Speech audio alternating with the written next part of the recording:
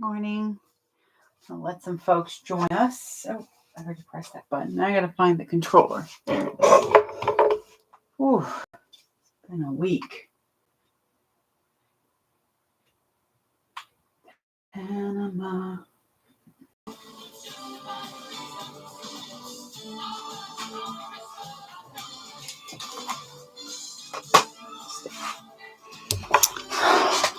Good morning.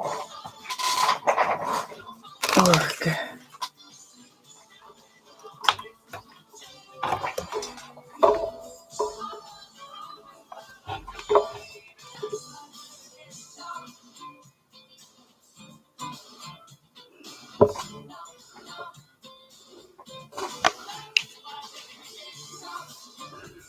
Okay.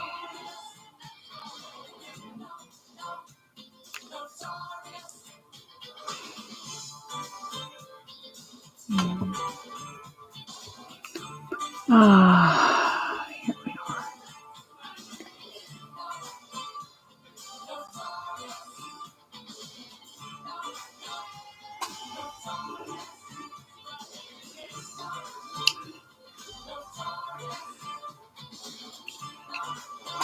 Good morning. Let's see. Oh, like what? Why does it always change it from sewing to seeing? Phone, you know I don't see anything, and yet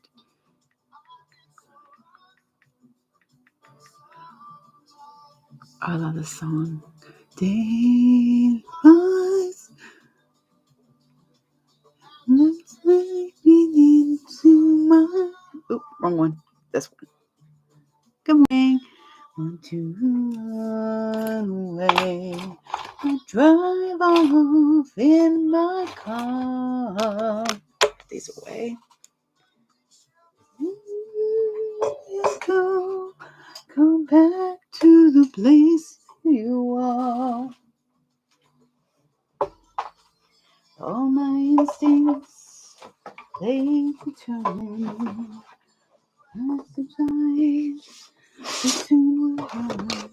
Good morning. So, two things. One, I feel like hot garbage. I am not feeling great, so we'll see how long I last. But I hate missing a live. One, the algorithm and all the gods of social media do not like when you do not make a sacrifice to them of a live.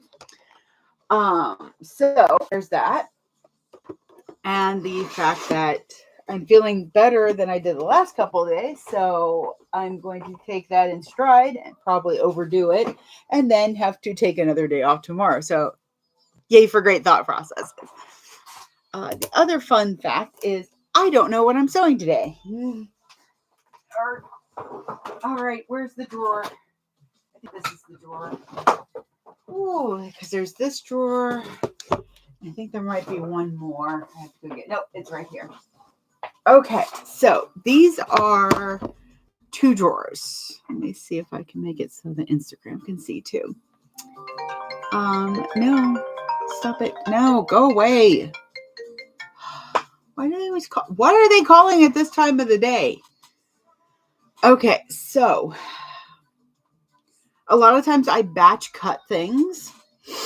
And the biggest problem is that if I batch cut for a con and it gets like way close and I have a cutoff day for myself. And that's actually been a lot better at doing a cutoff day that isn't like the day before I leave for the con. Sometimes the day of the con. Because I'm driving to the con and it's close by. I only did that once. Never again. So hang on YouTube, this way you can kind of see. Boop. So these bins, trying to make sure everybody can see. There we go. These bins are what happened when I cut out 6 projects and I can only get 5 of them done. They go into the bin and I sew them later. Most of the time later isn't later, but good God, later is later in this case because I I don't even remember some of these. I don't remember a lot of them. Okay, so let's see what we have. So this first bin, it looks like I cut out something with one of my dice designs. Let's see. What might you be? You can even tell when it was printed. It looks like I got like a dragon print to go with it. Oh, bless the gods. At least it has waterproof canvas. There was a project that I was like, oh God, it's all cotton. I'm not up for that. Oh, and look. See, Past Liz didn't screw me up this time. Past Liz hopefully labeled the right side. Yes. Hopefully that's erasable. We'll find out. Okay, so the first bag, and it even has the pattern pieces with it. Oh, shock and amaze. After last time, Past Liz got messy. Okay, so it looks like this is the Amara tote by Bagstock. Everybody can see. It's a cute little bag. I do like it. It's a nice little tote. So that's the first one in here. Oh God, I have no idea what else is in here, but I'm thinking there are certain CWs that got shuffled along. This is a strap of some sort. Well, as you know, or don't know, I don't do my straps with the fabric or vinyl anymore. I do them with webbing. One, it's easier. It's also more cost effective for my customers. So my customers have a chance to really afford a bag if they feel like, I feel like poor, I'm going to have to scoot you up. That's all my fabric, by the way. There's too much. There's so much. There we go. Oh. Okay. A little better, Instagram. I think that's a little better. Anyway. Yeah, it's more cost effective for the customer as well. I don't know why there's a small zipper already with a zipper on it, but we shall see. Oh, okay. So with the Amara tote, it looks like I had already picked out the zipper for it. And some zipper pulls that say this is how I, roll. Ooh, never too much fabric. I tried telling that to my husband. Actually, when he complains about the fabric, I go, and how many miniatures do you have? And then we both, put our pew-pews away and we're done. Let's see, tiny piece of zipper for some reason. I don't know why that's in there. That was webbing from a strike. This looks like it was this is an NCW that has everything cut out but the innards. So I will put that away and probably not work on it, but it looks like it's Overwatch characters. Oh, I'm so glad you got your packet. How are you doing? I know you've been having a rough time, Frida. Shauna, yeah, my husband. I don't know why this scrap of vinyl is in here, so we're just going to set that aside. This looks like a very old school cut of an NCW. And I say old school cut, I know it's an older cut because it has the half moon flap. With the half moon flap, though, it's X-Files, so it might have to get made ASAP. I do like that one. And then what do we have here? I see little scraps of zipper because I can't throw things away. Okay, so I'm guessing that this is a DOP bag, DOPP. It looks like a DOP bag. Okay, I'm not in the mood to try to remember how to do that one. So that one's going to go back in there. The NCW is going to go back. So far, I think what I'm going to be doing is the Amara. But, wait. There's more. Okay, but I do know like this top piece is definitely a no-go for today because it's only half cut out. And it's the Sincerely Jen How You Doing bowler bag. I love the shape of it. I don't like the construction. That's good to hear, Frida, because yeah, I saw that you've been having some real fun lately. Oh, gotta put this up. What? So why do I have a strap if it's a Dopper bag? I do not have the brain with all to think about all of that. So we're just gonna put that here. Okay.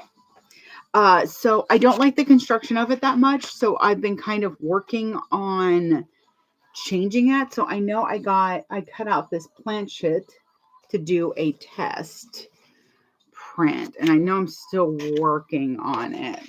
So I'm just gonna kind of do my best to keep all my pieces together here. Go. Oh, yep, I've got little notes already. Look at that. Maybe when I'm feeling a little bit better and I don't have a million things to do. Oh, I always have a million things to do. Forgot. But happy Saturday, everybody, by the way. I keep forgetting to put that back with it, but I think that's what I'm going to do. So let me put this, I'm going to put this over here. Okay. Because I think I do have everything to do the, whatever that bag was with the TARDIS on it.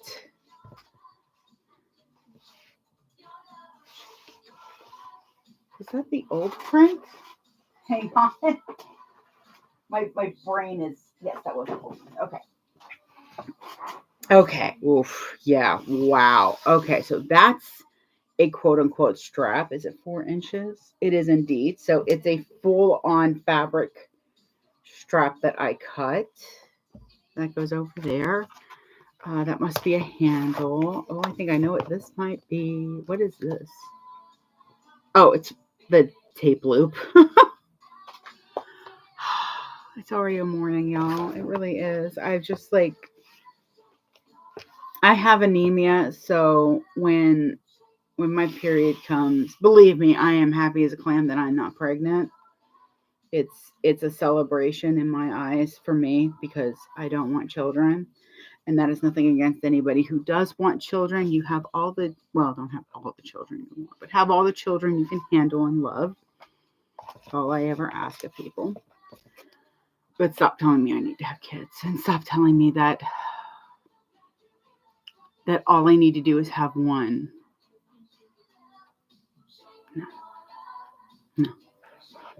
No. Look at me. This is why I label things. So this is zip. So that's a rough cut, I can tell. But because of the anemia, I go downhill really fast. If I don't know it's coming my way. Because if I know it's coming my way, I'll do a week of extra iron pills. And that'll help to start replace the loss that I know I'm going to have. Is it wrong that I dream of menopause? That's the dream. Anyways, enough about my ovaries and all of that nonsense. So I believe I see exactly what this is. It is an Erica with this lovely shiny vinyl. And as much as I like the Amara, I might go ahead and do the Erica. What world is this? Was I doing overlays?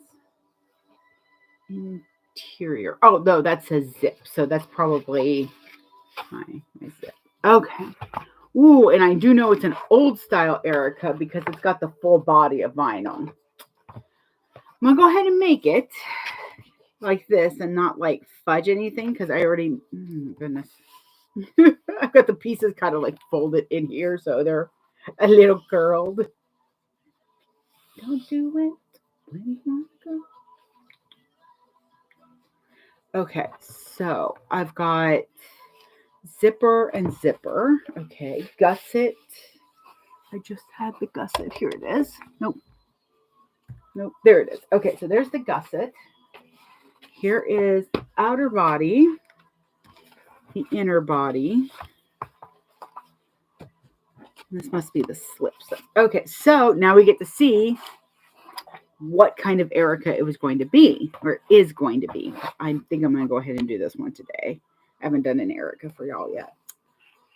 So this is Movie Monster fabric from Wonderground Fabric. And it's already interfaced. Everything's interfaced, so I don't see a problem, except for the strap. It's not interfaced or that, but I think I'll probably just go ahead and do my norm and do webbing.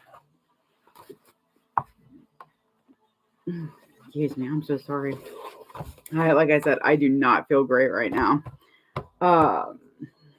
If I go nice and slow, I should be okay. So what is this? Because I've already got 2 handles right here. Well, that says handle.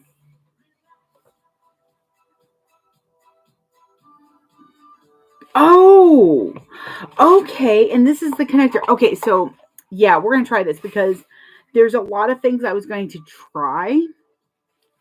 Because I always get inspired by other patterns. If I like something in another pattern, I will incorporate it into patterns that I already love. The only thing that won't be new on this one is the way I do the body, and that is okay. Whew. Do not feel good. I'm so sorry, y'all.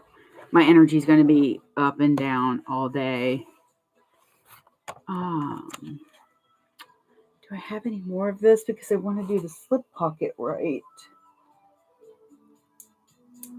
Because with the slip pocket, that's the zipper. This is the zipper. With the slip pocket, what I have been doing is sewing this together and then putting an overlay over it of the matching vinyl. And then I figured out a new way with Mr. with the Mr. Heckles, because she did it a little differently, and I was thinking about that, but I'm glad that somebody had it done in practice. I just add a little bit of extra so that it has a nice thick top on it too.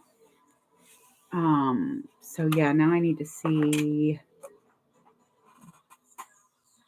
if there is any of this vinyl left, if I have a scrap, or if I'm just going to be like, no.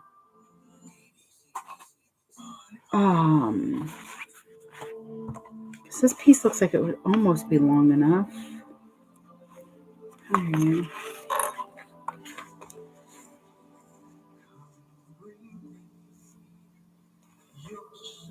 Okay, so this piece is long enough. I don't know if it's wide enough, but we shall see. Let me do my handles and my connector first and get that kind of rolling. Okay, so I might keep the bag stock bag for next Saturday or next live, because I know that I can do an Erica without much thought process, whereas the Amara would be a lot of looking at things. Okay, so let's see something. So I got that put away. Let's see. Let me check comments.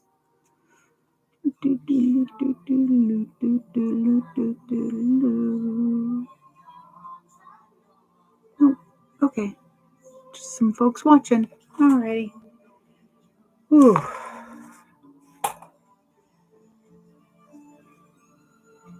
Okay, so I've got my zipper, and that's gonna be fun.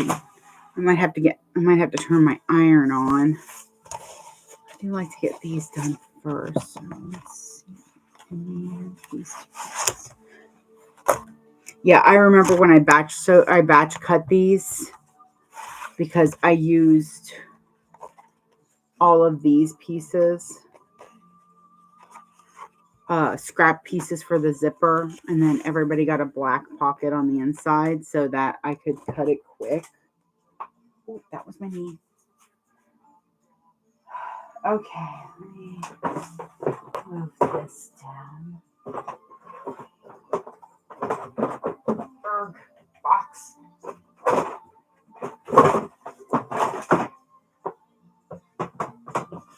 That's fine.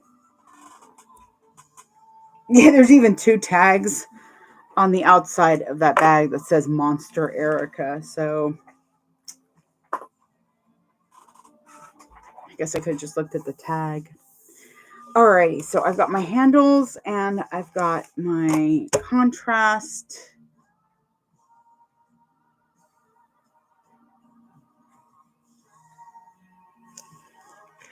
Okay, so the thing is that, yep, I got to pick out a webbing. Surprised I didn't have, don't know why those are there. I'm very surprised that I did not have some fabric cut out to do a 2-tone strap. So the way the Erica handles are done, they are done with a 4-inch wide piece and then you fold and double fold. When I had a domestic, I had to figure out a way to not have to sew through all those layers of the handle plus the layers of what I was putting it on. So what I started doing was a 2-inch piece, 2-inch wide piece of the, wow, that looks really cut off. A 2-inch wide piece of vinyl. And that way, and then a piece of fabric uninterfaced, 2 inches wide as well. So I was doing a dual tone strap and I wasn't interfacing it so that it would be less thickness as well. My machine can handle that now. However, that doesn't mean that I want to have to do that. Okay. Let me see something. It looks like when I cut this, I went a little off kilter.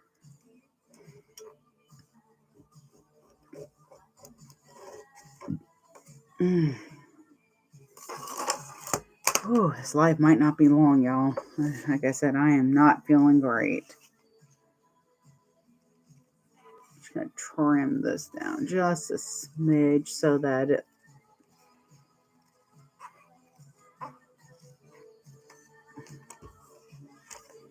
That's a little better. Okay. I guess that's going on the floor. Thanks, scrap. Okay, so I got those. So these are the handles. And then what I wanted to do, the reason I have this very long connector is I wanted to do the connector like it's done on the Catalina. I'm trying to decide if this is long enough. Okay, yeah, that should be long enough. So instead of connectors in the zipper panel of it, it'll be underneath all the way. I don't know. I don't remember it. This I think was the first time I was trying this. And this was going to be a Halloween bag, I believe. I don't know. Like I said, it's been a long time since I cut this bag.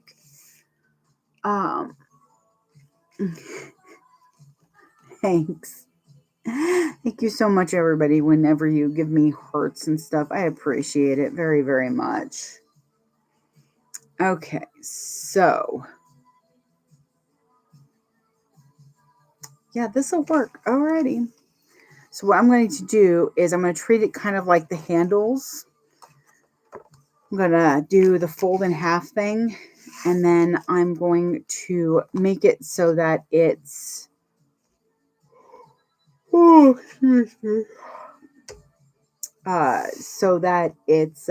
ready to go on here. Okay, so I have to mark the center though.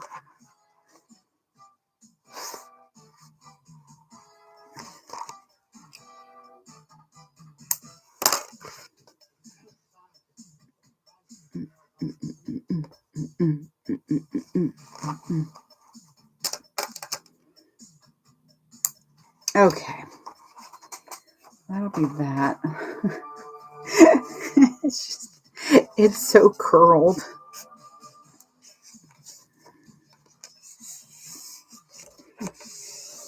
Oh, I can definitely tell this was one of the last ones I cut. Cause see, oh shoot, hang on. I got your phone. I got you. Good Lord, streaming just murders this one. Okay, there we go. Because I thought I was going to need my iPad. However, I do not. I've done an Erica so much, I really don't even need measurements. Oh, so sorry. This Saturday, man. I'm telling you. But yeah, it's barely interfaced. I was really just trying to get this done. I can always tell, and that usually means that I was cutting too long. That's why I'm trying to cut like only a couple of days and then sew something, which is kind of what the lives are for. It's a lot better for me. Connected. Okay. Oh, I'm hoping my coffee kicks in soon. I am very low energy today. Even my cats seem a little low energy this morning. I mean, Charlie should, seeing as he was running around like a crazy cat for the last hour before we went to bed, skittering everywhere and crashing into the door. My cat does not know how to Tokyo drift. Okay, just so you know. All right, so that's the connector. There's gonna be a lot of yawning, and I'm so sorry. And I know I need to stop saying I'm sorry. Oh, the more tired I am, the more I feel bad about being tired. All I want to do is go crawl back into bed and go to sleep so badly. But I spent the last 2 days just trying to. I know what happened. So I spent like all of Thursday in bed just trying to recover that way. And it was fine. And I spent some of yesterday in bed. Hang on, this is bothering me.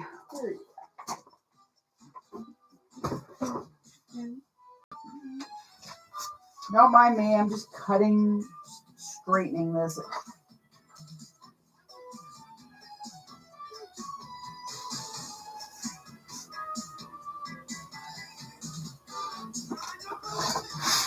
Okay. I know. Oh, hi, Clip. How are you? I almost stepped on that. Glad I didn't. Okay, let's try that again. So all of Thursday in bed, and then Friday comes around, and I start feeling a little bit better, and I can't be in bed for very long, or I start to hurt. My body doesn't like being stationary for that long. So first of all, I was like, well, I can smell me, so I need a shower. And a shower always makes me feel better. It makes me feel human again, you know? So that helped. The problem is the shower made me feel human and better again. And I overestimated. I thought I was like, yeah, I'm back to 75 at least. No, I was maybe at 25. So I start working on some projects. Next thing I know, right before my husband got home, I was like laying on the couch. He's like, babe, are you okay? I'm like, meh. He's like, what's wrong? I'm like, He's like, you did too much. I'm like, Actually, I believe I was meowing at him. That's our communication. Is I meow when I want his attention. The problem is sometimes I just keep meowing. And he'll get to a point where he just yells, use your words. Like, meow is a word. And that's when I think divorce papers are coming. Because he is just done with my nonsense. But I put up with a lot of his nonsense too. So it's a two-way street on that. Okay, so these are my handles. And that's my connector over there. Okay. I really like Ororosa handles. They're so stinking pretty. And I need to pick out that, don't I? Okay, so the way I do the handles, though, has evolved over time. This is really interesting working with what I have already cut out so that I can figure out how to implement old cuts with new techniques that I have learned. I did that. I kind of did this with the backpack I did, the My Hero backpack. And I knew exactly when I had cut that out. I will tell you right now that I know I cut this bag out before that bag. So it's been, let's see. I know I cut that bag out before I moved here. So that's about 2 years before we moved into this house. So that's at least 2 years coming up on 3. So this bag was cut out so long ago. And the little TARDIS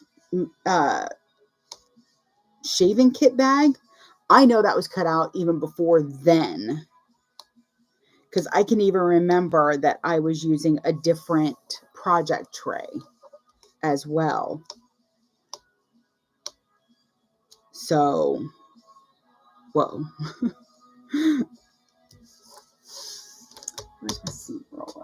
So the normal thing on the way she has it written, and no judgment at all. It's a little bit of saving money on vinyl and a little bit of what my machine,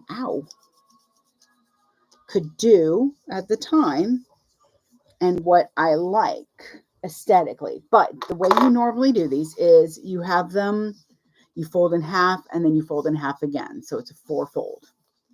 So it goes from 4 inches to 1 inch. Oh, that came out nice. Oh, I love that seam roller.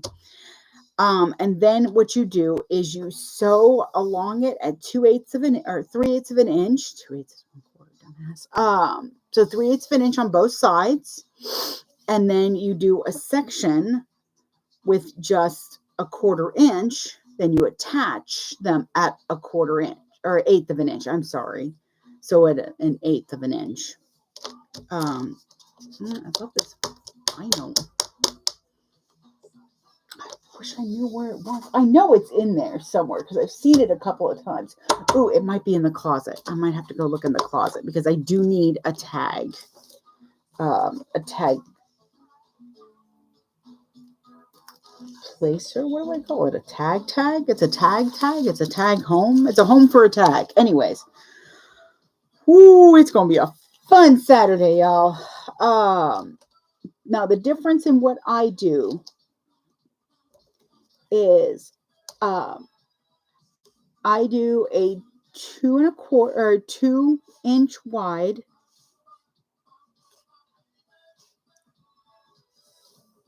a 2 inch wide piece of vinyl, and I fold it inward so that it becomes a 1 inch. And then what I used to do is add fabric on the other side so it was a dual tone. However, what I do now is I add a piece of webbing to it.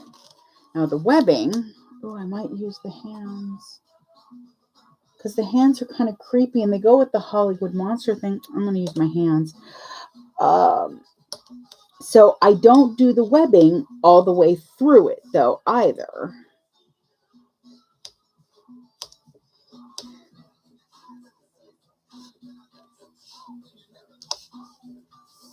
So I think for the strap length I do is, I believe, the same as the pattern. Or no, I do. So this is also at 85%. This is scaled down to 85%. The 100% is a wonderful size. I just like the 85% a little bit better. It's so cute.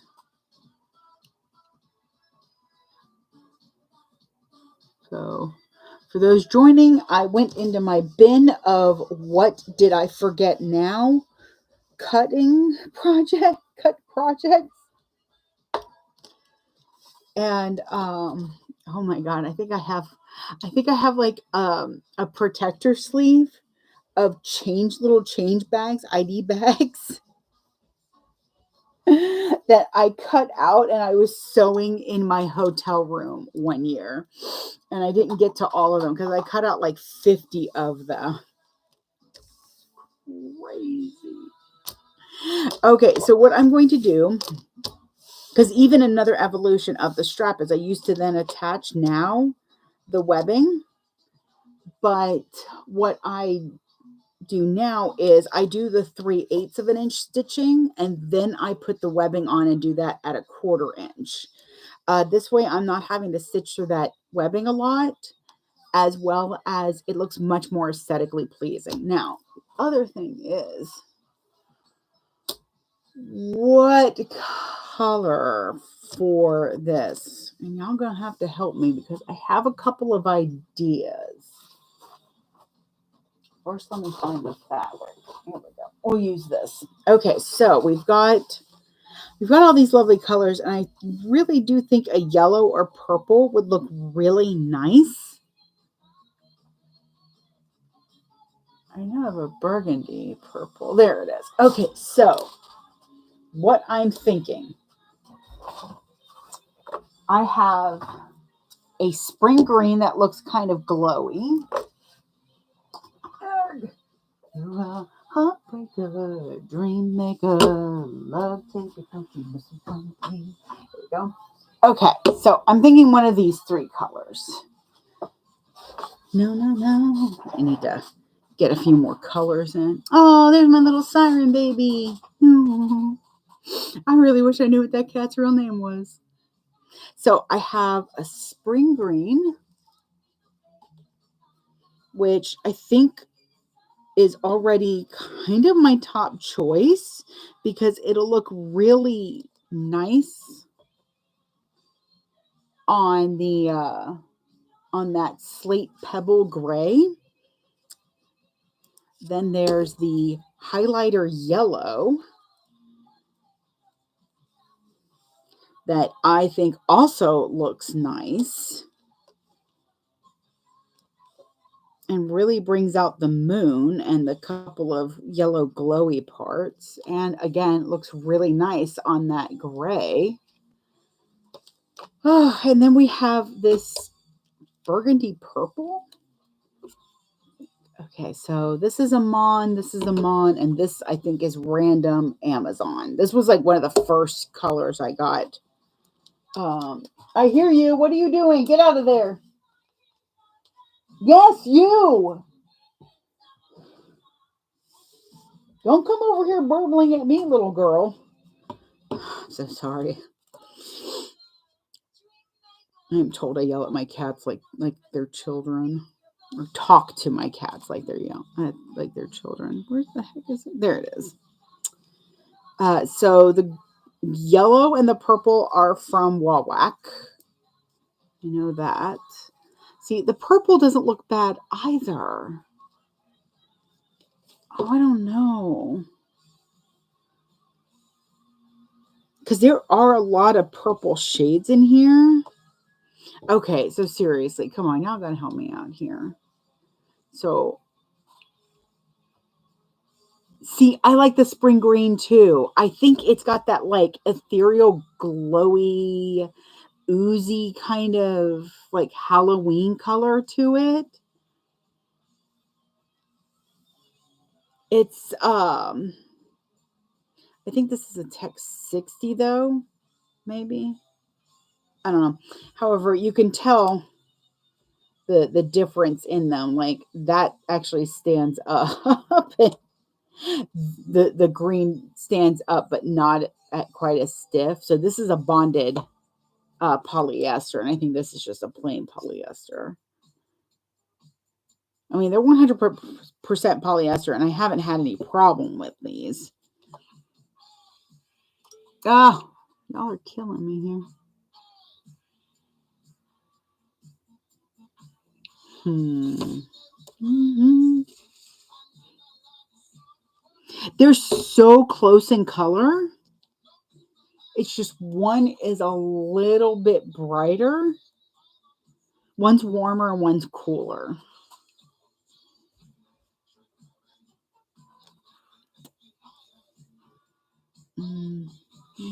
Down to Electric Avenue. See, I think the contrast is nice. I do think the yellow shows up just a smidge more, though. Oh, yeah, that's 2 votes for the yellow so far. So I think, like I said, I do love all 3 of them. If I wanted the color to really kind of just like blend into everything, I think I would go with the purple. So I am going to go, but I'm a bright glasses kind of girly. So yeah. Madre de Dios thread. Okay. So I'm trying, my thread likes to unwind. So I use slap bracelets to keep it from unwinding too badly. Boop. I just need to get more slap bracelets. Let's see. I think I might have found a compromise for y'all. Really? Y'all just want to fall onto the floor? Okay, that's where you live now. Because I do have this like highlighter green that looks like it's right in between the 2 of them.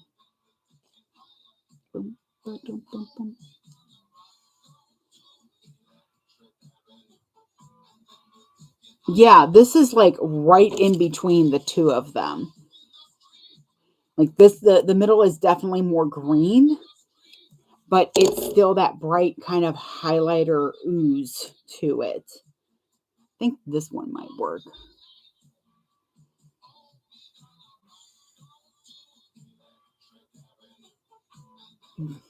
That's what I figured.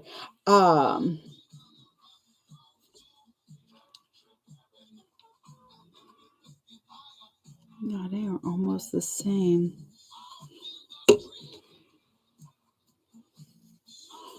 One of the reasons I'm pulling them off their rolls is because the color of your cone roll can affect how you see the color.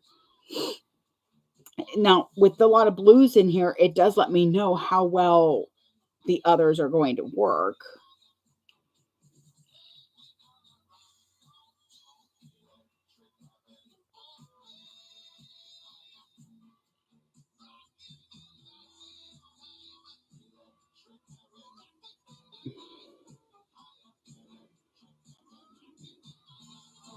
Okay, so I think one of these 2. Set that over there. My head hurts.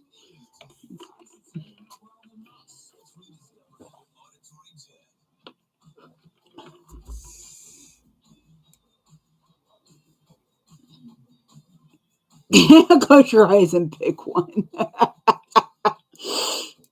Actually, a lot of times what they say is I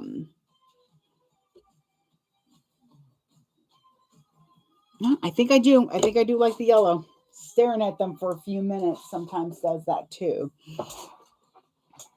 Oh, sometimes I hate my husband. He'll come in and he'll go, "Oh no, do this one." I look at it, I was like, "Well, of course that's perfect." His color theory is magnificent.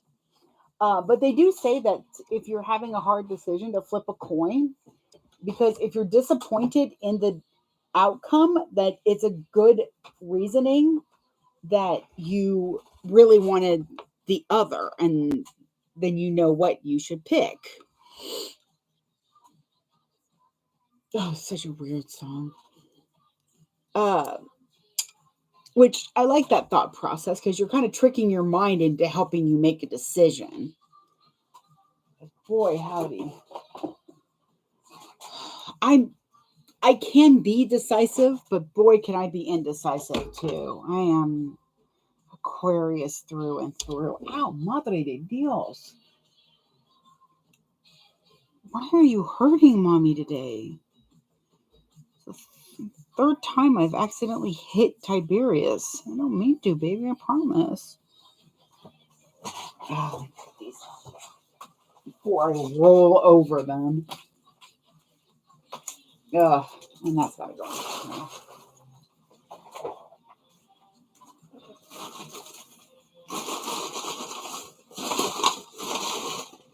Oh, those are the clips. I heard something dinging in the trash when I was pushing it down, and it's like, okay, did Charlie get out of his collar again? Let's see, it's an Erica, so we're gonna do 3 bobbins. It's about a 2.5 bobbin, honestly, but I like having that extra bobbin just in case.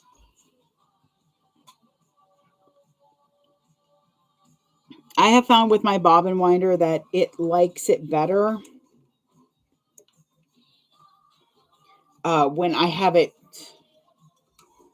threaded through part of my machine. Remind you. There we go.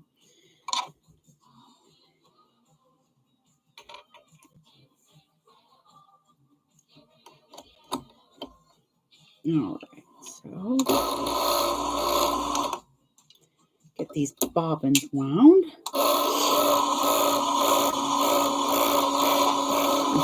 You see the machine.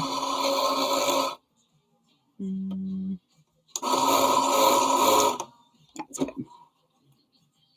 It does have an automatic set so that you don't have to turn it off, but sometimes it feels like it's too full. I mean, don't get me wrong. I love a full-bodied bobbin.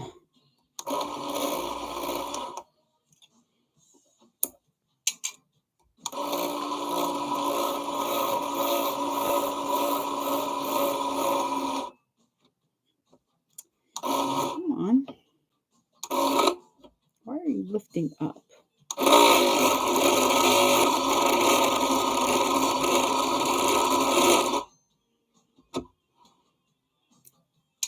And sometimes you have to show it who's boss.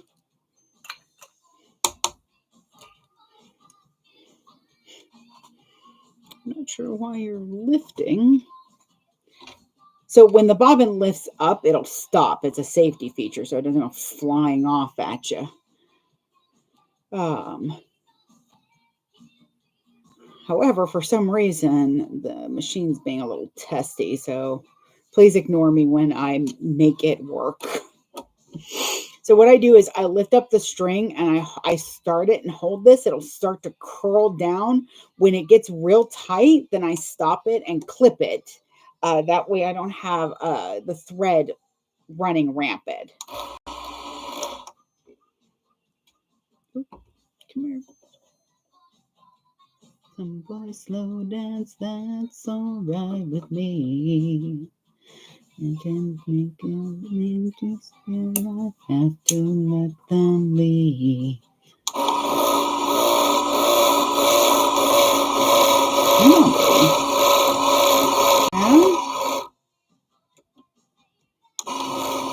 Make my rainy day living in a material world. All right. Get that put away for the moment. Put over there. Try not to land it on any wires that are important. Okay. Move you down a little bit so you can see what I'm doing. Okay. And as always, I will have this able to replay on YouTube. Good morning, Cynthia. How are you? We're playing What's in the Box with. I pulled out my project boxes, and looked over everything and found that I had about 5 projects that I have cut and forgotten about. Oh, nice. I don't like the outdoors that much. The outdoors are beautiful out there. I am an indoor cat. I am a cave gremlin. I do not like going outside, but sometimes I do. It's so weird. I like going outside the same way my cat likes going outside, to explore for a whole hot minute and then go, no, I don't like this, and go back inside. Like, we have to do grocery shopping, and I'm dreading it because it's Saturday, and I live in a military college town, so everybody does everything on the weekend. So it's always just so busy. And we really need to go to Sam's. I've got to get more almond milk. Ooh, I found a recipe the other day using coconut cream and a bag and cashews. And you did like half and half in the blender and just like blended it really well. And I was able to use it as a thickener for my chicken pot pie soup. And the thing is that my chicken pot pie soup is really good with half and half or heavy cream. The almond milk isn't substantial enough to really add that creaminess I'm looking for. So it's really good, but then there's always a day of like tummy issues because I'm not lactose intolerant, but my body seems to think it is sometimes. So it just gets unhappy for a day. Well, we did this and not one moment of discomfort. So if you need a thickener for soup and you don't want to use like heavy cream. Oh, I also saw a recipe I want to try so badly to make this tomato soup. It looks so good. Actually, turn on the machine.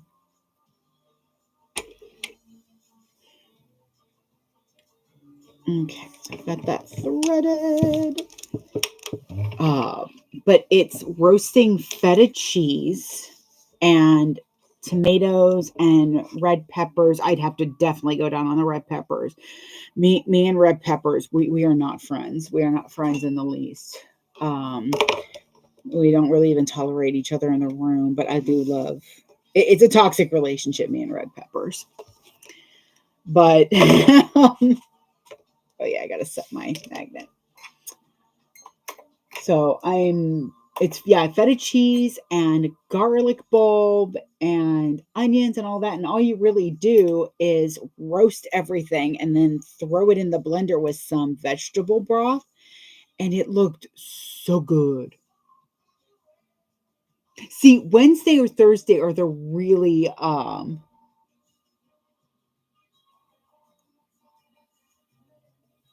there's no project if it isn't a project. Oh, I think there's more projects.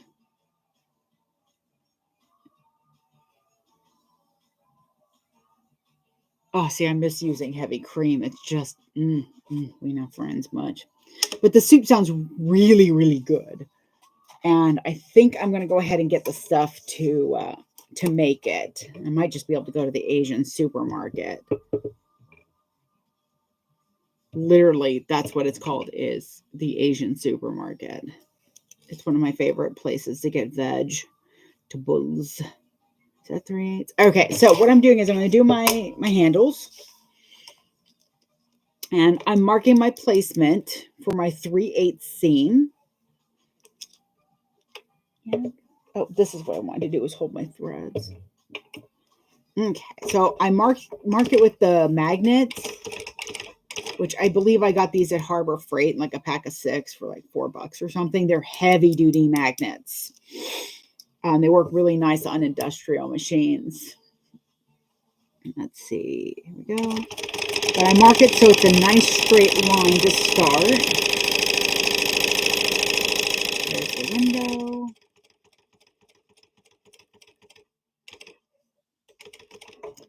Probably should check my gauge just to make sure, but Tiberius is pretty good. All right, so one over.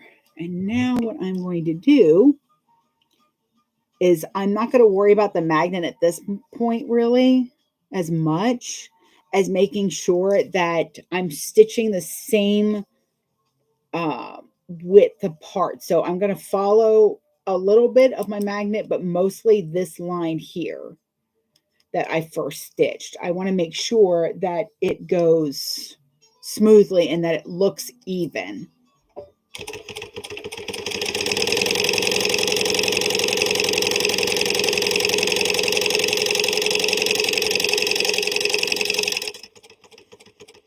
With your magnet, you really shouldn't have any problems if you've got something holding it. I have to be careful with my snips because if I get too close, the magnet yanks it over because it's such a strong magnet. All right, now we're going to do the other one. So what I'm doing to make sure that it doesn't like wobble on the back end. Let me get rid of this one. Dang it. Oh, quick, let's see.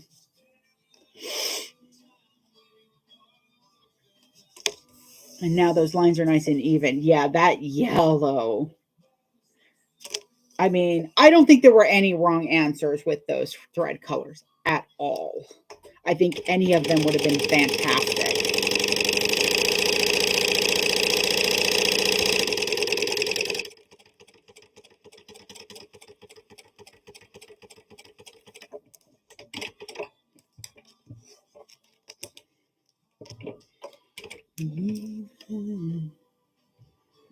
Okay. So I'm kind of doing this triangle thing with my hands where my two forefingers are holding but not holding. So my middle finger is right on. You can kind of see a little bit better. There you go. My middle my pointer finger is on the handle itself, but it's not pressing down. It's just keeping it in place. And then my middle fingers, so I scrunch up my pointers so that I'm kind of using my nails to just let it glide under.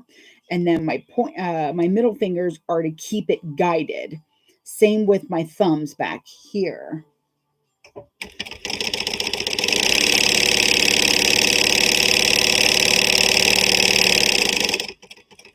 And then I just kind of follow it in. And ta-da!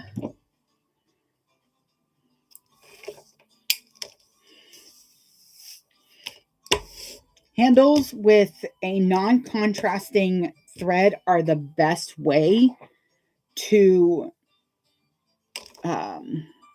practice. You can almost even see on here where the stitching's almost lined up with each other. And now I'm trying to get my mind to shut up about lining up holes so that I can make sure all the stitches line up properly too. Oh, OCD, you bitch. I mean, it's not too bad off, actually.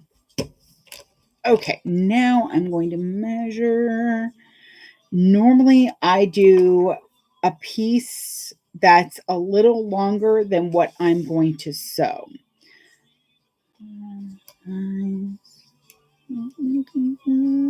I also don't do my handles all the way to the bottom, which in this one you don't. You put like something over it.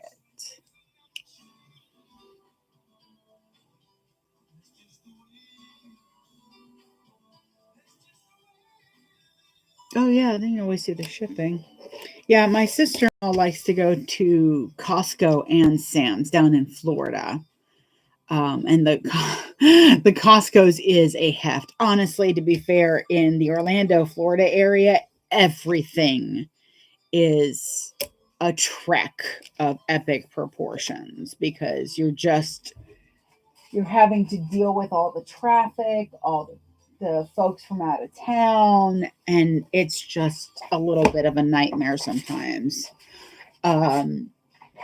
Like down there, the Hungry Howie's is literally 15 miles away, and it will take 45 minutes to get to it because of how bad the traffic is. California traffic, though, still has them beat. Because I lived in the Los Angeles, Santa Monica area, and I despised driving in California. It's beautiful. Just did not like the drive. The drive drove me very, very unhappy places in my mind. So, oh, I can take this away now. It goes up on my machine. Oh, coffee. I think the coffee's finally kicking in.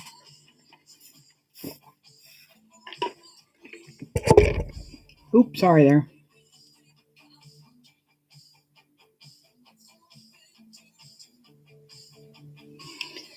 Let your mind you might think I'm crazy.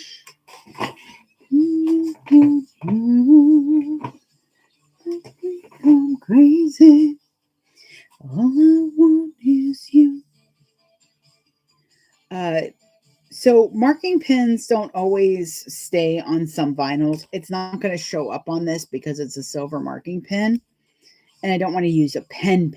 You have to have something that erases. So I use washi tape to mark my my spots. Oop, come on, you. Okay, there's one. All I want is you. I don't need those. Okay, so what I'm going to do is I'm going to measure up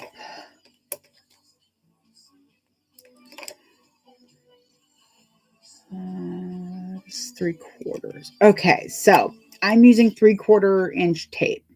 I want to sew to it. So I'm going to take my measurement that I would normally put it to, and I'm going to subtract that measurement.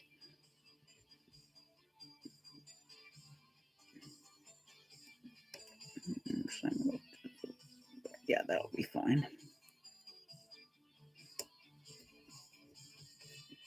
Somewhere I have a Post-it with my measurements, but I don't remember where. So see, I have that little overhang. When I go to place them on it, it will help me to kind of stick them in place. It'll give an extra bit of pinning. I'm crazy. All I want is you. Okay, so those are my marks. Ooh, come here, you.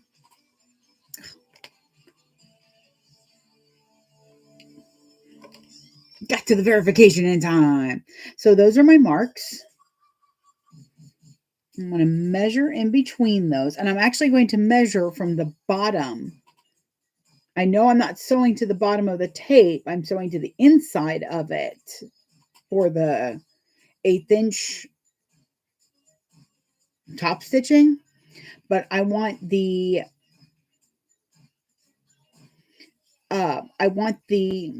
sorry, words are very hard right now. I want the webbing to be caught in the handle. Otherwise, it's going to bend and break. I have had this issue once, thankfully, before the purse sold. So I have rectified that issue by making sure I don't do it that way again. Okay, so we're actually going to do 16th marks. Okay. And even then, I'm still going a little bit further deep into... Oh, they're right here. And I'm going to use this fun thing hand or fun thing from Adam's Family and Wednesday. I'm going to use this webbing because I feel it matches the monster theme. You don't have to always go by exact theming with your projects.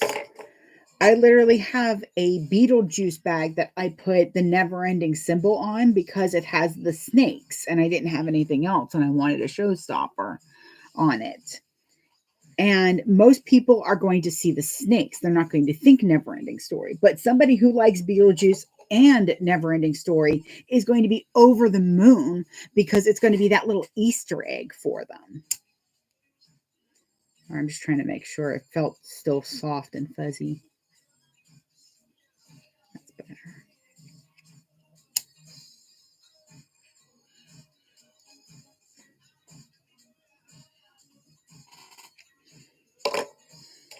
My husband gave me this one to try, this lighter, and it's got like a corkscrew. It's like a Swiss Army kind of lighter. The problem is it's a bleeding blowtorch, and I almost singed one of my nails off trying to use it. I'm like, this isn't going to work. All right, so what we're going to do... Oh, that's perfect. Yeah. So I love having this little ruler here. It helps a lot. So I'm going to move that out of my way for a second. Sorry if I bump you. I'm going to use some 1/4-inch tape down the middle.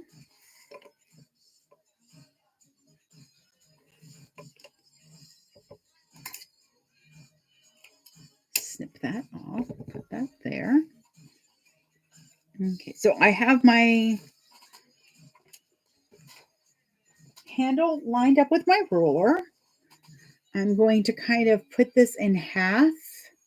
It doesn't have to be perfectly in half, and that's because you're not going to actually see the ends. I like that. So yeah, we're just going to do that. So it looks like in half, it's right on this hand. So now, or the middle of one of the hands. So now I'm going to make sure that goes just like that. Now, what you could do is you could do the whole thing in the webbing with the vinyl. And then instead of having it outside like this on the bag, you could put it outside like this on the bag. It's not a bad idea because then your hand is always touching the vinyl and that's easy to wipe off. And had I thought of that, I might have tried that out with this one. The only issue with doing it the way I have it now is that it will show where the vinyl doesn't get covered all the way. I think I'm still happy with how I do it because it's just a little kind of boop, boop. Okay, so that one's ready. I don't know where to put these. I'm running out of space. Don't mind me. Okay, so now we're going to do the same thing with the other. We're going to measure up. Private eyes are watching you. Playing a lot of my favorites this morning. That's nice.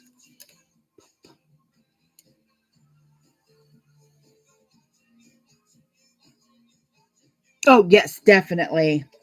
Because I'm like, I haven't, like, a part of my I have this little bitch in the corner. He's like, you haven't sewn it yet. I'm like, yes, I know I haven't sewn it yet. So you could do that. You need to shut up and leave me alone. That's the one that's like, hey, we could make a double zippered wallet. Yes, I know we could figure that out. Do you know what we don't have is time to figure that out? Oh, we can make time. I know we can make time. Thankfully, it's not the same voice that tells me you haven't been doing anything for 2 days. Oh, I've been doing something all right. I've been doing a lot. Oh, what? No, go away. No, I say go away. Lord have mercy. And see, I'd put my phone on no disturbed, but it tends to get, I don't want Aaron to need to call me. Though to be fair, he has the car. Like I said, I have felt like garbage the last few days. Yeah, sometimes it's best. Sometimes it's a good voice to listen to. Like that little random voice that just pops up and says, hey, what if you did this? Isn't always bad. You got a 50-50 shot that they're actually going to help you make the bag even amazing. But it's a 100% chance of more work, okay? As it is, I'm going to have to dig down here and try to see if I can find this vinyl so that I can get a tag home.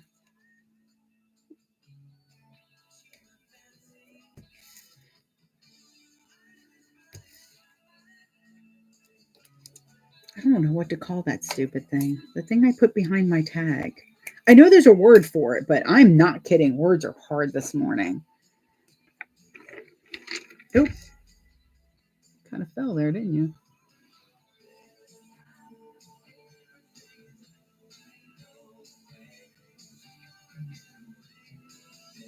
Peekaboos are really nice too.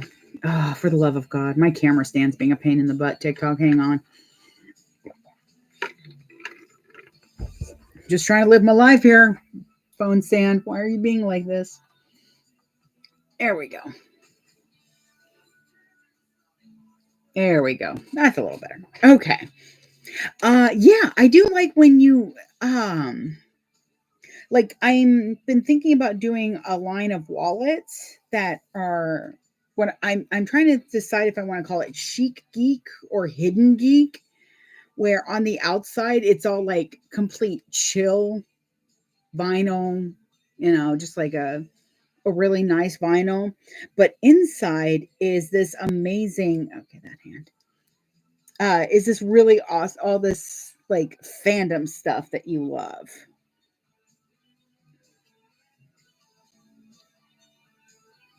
Like I was so glad when I sold my Spaceballs wallet.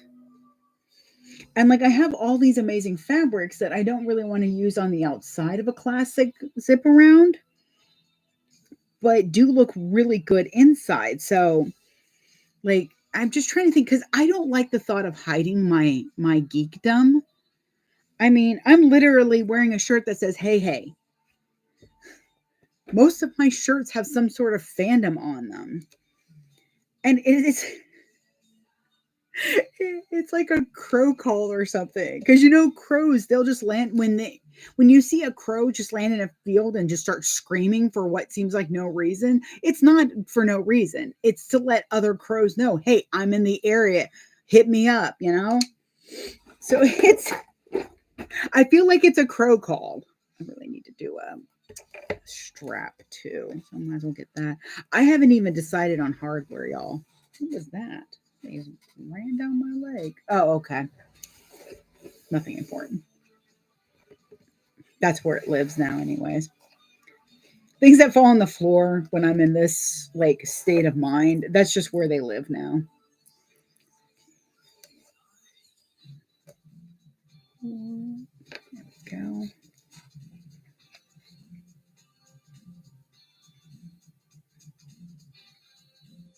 Yeah, I'm thinking that would be kind of cool. I need to get some zipper pulls made too. I've got some. Oh, I can't wait. Hillary from Beauty and the Geek invited me to guest strike again. So excited about that because she has some really fun stuff. Like apparently she does solid vinyls, and I'm like, wait, you do solid vinyls? She's like, yeah. I'm like, woman, how did I not know this? So she's sending us some amazing vinyls, some edge paint, glitter edge paint. Can't wait. I think I'm gonna do the modified Aries with one of those, definitely. And I do have to take some pictures today. I'm trying to figure out if I can sneak over to my neighbor's yard because they have this beautiful tree that is just like in full bloom. And I love using trees in my pictures, especially with stuff like Kirby, because it's just so floral in that. And she's a really sweet woman. I doubt she'd get mad at me. She'd just be like, what are you doing? Nothing. I promise. I'm harmless.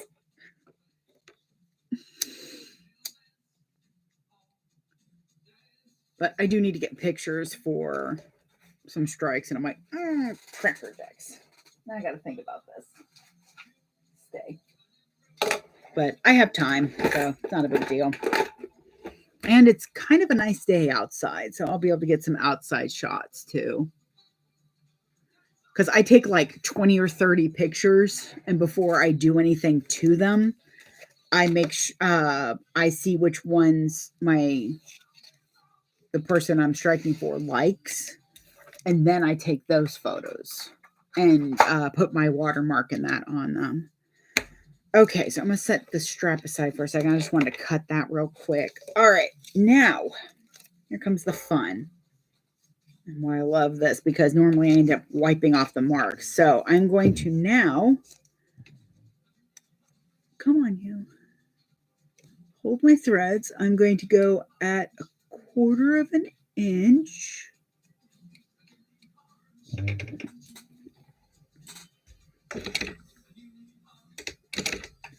I do backstitch. She has you not backstitch, and she shows you a really great way in the instructions on how to even hide the threads that you pull through. I'm a backstitch girly.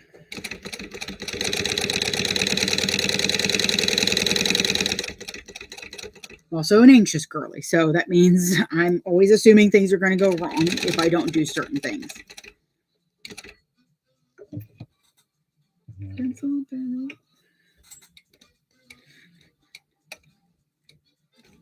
Okay, so I'm sewing from on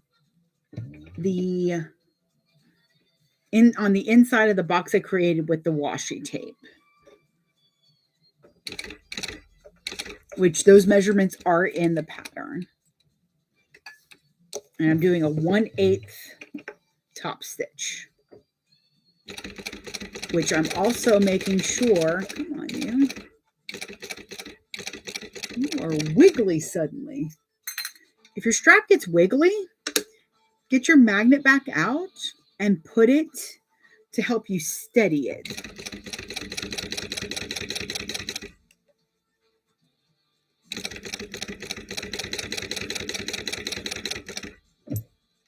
Now, if you're not perfectly at 1/8, that's okay.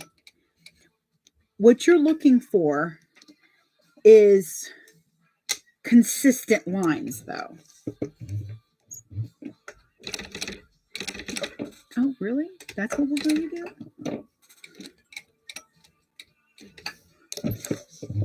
Fine, we'll just do this. Only going to be noticeable. Okay, so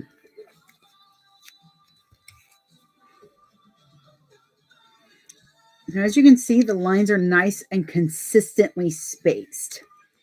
And on the back, this is why I don't do all of I attach this after my 3/8, because now I only have that one line going down it. And especially with, as you can see, this webbing, how noticeable those stitches are. So I think if there was like 4 lines, it would kind of take away from the webbing, as well as depending on your webbing, some webbings don't like being stitched over that much. I will say that I do okay, so my one caveat to using webbing for this is that when I attach these, it is not going to like when I want to punch a hole.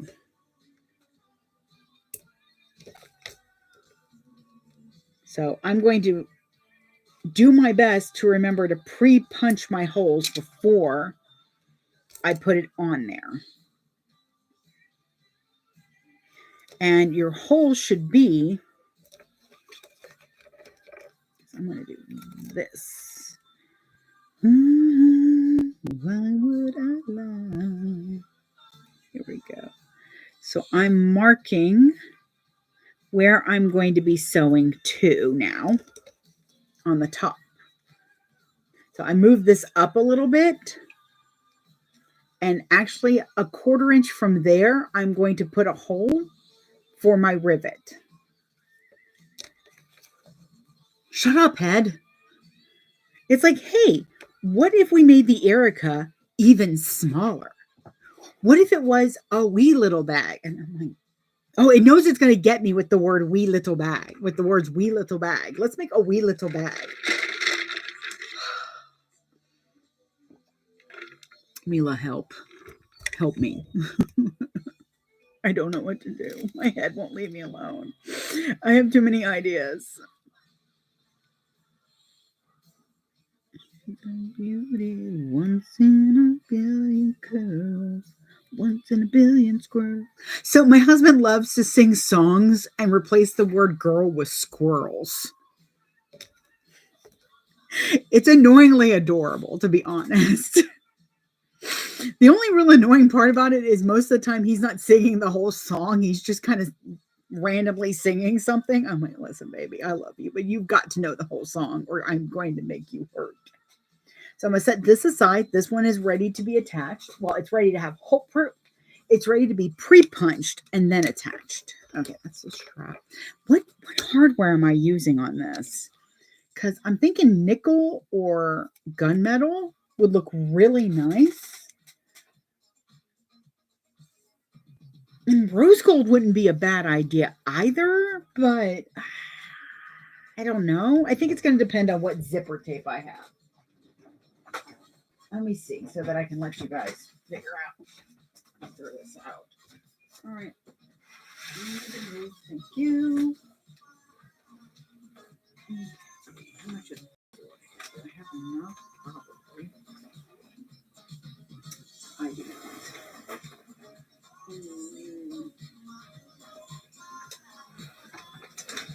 That's a really nice one. Let's go red.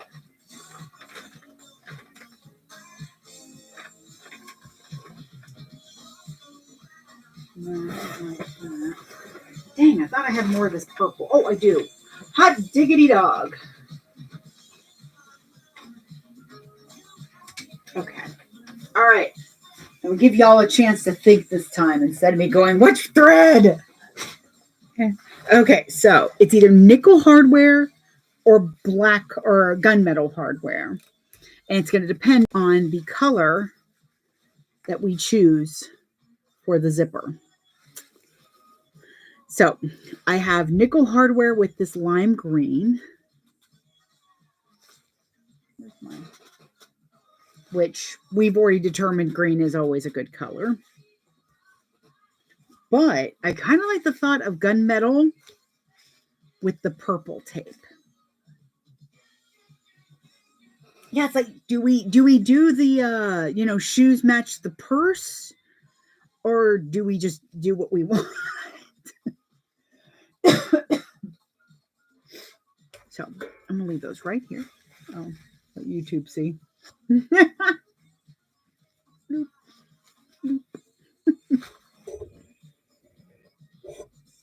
Here we go. Okay. I will say YouTube gets the better view of the actual sewing, but I do have to keep a conscious eye on how much it's seeing. I always do what I want. I do what I want. Oh my Lord. Okay, let's see. I'm going to go right here.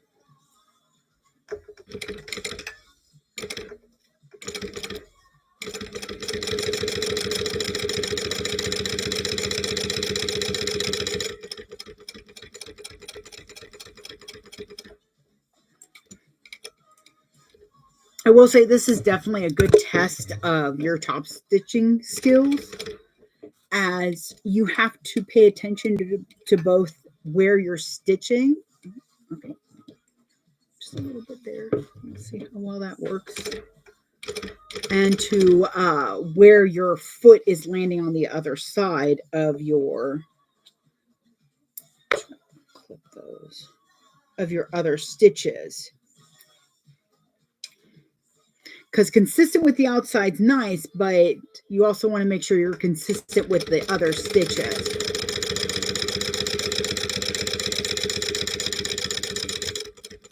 That's why that first line of stitches you do, that 3/8, not the second one, the very first one you do, you want to make sure that that's the good line, because you're going to base everything off that line.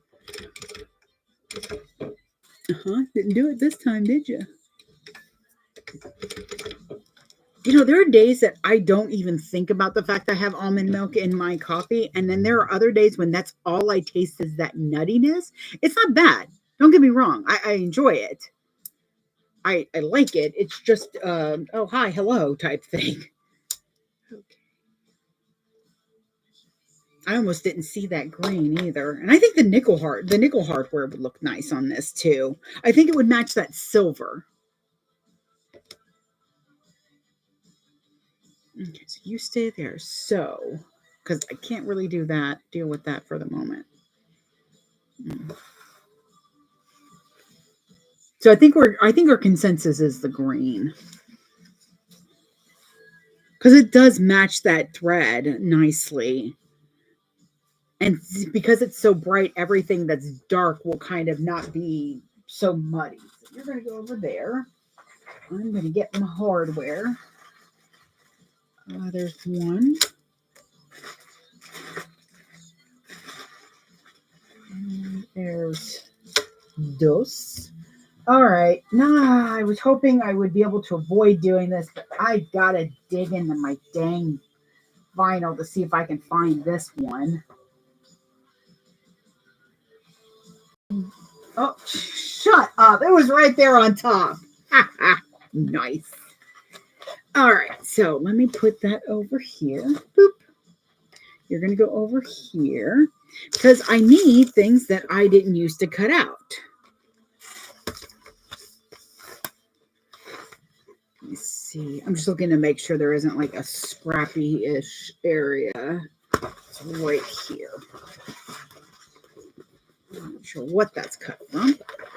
That is perfectly okay. Ooh, get down in there. Sorry, y'all are going to get shook a little bit. God, a part of me is, I can't wait for Dragon Con because I can get all my stuff sharpened. But the other part is like, I don't have enough time because now I'm going to be officially 5 months in today. Yeah. Don't have a breakdown on live. Don't have a breakdown on live.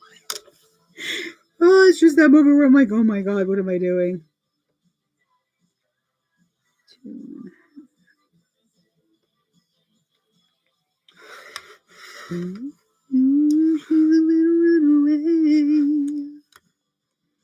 All right, let me see if I can cut this properly.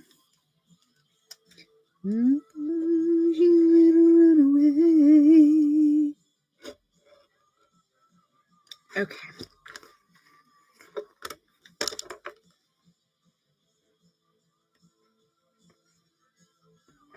There's that one. And then I need, so that's for the back of my label. And then I need,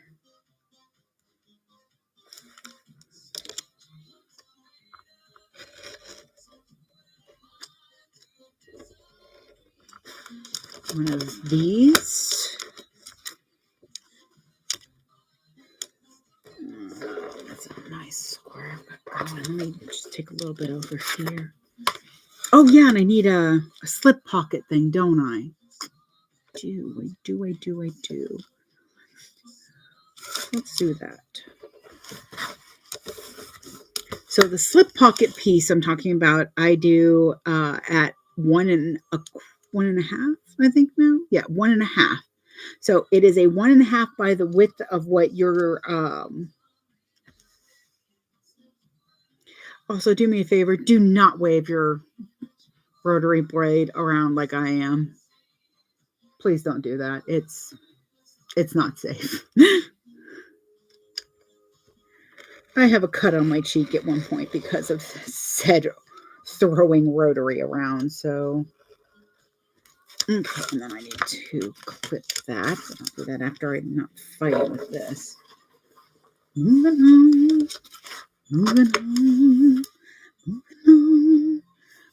on. Okay, so unpopular opinion. Sweet Dreams is not one of my favorite Eurythmics songs, and it is because it is a repetitive piece of 5 lines. It is the same 5 lines over and over, and it makes my head want to explode sometimes. So, unfortunately, it is not one of my favorite songs. I love what they were doing with it, but they have other good songs, just literally any other song. And it's kind of one of those songs that just gets stuck in your head. And somebody was like, well, all I know is one line. I'm like, well, then you know half the song. You're fine. Just a random opinion about that. Because I know a lot of people are like, oh, it's the greatest song ever. I'm like, okay, that's your opinion. You do it to it. Just need to make sure this is actually 1 inch. Curled a little funny. Okay. All right, so now to trim down my slip pocket. So I do 1.5. I used to do 1 inch,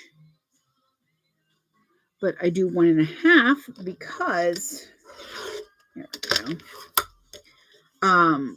1 inch didn't seem like enough when it gets folded over and put into that pocket piece. I feel like it loses too much because at this point, with it folded in half, I'm going to have a good 1/2 inch of that showing, which is what I want.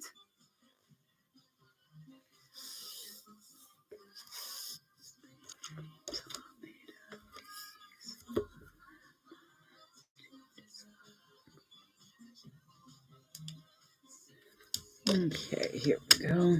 Boop. It feels too wide.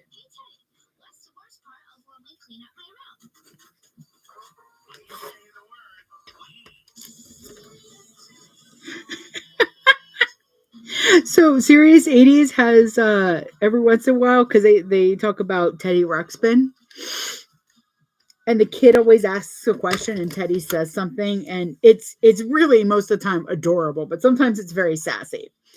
And it was very sassy just now because the kid asked, hey Teddy, what's the worst part about cleaning my room?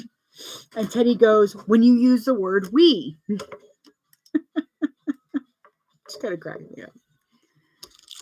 All right, I'm gonna mark my, I don't know, nope, I'm not gonna do that. Actually, I'm going to do what I have started doing. So normally I use tape, but I have found when I'm at the cutting table, this works really nicely. You just put a line of glue.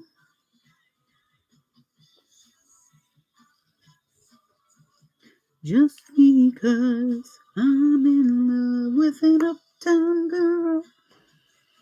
Okay, so I go very well below the line so that the glue doesn't squish out too much. But then I clip it. And if you clip it on the edge, it's not going to be, it's not going to matter if it, oh, hey, Charlie. It's not going to matter if it leaves an impression because you're not going to see it. Hi, good morning. I love you too, buddy. I know you're sad to see mommy out of bed because it means you can't cuddle with me. I know that's glue. That's not for kitty cats. Say good morning to everybody. Sorry, YouTube. You always get his legs. When she's my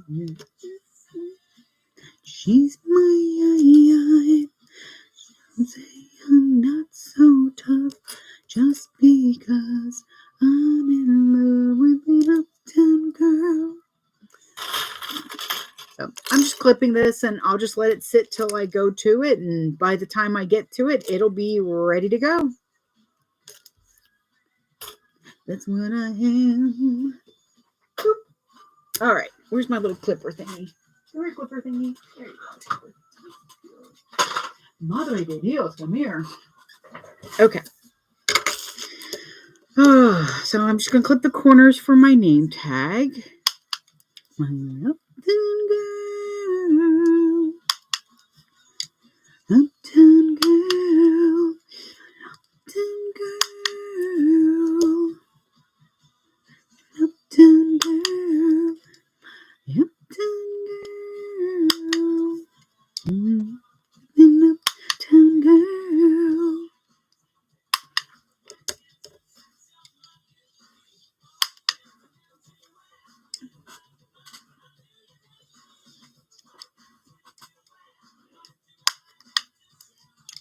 My husband likes when I put on the 80s station sometimes because it goes with a lot of his favorites that he used to listen to.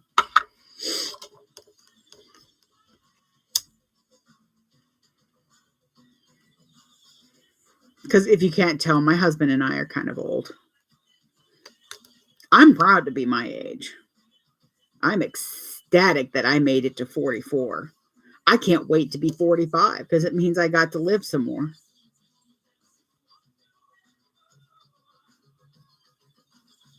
With all the dumb things I did as a kid, a teenager, and adult, unfortunately. Thank God the internet wasn't a thing when I was young. Or not as a thing, as much of a thing. Easy a thing? There's no taped evidence of said stupidity. Just so you know. So I'm ecstatic about that. I do not mind that at all. Okay, so let me put some tape here. Madre, ay, Dios mío. You don't see. There we go.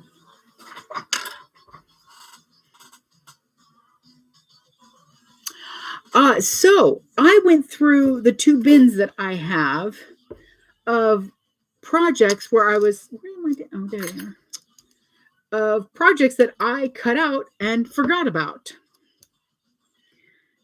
And picked out one that I knew wouldn't be too much effort for my poor addled brain today. So I'm working on an Erica. And it is definitely a little bit of a challenge because of the fact that I'm having to cut stuff out that I didn't used to cut out for it. Because I have figured I cut this Erica out probably about 3 years ago.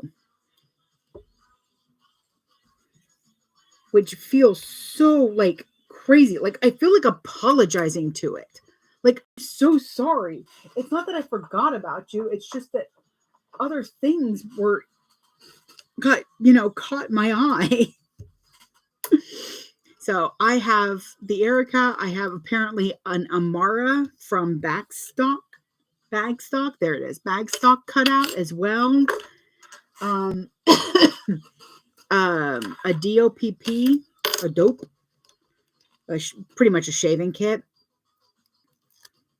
which I know the group that it's from because I was just looking at getting one of their patterns and I don't remember. There you go. But this was cut out way before I did things like strap-ins.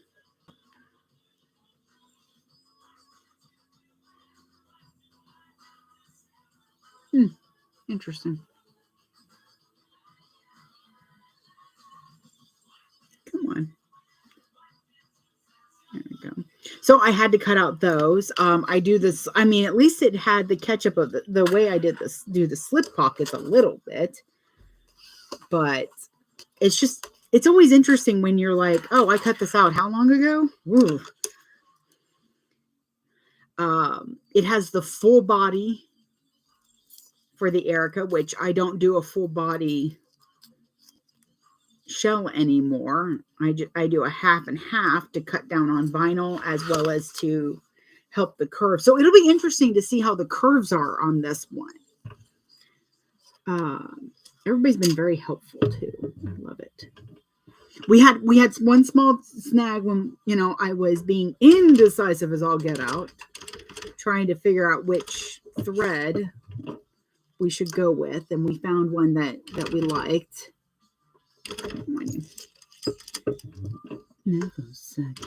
Scott, are they just playing all the songs from Valley Girl or what? I mean, I'm not unhappy with that.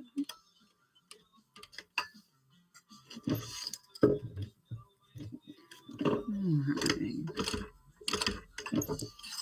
Got enough? Yep. Don't know how that happened, but it ended right in where I needed it to. All the time. There's nothing you and I won't do. I'll stop the world and melt with you. I think I like lives because I get a chance to interact and not talk to myself as much. or to the book I'm listening to, which is this amazing horror book that's so good so far. But it's a way for me to interact without having to go outside. I like people. I really do. I like being around I like persons. I like persons a lot. But I know I myself can be a lot, so I try not to subject folks to too much of me. All right. This is looking good. You know what? I am too. I'm excited to see how this turns out because it's going to be the first time in a while that I've worked with a cotton fabric on these, because I've kind of switched over to vinyl for just about everything. I love that I'm able to brainstorm and get some good feedback on what's going to really look good on it. And I put tape all the way across this for some reason. Come on. Okay, a little bit. But the book I'm reading is called Dead Silence. And I'm really sad I haven't had a chance to read it, because the last 2 days my brain has, I watch what I call bad movies or just movies that I really like but most people don't like. Like, I love the bad supernatural horror movies from the early aughts, like urban legends, and well, that's more of a, I like more supernatural horror than human horror. But if I were to listen to my book, I'd have to go back and re-listen to it later because nothing would have really translated in my head. I've tried that before. I watched this one called Sissy, and boy, I will tell you, I was rooting for the wrong person. I know I was. But I don't care because I felt for her so hard. It's like a Shudder exclusive, and it was really interesting. I was very surprised by the ending, I will say that, which usually doesn't catch me off guard. I can usually predict. And then we watched a movie called The Midnight Man. Holy crow, that was so much better than I thought it was going to be. Like, first of all, they showed The Midnight Man way more than I assumed. Because, with most horror movies, they're like, oh, you're only going to get glimpses of this. But no, they're like, first 10 minutes, hey, here he is in all his beautiful, horrific glory. And I was like, okay, that works. Let's do this.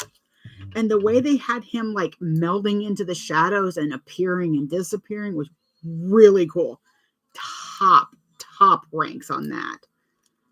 That might have to be a permanent purchase because that's going to be one that's added to the Halloween route. And my husband laughed because I watched a movie and I was telling him about him. He's like, whoa, so you're not going to be able to sleep tonight? I'm like, no, I'm fine. He's like, babe, I think you accidentally desensitized yourself. I'm like, damn it. I want to be scared. That's what helps my anxiety. That's why I watch these movies. But there it is in all its pretty, you know what? It's a good strap. It'll be handy. Oh, don't punish me for that, please. I'm sorry. All right, let me. Okay. Oh, shoot. I need a zipper overlay, too. I knew there was one other thing because of the way I do.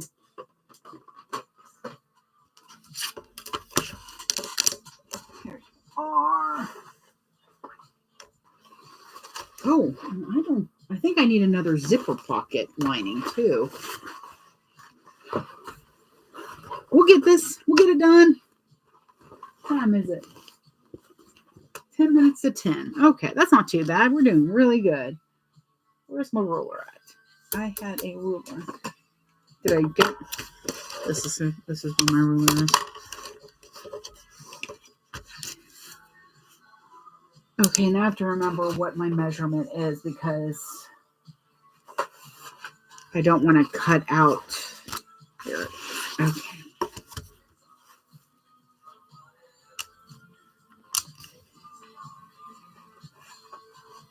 Oh no, I just need to cut this in half. Okay, so how big is this? This is 7. So 8. Okay, that's what I thought. 8 should be fine. 8's not going to be too big, right? So I'll put it down here. Yep, okay. It's also been a while since I did an Erica, so I love these bags so much. The way Lauren at Mormino does Guardians is the way I do Erica's. Just, and I can spot an Erica. I mean, as long as I can see what I call the little cat ears, I can spot that that's going to be an Erica. I even messaged her at one point because she showed a picture of what she was going to be working on. She's like, "Can you guess?" I'm like, "Is it sad that I automatically know that's an Erica?" Okay. Just straighten that up. Okay, come on, you. I do love this vinyl. It's so interesting because it's pebbly, but it looks kind of like a dragon belly almost. I like dragons. All right, let's see. I think I need to figure out how to... I need to really make a dragon pattern. I know that. Which I'm also thinking about doing... selling some seamless files. Sorry, I really do like this station. Because they do that how you think it's going, and they play one of the songs, and then they go how it's really going, and it's a recorder version of it. So it just kind of cracks me up is all. I'm easily amused. I'm very, very easily amused.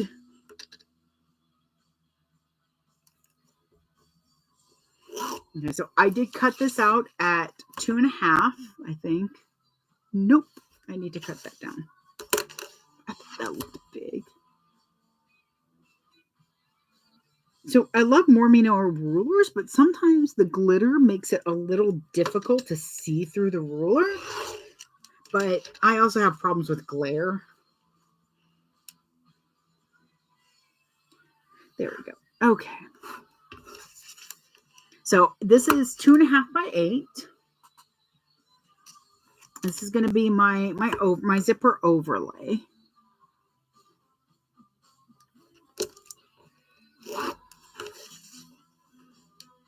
One day I'm going to come on here and sew at full speed so that y'all see.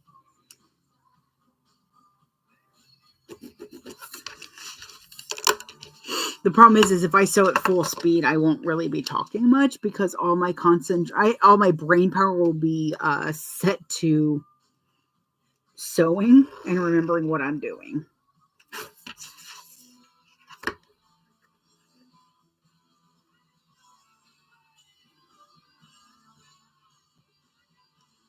Just making sure my lines are nice and straight. So I'm cutting out a 1-inch box. Now, for this line here on the side, all I do is I put my rotary on it and center it as much as possible. And without moving it, I just push down. That should give you a good cut that's not going to overdo the cut. It shouldn't overcut it. Because I do kind of strive not to overcut with the rotary. And see, no extra cuts in there.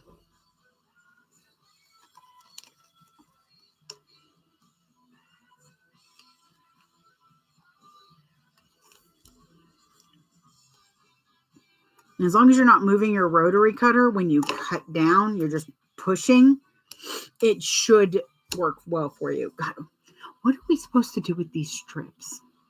Because they're such a lovely little 1/2-inch strip. I save them. I can't help it.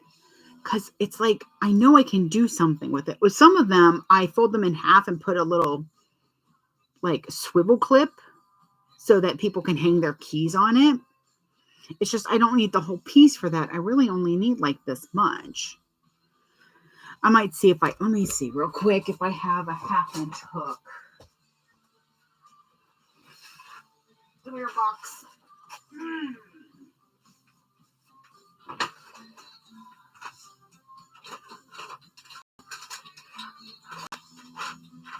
I have some 1/2 inch D rings.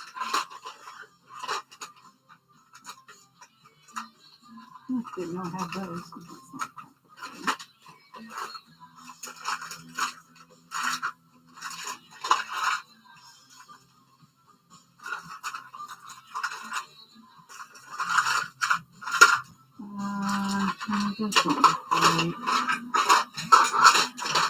That was a tiny little ring. Actually, that will definitely. Okay, so I have a couple options. Sometimes I don't mind mixing hardware if I'm putting it on the inside. So for this little clip thing that I'm going to do, I could do a D-ring. The problem is if they don't have any way of clipping, then they're not going to be able to really utilize that, which is why I like to put a swivel clasp. The problem is that the nickel ones I have are too big.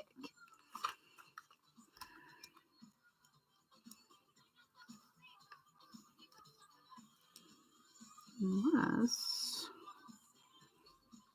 I've thought. No, you've got to. In which I can still cut this in half. So what if, and it'll make it stronger too. As you know, they don't last, no.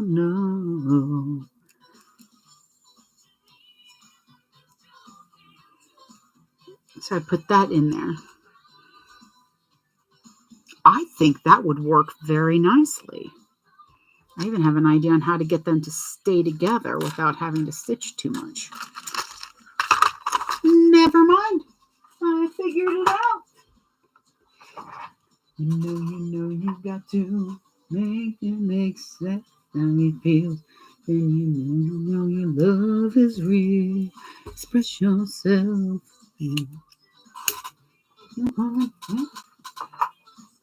With your hand. Okay, so I've got I've taken the inside of my zipper overlay. I'm gonna set that aside for the moment. And I've got the 2 strips. So my issue is that I only have this 1-inch hardware really for this. This is inexpensive hardware that I got when I first started. It's not bad. I just don't think it looks as aesthetically pleasing. So I don't use it that often, except for stuff where I know it's going to be kind of hidden. Put up those. So what I did is, because 1/2 inch would fit on this piece, instead I cut the piece in half. So now I have 2 pieces. So it's 2 separate pieces. And I put a piece of double-sided tape. Peel that off. And it's going to stick to the hardware. And that's not, oh, you might want to put it in right though. That's not exactly a bad thing to me, because it means this doesn't have to move as much. Okay, so what I'm going to do now is match up the ends. They don't have to be perfect at the end, but they do need to line up nicely on the side.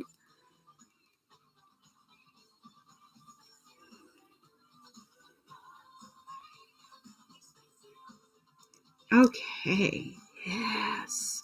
So now what I could do is I could split this and stitch 4 lines so that it's got kind of that extra stitched look, or I could just do 1 set of stitches. I think I like how this looks. So I'm just going to do a quick box around it.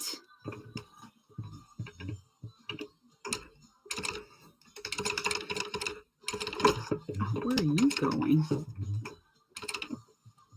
There we go.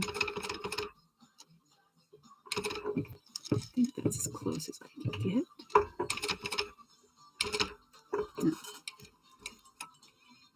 No. Put your love to the test. You know you got to.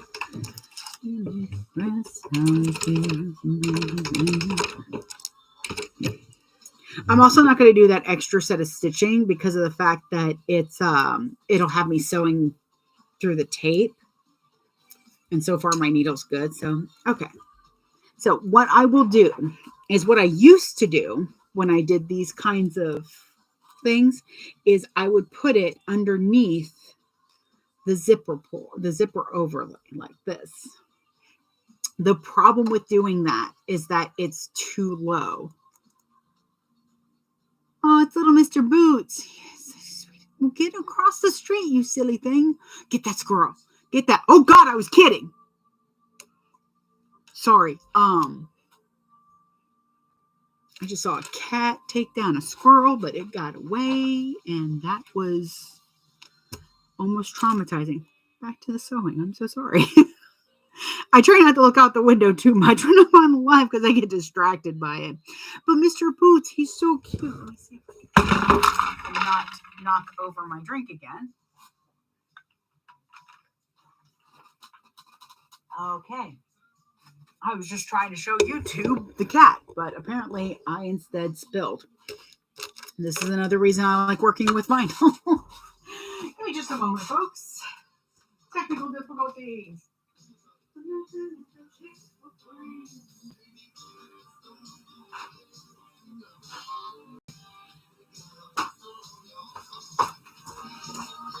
I need to put a new roll of we went the green route. Okay, yeah, that was the same color hardware.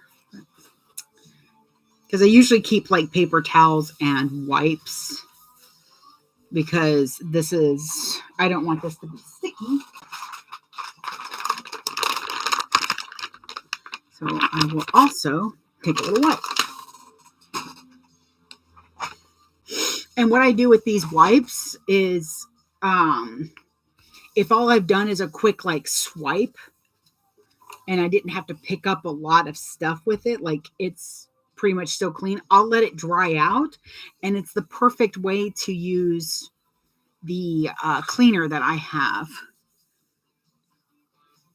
for when I'm taking off the marking pen. So I just lay it out and let it dry, and it's still nice and soft. Actually, do that real quick. Okay. I'm just going to let that.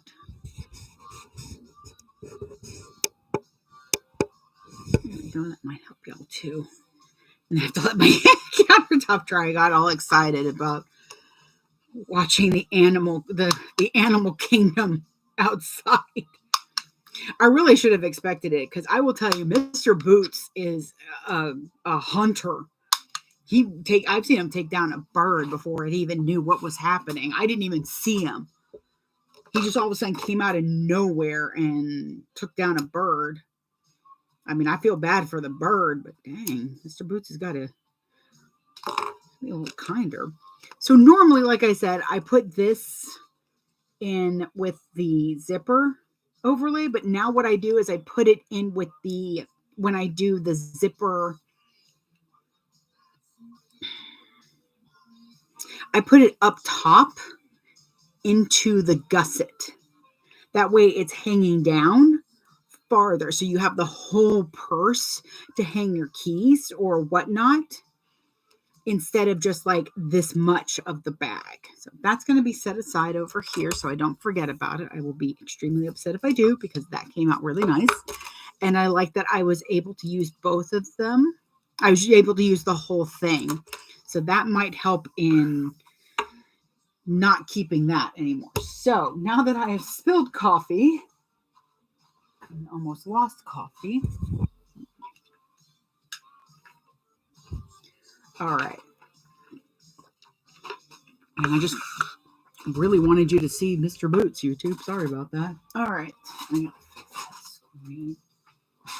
That's better. Okay. So I've got my zipper overlay.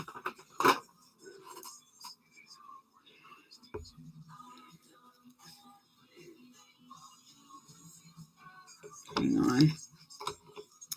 This has a really nice canvas back, but you really have to go over it with a lighter all the way around. And what it does, it'll pull in those canvas threads that are wanting to come out. I am so scared that Hillary is going to send me this freaking like edge coat paint, and I'm going to want to edge coat everything after I use it.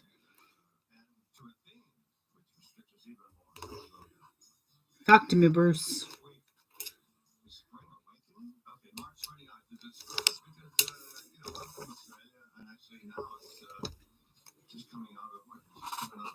Huh. I just found out that Rick Springfield is from Australia. I did not know that. That's pretty cool. I don't even know the order of the freaking seasons. It's okay, Rick. I barely know the order of the days. Okay, now I'm trying to figure out how I didn't know he was from Australia. Okay, I'll do that tape afterwards. Because it's being a little bit of a pain. So I put my tape at least 1/8 of an inch so I'm not sewing through it. But you don't want to go too far in because you have to cut back the fabric or vinyl. Speaking of, in this case, it's going to be waterproof canvas. And I clipped the corners of my zipper overlay so that it's got a nice tiny curve to it. All right. I also, again, I rough cut, but normally I put this on the wrong side, the markings, but where did I go from walking on sunshine?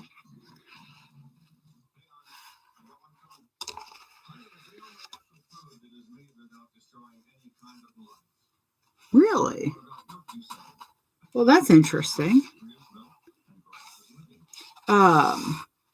Apparently, honey is the only food that we don't have to destroy life to make for it to be made. Let's see, that's, you know what? Oh, shut up, please. Okay, I see what happened. So we're going to ignore that. And we're going to... So it looks like when I traced this out, though, I was good enough to myself to mark the centers. So now all I have to do is clip them.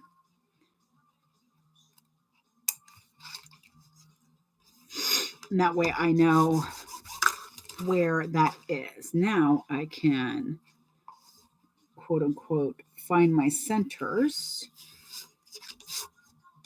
and fold that. Okay. So I found the center of my bag. I'm going to place my, sorry, my allergies are, the air is dry in the house. We just changed the filter, so it takes a couple of days, but it dries the house for some reason. And then where's that air purifier? Maybe I'll be using that. So I'm going to take this. I'm going to kind of pinch my mids.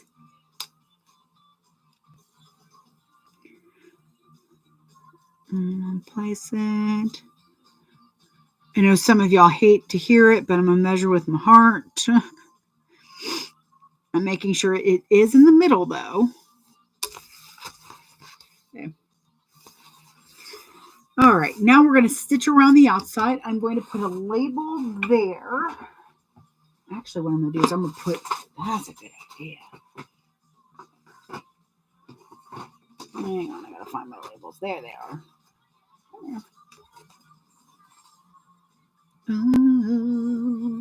So I've decided that I don't care how many of these I end up having to sort of waste.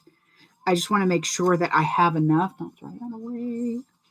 To put it underneath. So it does mean that I'm going to be using 2 labels to get 1 label. But that's on me, and I still have a stinking roll of these.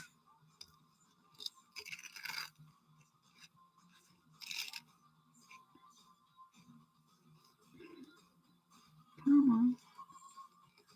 So on the zippers, I'm going to put I'll get my clips again. Don't know why I thought that was going to work. Okay, so I'm going to clip my corners.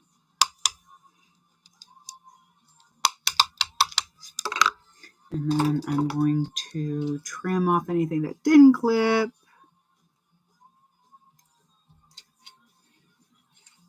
There you go. All right, I feel good. Hey. Okay.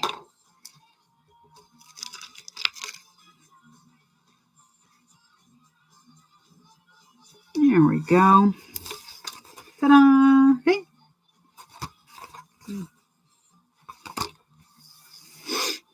Trying to be good. Okay, still 4, so that's fine. I'm going to start right where my label is.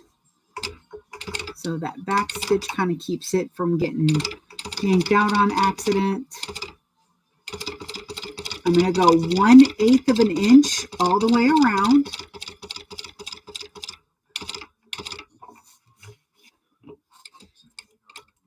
Try to create this corner. It's a little difficult at this stitch length to create the little corner.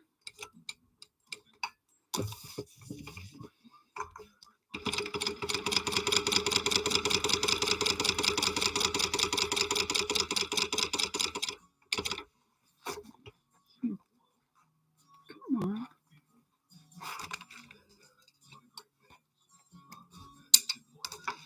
Oh, poison.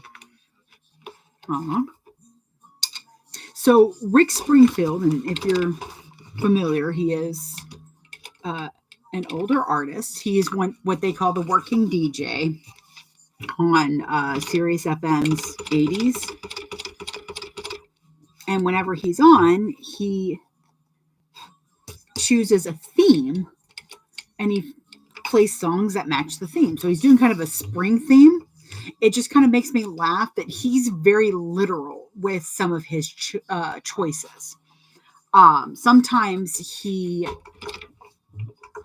just played I'm Walking on Sunshine. Great spring song. Great one. But now he's playing Every Rose Has Its Thorns. And it's a great song. Don't get me wrong. It's just the fact that he's playing it because it's literally got the word rose in it. So it's garden, it's flowers, so it means spring. So it just kind of cracks me up because it's a little like the other side of spring in that way. So I have this, it just cracks me up a little bit. All right.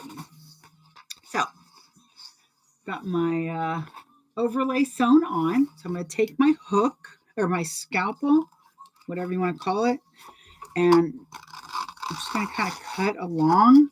Now, what I do is I go inside the zipper. Like, let me show you up here. I go up here and cut. I don't go across the middle because I feel like, especially if this was on vinyl, like when it's on my bend and snaps, I use those scraps wherever they have gone. They're down in a drawer. But I use those scraps to make key fobs.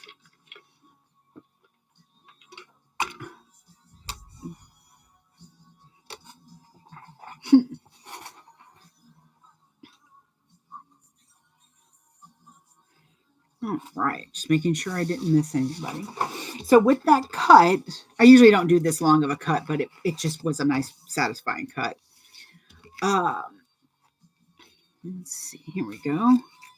I take my curved scissors, my applique scissors that I got from Famore. These are wonderful. I do not do a lot of embroidery.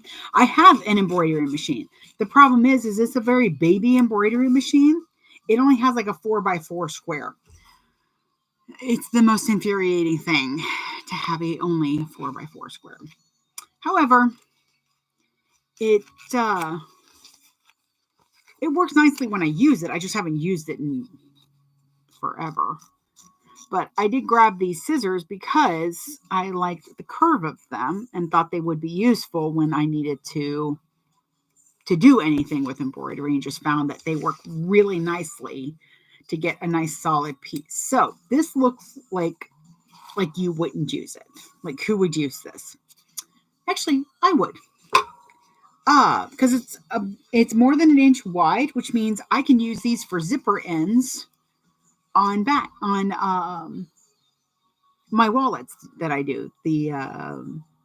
Actually, any of the wallets, this would be fine for a zipper end. So I do keep these. I actually go through them quite a lot.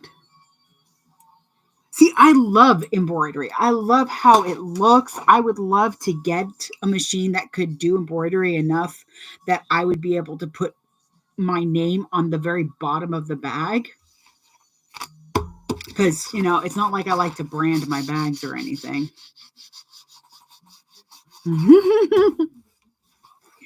So there we go. Nice hole. I will say this waterproof canvas has been acting very nice to us today, so that's good. Now, what do I need? I need to put tape on the back.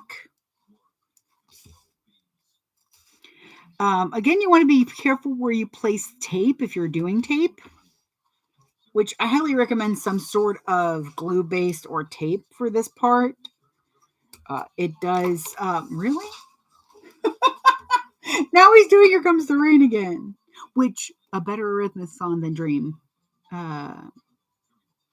These Dream, whatever it was. I can't even think now.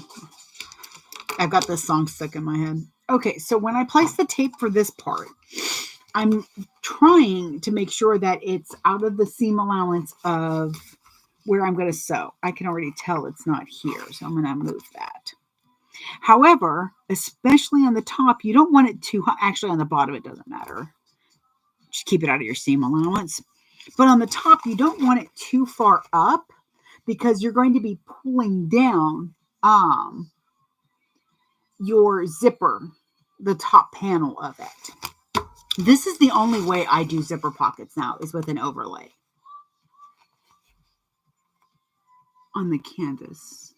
No, there's no interfacing on any of this part right now. I got a bolt of this at Walmart, like God knows when, apparently at least 3 years ago. It was their outdoor tough, and it's a thinner waterproof canvas, but it's still nice. It's got kind of it's got that canvas feel on the outside, but it's got the plastic on the back. And then the vinyl that I used, that also does not have any interfacing. Let's see. So I'm going to set that aside for the moment. I'm going to get my zipper pocket. I'm going to cut it in half. I guess I can put that up. I'm trying to get in the habit that no matter what, even if I know I'm going to use the tape again later, I'm putting it away because I don't know when later is going to come. So I'm just trying to make sure that I don't have too many things, because that's when coffee gets spilled. Actually, coffee got spilled because I was trying to show y'all Mr. Boots taking down a bird. Oh, actually, I do want to put it here. Yes, this is this way. So I'm actually cutting one side a little shorter. And that is because, there we go. Now what? Oh, go away. Leave me alone. Okay, so the reason I cut one shorter, this will be the bottom, this will be the top, and then when it's folded down, because of the zipper, it should then match up at the bottom. Should being the operative word. Zipper tape. All right, so we decided on some lime green. I love this zipper tape. It's so pretty. Bastard. Okay, what? I don't have any more of the bunny nipples. I need to design a new zipper pull.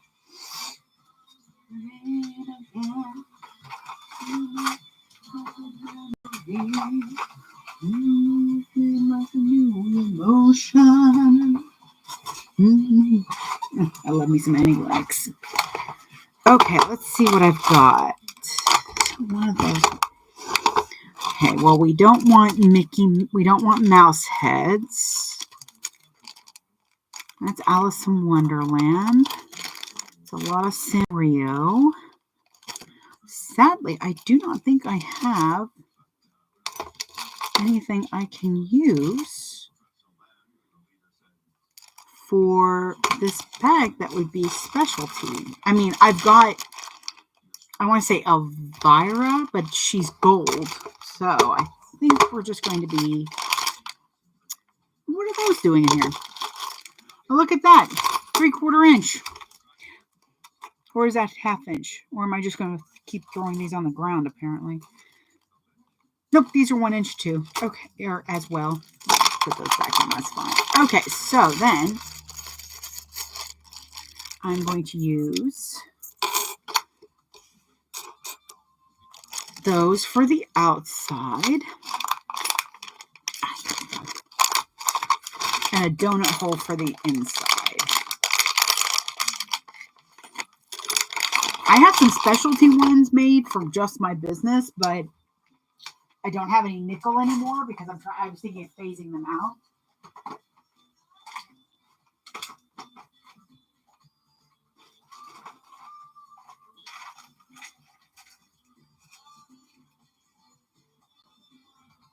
Yeah, it's Elvira. Yeah, it's Elvira on that one in gold. Now, I will tell you, if it was, oh God, I can't remember her name now. From Munsters, I would have put it on there. Gold be damned. Alrighty. I cut my zipper tape a little longer than it needs to be. A little longer, not like horrendous. I try not to go too overboard with it.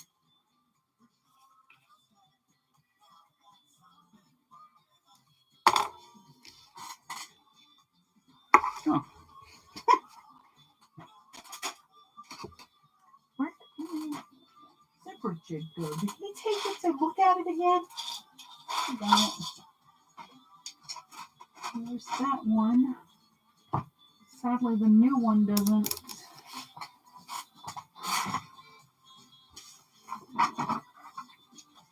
Oh, I wish this one would work. The problem is with this one that he printed for me, look how pretty that is. I love the colors. Is when it printed, it busted right here. So it won't hold the zipper, unfortunately. And I don't know where my white one went to. I just want to see how bad that goes. Oh my goodness, my stomach is growling at me and it is being mean. It holds it nice enough right now. We'll see.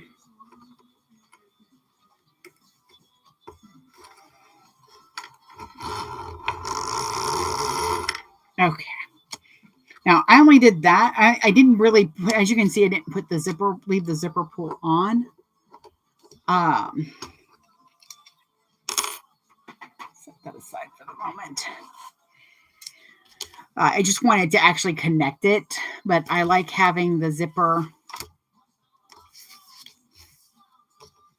completely closed and the zipper pull not on. Okay, I'm just going to use this end because that's a little bit straighter.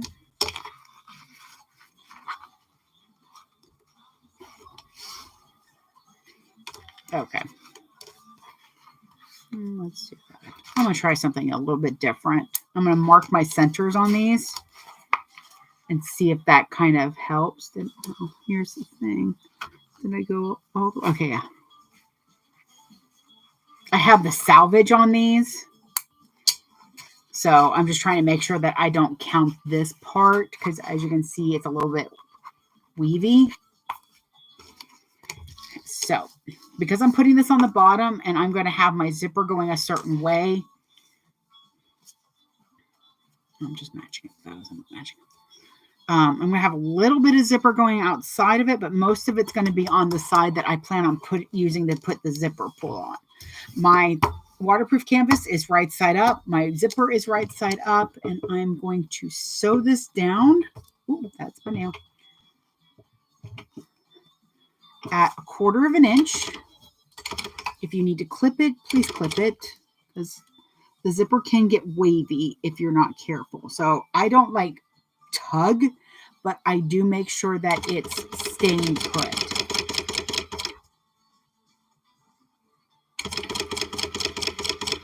If you cut your lining at a nice, like, straight line instead of like me, like some sort of gremlin, then you can just have it follow that line really nicely. Mainly, you just want to make sure that the zipper stays straight. You can either, hey, Wicked. You can either just push it over with some tape, which all I do right now is kind of crease it, and then I'm going to sew it down. It depends on what you're wanting to deal with. Like, if you're short on tape, sew it down. If you would rather tape it and not use up the thread, then do that as well. Then you can do that.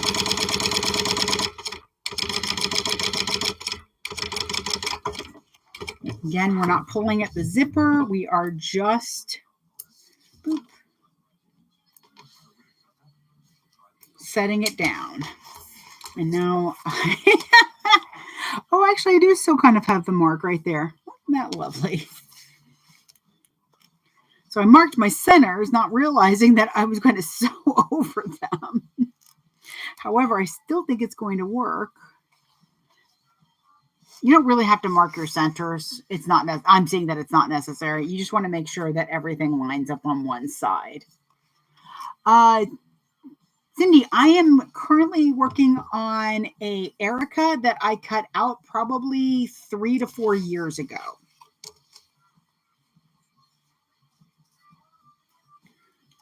This is the zipper pocket. Good God, what are you playing now, Rick? Oh, Flaming Lips. I should have known. My husband likes the Flaming Lips. Actually, there's one song he likes. I can't remember the name. It's got Bunny in it. Maybe it has Bunny in it. I know he likes Bunny and the Echo Man. I don't know.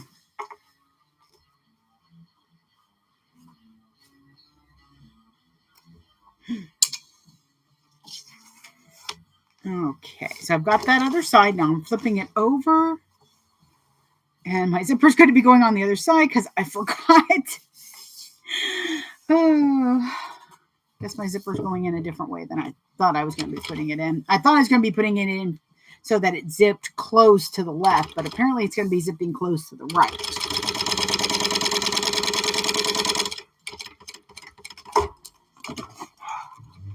Now, I will say I'm skilled enough to be able to use just this much to get a zipper on. I just wanted to show you how I normally do it. So,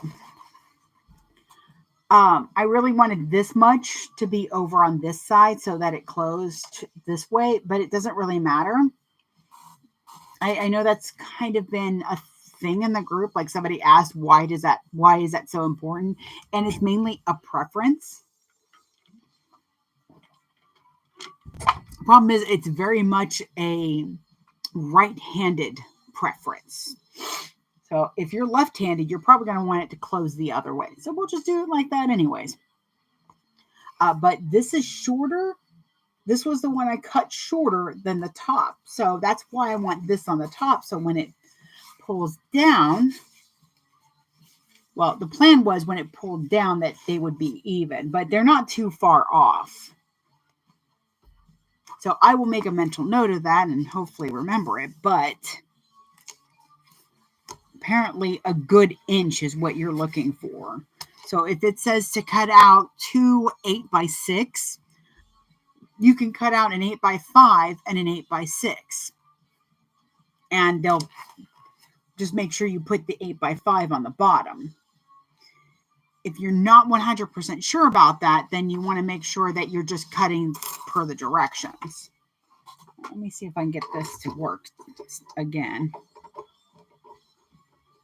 because I love how pretty this is.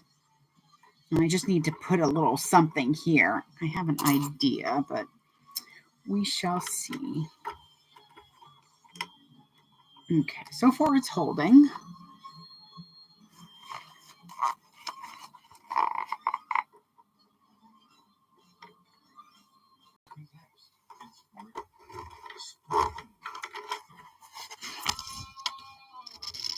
Okay. It's working pretty well. He just, when he prints them, he's going to have to put supports so that the tines will hold it right. But I just love how pretty it is. So the whole thing is 3D printed. It comes with the cap that you screw. As you can see, it screws on so that it keeps the screw from accidentally unscrewing or you accidentally screwing too far under. It has a nice threading to it.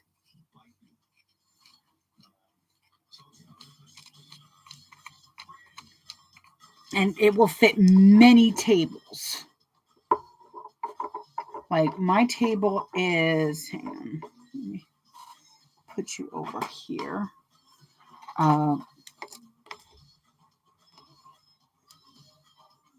Yeah, my table is almost 1 3/8 inches high, so, or thick. So that's, I'll make sure to put in when we do actually get them up for sale, that I'll make sure to put the measurement of this. So right now it can fit up to 2 3/8 easily. Let me see something, because I do have to account for the screw and cap. He did create one that was kind of a sliding scale, but the problem is that it gets in the way of the zipper pull. Yeah, we're still looking at 2 1/8. So as long as your table isn't bigger, wider than that, you can fit it.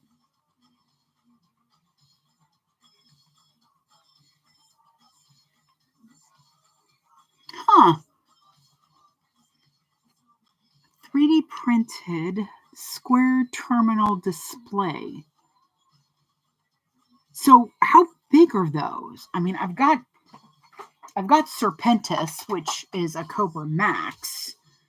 So that wouldn't be too hard to print a large thing on there.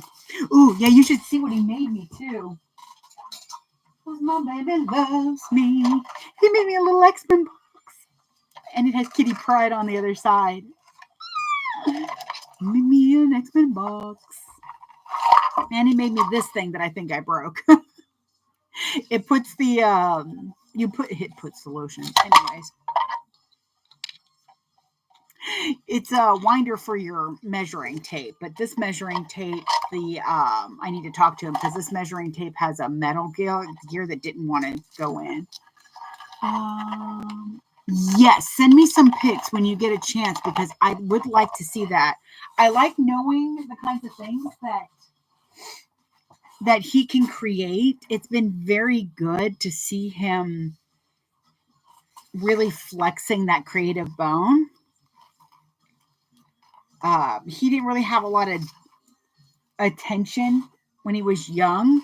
So like things like getting homework done and that were, and he didn't really like school because it was boring for him, except in some cases, which I get. And college was difficult because he went into film. You got to have a special stomach to go into film school. And I've heard that from many people who changed careers halfway through their schooling. But if you've got that special stomach, do it. I myself am classically trained as a pastry chef, but here I am sewing. And it's not because I dislike baking. It's honestly because bags don't mold if properly stored. Cupcakes do.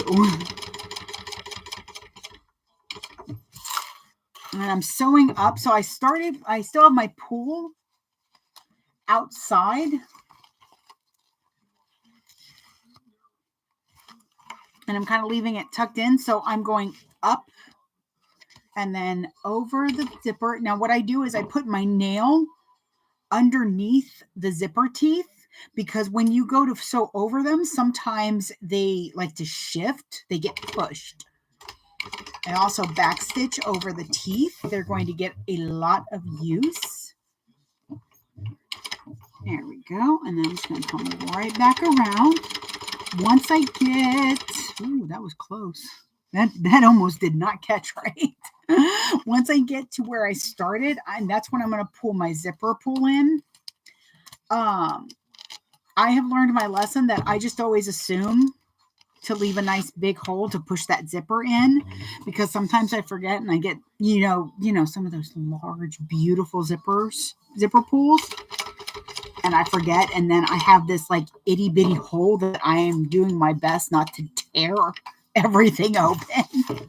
I one time had to unpick stitches because I just decided, hey, you know what's nice is that oops, sorry. I gotta grab those too. Come on, here we are. Let me see what you were talking about while I finish this. I also have this idea to make a handle placement tool. Oh God, that's a real song. The reason I say, oh God, that's a real song, it's apparently by John Fogerty. It's Centerfield. And the reason that comes to a surprise to me is because I heard it sung on American Dad. And I don't know what's a real song and what's not anymore from them. And I'm like, oh, that's a real song. Okay. But because you know when you're placing handles, how you have to have one ruler to make sure that it's set right, and then you have to have another ruler that's in the middle so that they stay straight. I'm thinking of making something like a slider where it'll have a bar, and then a bar going horizontal, and then two vertical bars that can be moved back and forth, and then little screws that will twist onto it. Oh, that I'm about to poke myself in the eye. And two little screws that'll hold those in place. And then you just put the handles on the other side of the bars. That way you have it lined up. Because yes, handles can be a little challenging. Especially if like, okay, so the Mr. Heckles. I love doing the regular one, the regular scaled, with them being 6 inches apart, because, oh, I guess I'm just going to do that, huh? We'll just cut those. That'll be fine. With 6 inches apart, because I have a ruler that's 6 inches, 6 inches apart. And then I've also got one that's 5. So it works out if I'm doing the handles at certain widths. But if I'm not, then you know, I'm having to kind of push things aside and then, you know, struggle to make sure that they're set up right. And it's a pain in the butt.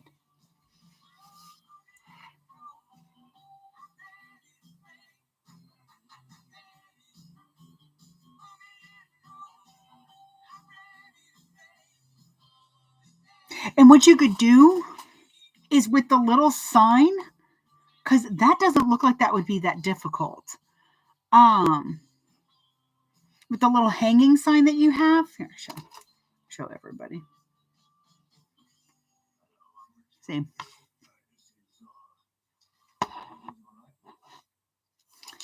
with that little hanging sign, you could make your own sign to kind of like stick on it that would be laminated.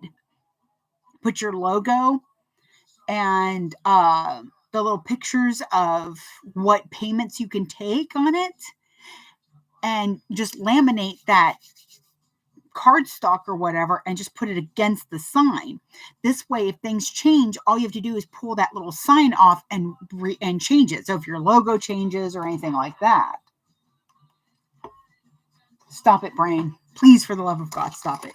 Let me have a break. I'll show that to Erin, definitely, because I like that a lot. And I think a lot of folks would like one. Okay, so I'm folding over the back end. As you can see, there's not that much extra. We don't have to use this as a birthing hole, so I am going to cut it right now so that it's a little bit more even. But I know I need to go...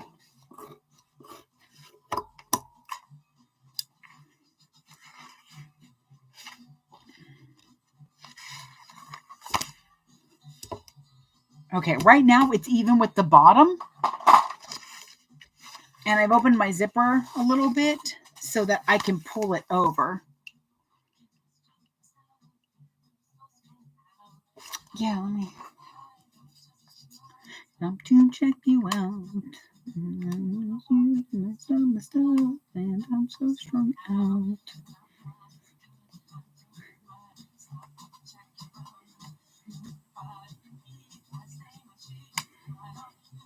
God, that is so cute.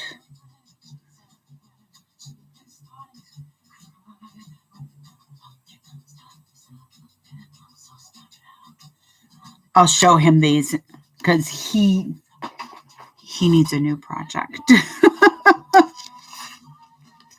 He doesn't, but if he's printing me random things like the X-Men box, I need to give him a new project.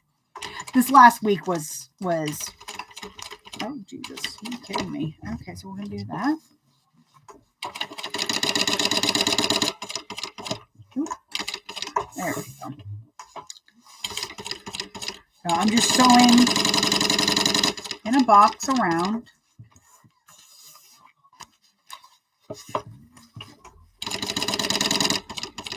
There we go. Making sure to back stitch nicely over that zipper.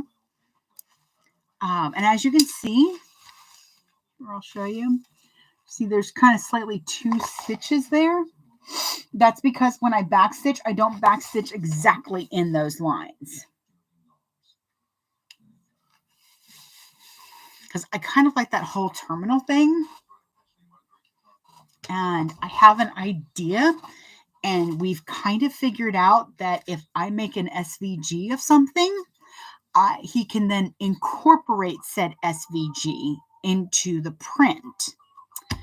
And I'm excited by that. I'm like, yay!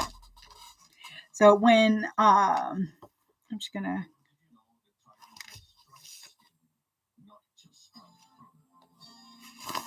okay, so I'm not going to cut this zipper down too much, just enough to kind of get rid of this little piece. Good girl, craves her mama, loves for Jesus, and America too. She's a good girl, crazy about Elvis, loves horses, and her boyfriend too. Okay, so I've just noticed that I kind of overshot when I was going down. So I backed up and I just clipped those stitches. So because of that, I don't want this to come undone. So I'm just stitching a little bit. This is why you definitely want to pay attention when you're cutting. Like, I'm not cutting this salvage off. It won't be in the way, because if I cut this, it could start unwinding, and it looks like I got a little close to that. So these chunky scissors, I love these chunky scissors. Like, Miko Crafts it makes me so happy to see his scissors because they're this tiny little blade, like tiny little set of blades, and then these humongous like handles, and they make me happy. They're so awesome. I got these I think I got these at Target in their garden center. I found them and I was like, oh, the only thing I don't like is how loose that is, but they are great for webbing and zippers. They cut super nice on zippers. So I just kind of keep them around for that. And they have not gotten dull at all. So yay for these. They were like $5. Yeah. I'm going to make sure that all my edges on my zipper. This is another reason that I cut the zipper still a little bit longer than the lining so that I could make sure to seal that.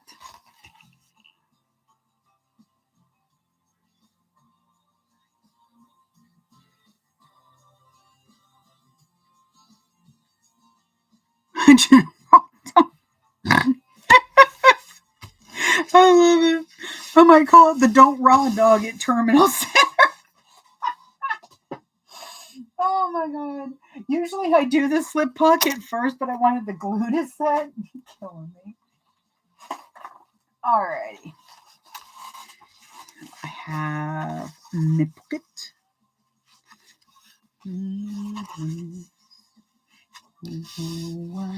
So I think the original design I did from this pocket was that I was going to fold in all the ends and then stitch it down.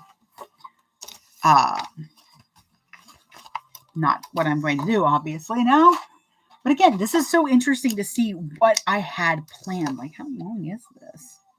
No, it's 12 inches. Okay, so this is a 12 by 6. I have been making mine a little bit bigger or wider, I guess, because I don't like when I feel like I'm raccooning to get to something in my pockets. Raccooning is what they do with their little paws is they can slip into things easily, but not always do they, like they'll grab it and the problem is they can't get their paw out and they will not let go. It takes them forever to go. Maybe I should just let go of this.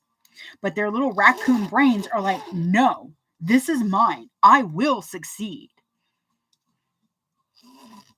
I watched a video once where a raccoon just kept like banging the bottle and finally it busted.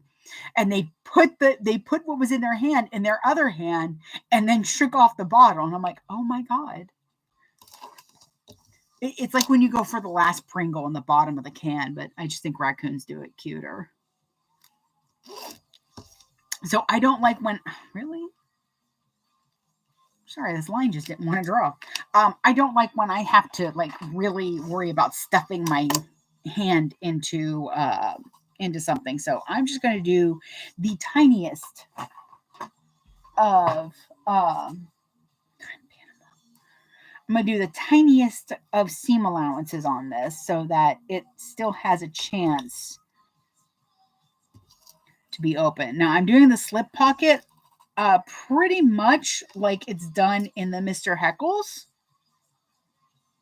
Sort of. Really should say sort of. Come on, you. Why aren't you cutting today? There we go. I always thought they were saying cannonball in this. What are you doing? Tape? Oh, stomach, I need you to stop. It is not lunchtime. I gave you waffles. You're fine.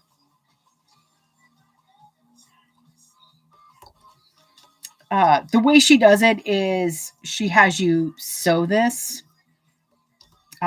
Instead, I just tape in my edges and fold it over.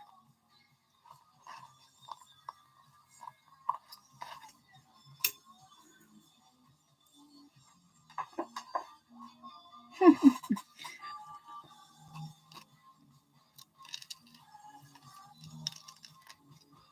we go. Sorry about that. So I drew a 3/8 inch seam line. And like I said, it's mainly just because I'm trying to get a tiny seam allowance so that I don't feel like the pocket's too small. I really, really, really dislike small slip pockets. A lot of that stems from the fact that I have large hands. They're very proportioned. I almost have what's called piano fingers because they're long, but they're still large hands. Where are you at? And I know other folks who have large hands, and one customer like messaged me and they're like, I love the bag, I love everything except the tiny small slip pocket. And it was when I wasn't considering that. I was just making slip pockets. And I told her, I'm like, send me back the bag. Just go ahead and send me the bag. Well, no, everything's perfect. I'm like, no, everything is okay. Let me fix this, please. Because I understand there's nothing like buying something and it doesn't work properly, or, it's just right in most ways. So when I got it, what I did was, thankfully, it was a bound bag with the pocket in front. It was an Erica. I carefully unstitched the pocket, made a bigger one, and then riveted it in. Believe me, it was a challenge and a half to do it, but I think it was very worth it because she had the rivets, but you couldn't see them. And now she had a pocket that she could actually fit her hand in. Because I'll be very honest, I was mortified when she said that. Like, that's all my anxiety-addled brain focused on, was the fact that, I turned I love it, I wish the slip pocket was a little bit bigger though, to, it's okay, but the slip pocket is god-awful. That's what my head just completely turned it into. I'm creasing my middle so that I know when I turn it this way to sew it, that it'll be, let's see if the glue worked. Yep, glue worked. Nice. Okay. So I have my 1.5 piece. Okay, well, it sort of worked. And I'm going to put it to where it is currently bigger than the there we go. It is currently bigger than the slip pocket. The glue in some place is not staying, but I think that might be because there wasn't any amount of glue. But that's okay. The rest of it is. Okay, I'm going to go ahead and trim this off now because I tend to under trim when it's flipped out because I don't want to cut this folded edge. So if I do it now, then it'll match up. The way Jen of Sincerely Jen has you do this pocket is very clever. I just don't like turning things out and having to use top stitching to close a hole. Though technically, I think that's what I'm doing here anyways. All right, so I have, and I did this wrong once and I was so mad because I had to undo it. I have right sides together of the pocket with the slip pocket accent in between. This slip pocket accent is 1.5 by whatever length you want to get to then clip it. I wasn't sure how thick or wide this was going to end up being. It's about 5 5/8, so it's still going to be a little tight, but at least it'll be usable to me. And then fold it in half. And I glued mine together instead of using tape and just let it sit while I was working on other stuff. I end up doing that at the table, and the cutting table, so it usually works nicely. So I'm just going to go across it at 1/4 inch seam allowance.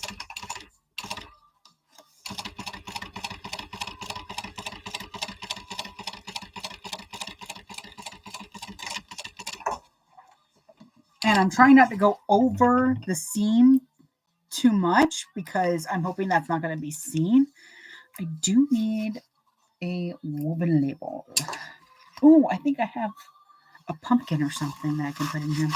Okay, now I'm going to turn it inside out, or right side out. There we go.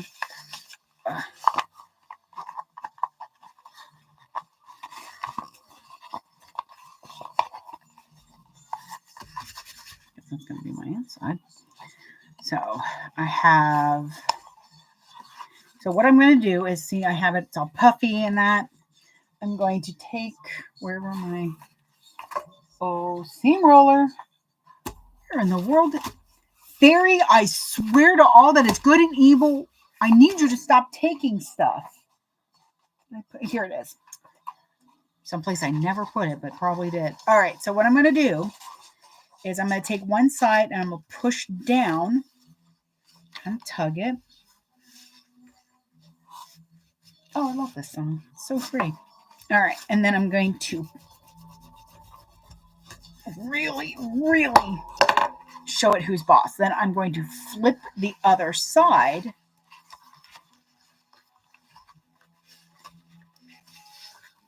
You can use fabric in this accent. Just make sure that you fold in your ends, because this is a raw end right here on the vinyl. And I would interface it. I would interface it pretty stiffly. So if you got like a scrap of Decoville light, that would be perfect if you wanted to use the fabric. Okay, now that should sit pretty nicely. Make sure my folds are still good.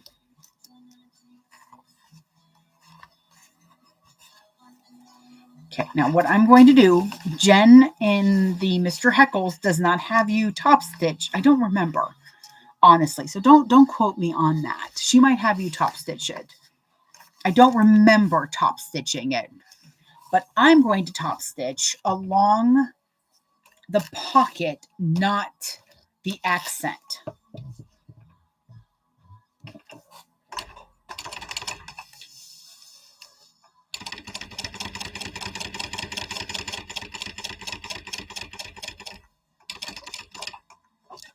Okay.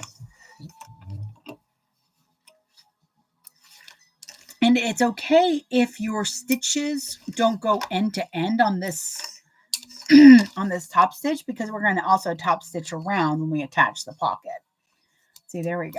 But now, some of the glue flaked off, it looks like. That's okay. Okay, first I need to quickly find, there you are. We need a woven label. Boop. All right. Okay. There is, oh my gourd, it has pockets. I do like that, actually.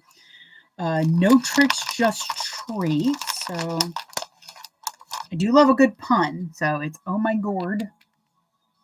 It has pockets. So that's choice number one. I think that's what I'm going to go with.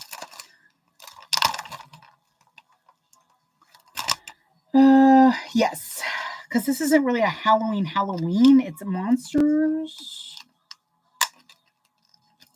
But it also has like 4 pockets on this bloody bag. I haven't even started on the outside yet, but the outside goes nicely. I just like having the inside done,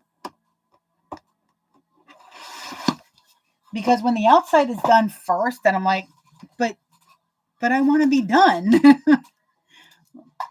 Put that away. And then we're going to put the, oh my gourd. Oh my gourd.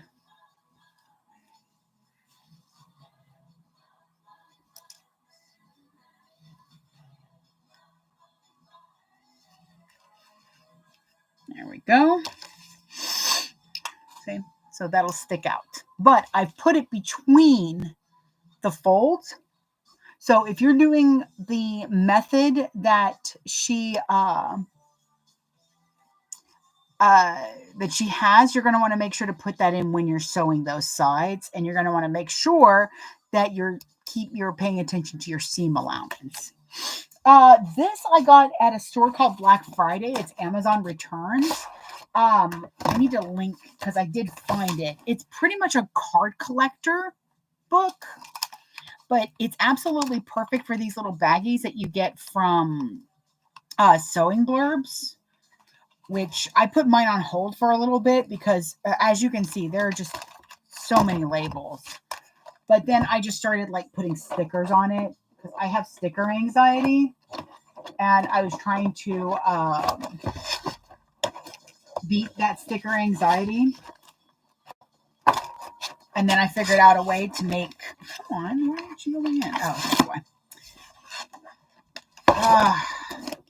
Ben. The Ben sticker on the back sometimes a little pain in the butt. But I think I actually... Oh, I can peel these off. Oh, I can peel these off. Oh, God, that makes me so happy. Well, some of them I think I can peel off. But I started putting like the companies that I get stuff from on here and just random stickers. But some of them peel off, which is nice because then I can move it. That's probably why Ben's giving me problems. You know what, Ben? Come here. You don't deserve to be back anyways.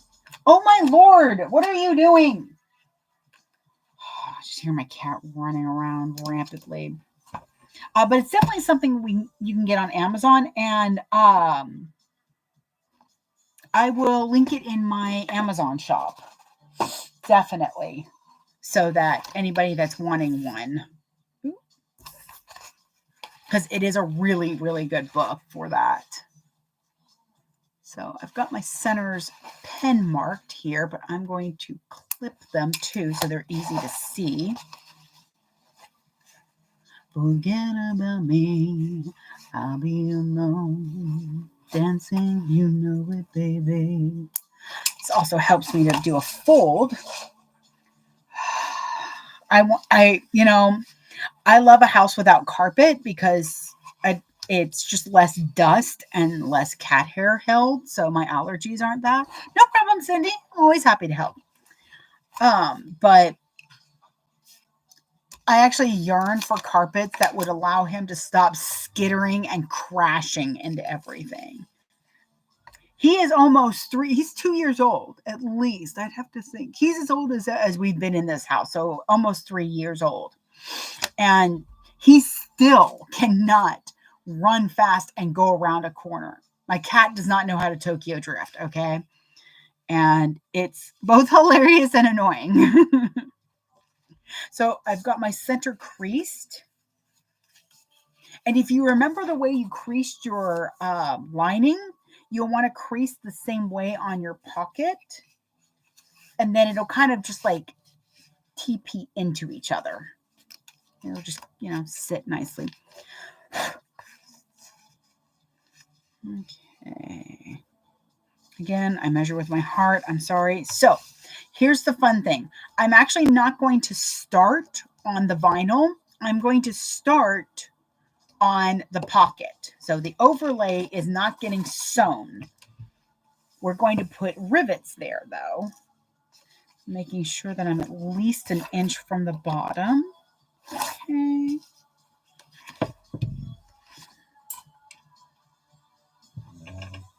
Welcome back.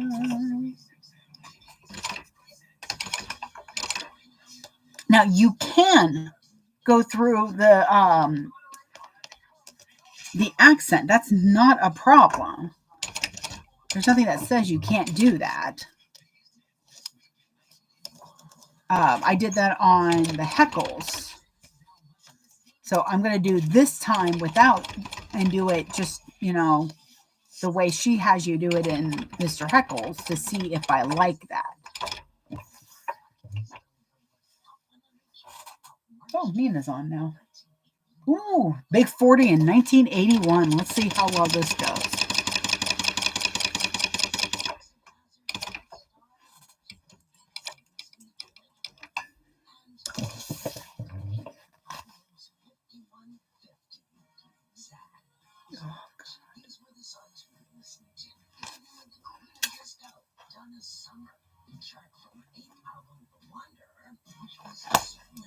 Come on.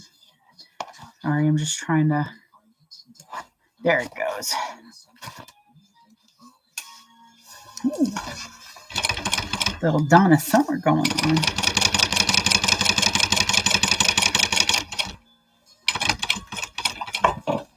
Okay. Now, I kind of did this on purpose. I kind of lucked out at the end, but now I have a nice square all the way around. Love that. When I pull slip pocket threads to the back, I don't cut them. I just leave them there. It's just a little bit of extra stability. Oh, yeah, that's so much better. Okay, so I am going to put rivets right here and here. So I need to find my rivets. Rivets right here. Let's see, here goes the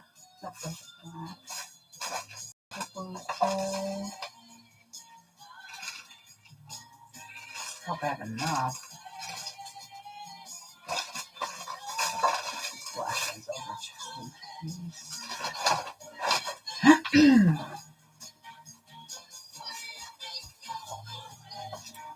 I don't know, Donna. I don't know who we think we're fooling.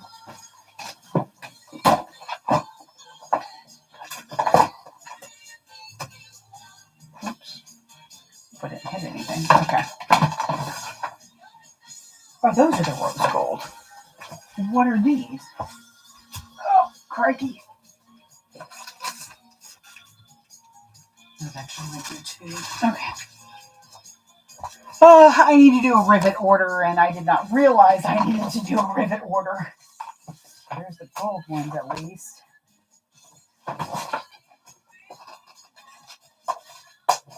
I'm going to have to take a moment to go through all of these bins again and be like, where is everything? I can't find anything anymore. I mean, I did find what I meant.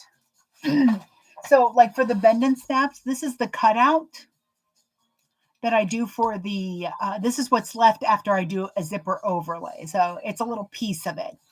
Well, I can turn those into these.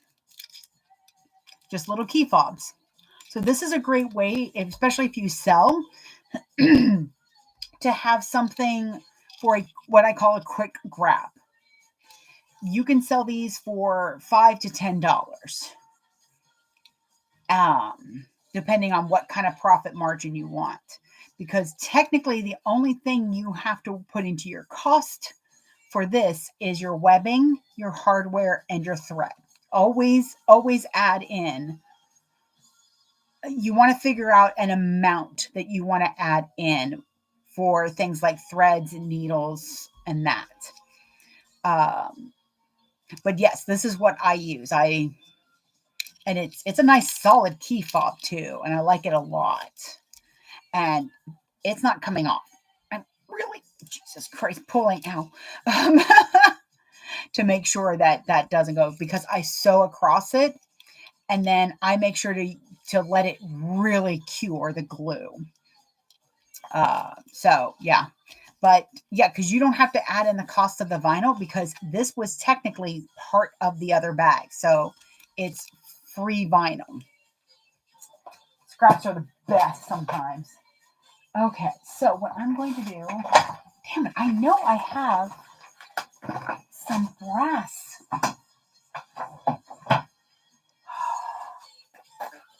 Well, poop. I'll use these. Okay, so I'm looking low on, yeah, I'm going to have just enough nickel for the outside. So I'm going to save those, which means, where did that other bag go? Did I put those in the rows? I did. Okay, so I'm trying to decide. I'm going to go with the black. So for the inside, I'm going to do black rivets because it's just two. It's barely going to show, and I have plenty of them. I don't use bronze, brass, whatever you want to call it, hardware really. So I don't Are these the, oh, those are the large ones. Sorry. These are the extra long that I use sometimes. Stay. I don't use bronze that much, but I end up with like certain things. Like the key fob came with bronze with part of the pack that I got. And I had a bunch of bronze rivets. So I tend to use those inside bags, especially for things like instead of gold inside, I'll use the brass because it just looks like a deeper gold most of the time. And it's a good way to save on rivets that you know you're going to use. Oh God, I gotta remember to use this. Okay. What time is it? Oh, it's only 10 past 11. We're doing really good. Okay, so now I gotta. Now, if I don't finish a bag in the live, I have started. I'm going to try to start doing ASMR. There we go. Lives on YouTube. So if you want to see the bag finished up, if I didn't finish it on the live, you're more than welcome to come over and watch me or to rewatch it afterwards. I really appreciate the views as well as anyone that wants to subscribe. I am trying to get my subscription up.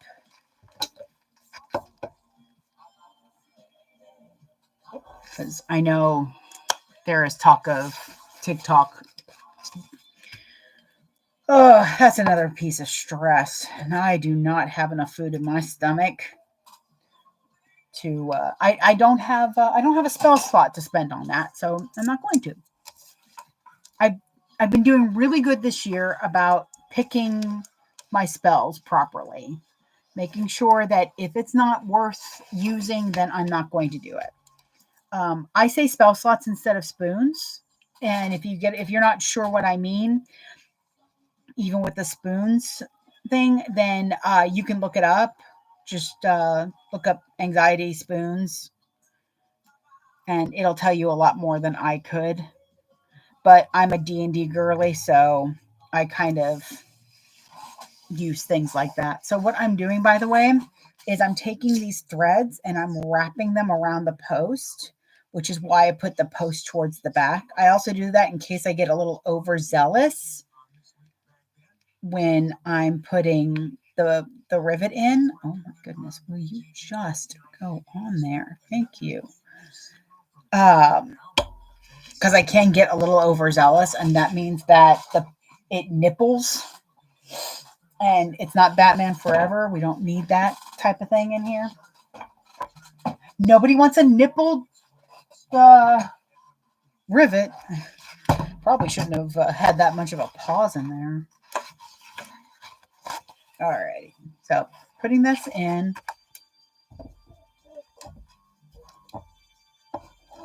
I probably should have put something behind it. It'll be fine, though. It's got a lot of vinyl to work with.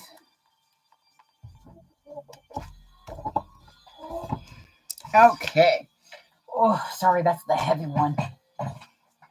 Okay, so with that, now I can kind of clip these down, these strings a little bit, these threads. But now they're behind the rivets. And they're not going to come out. Unless the rivet comes out. Oh, that looks nice. Oh, that feels good. See how my hand goes all the way in and doesn't like raccoon? If I grab something, I'm still able to pull it out.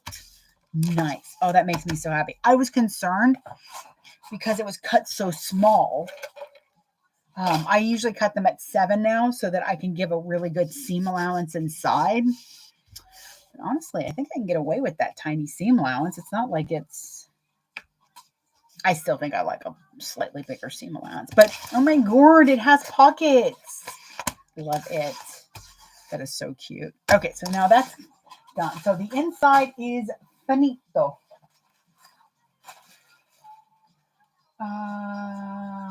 Let's do handle placement. Can I not do the connector? That's fine. I can do that later. Which drawer am I in? This one. Okay. Cool. All right, handle placement. This is always fun. Especially because I've got a ruler that will work. So one day, what I'm hoping to do is have, like I said, a bar that goes horizontal and then 2 bars that are vertical that you can slide back and forth so that you can put the measurement that you need, put it against whatever you're working with, and then you hold that and place your handles. It is in my brain. My husband knows about it. I think what I need to do is draw up exactly what I'm talking about for him so that he can get a really good idea of what I mean. So I'm going to put some tape. Remember, I've got my handles marked for where I'm sewing to. But I'm going to do, oh, I almost forgot to do my placement from my,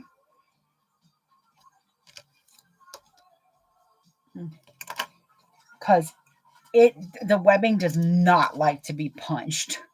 And I would rather go ahead and have the hole,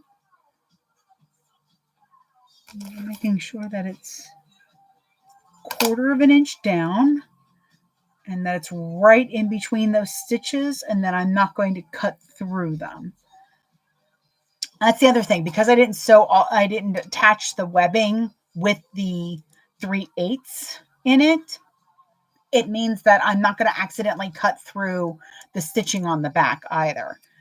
Ooh, okay, wish me luck because this doesn't always work. Oh, snap. Did you hear that? Oh, it was so satisfying. Look at that hole. Oh, wait. There you go. Maybe you can see it. There it is. Oh, it's so beautiful. I love it. Woo! Okay. I'm going to place a piece of tape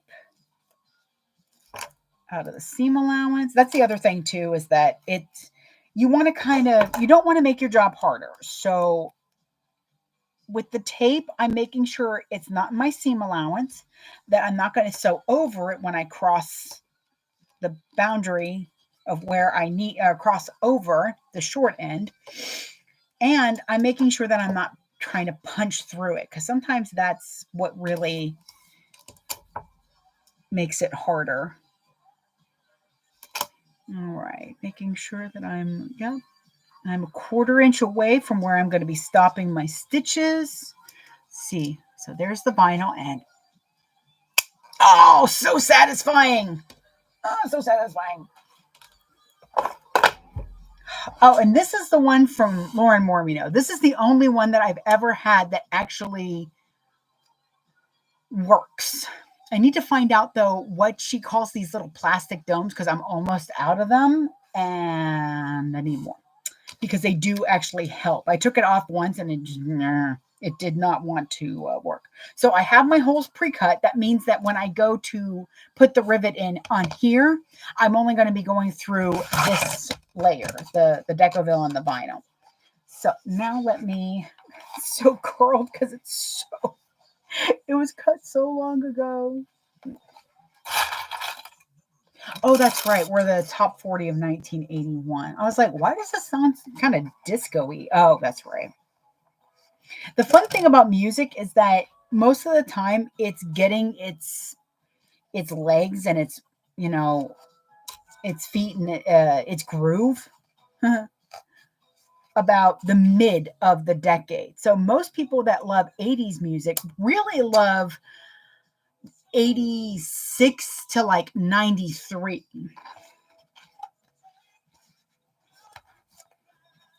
Because I grew up, I'm an 80s baby and a 90s child, a 90s teen, because I was born right on 1980. So each decade, I'm getting kind of a half and half of everything. And it's been interesting. I will definitely say that it is interesting. All right, so I don't really need that ruler. I'll put you back. Okay. Do I want 5 or do I want 4? I think I want 4 actually. And I don't have a ruler with 4, do I? I do want 4. So 5 is not bad. Do I want to try out 5?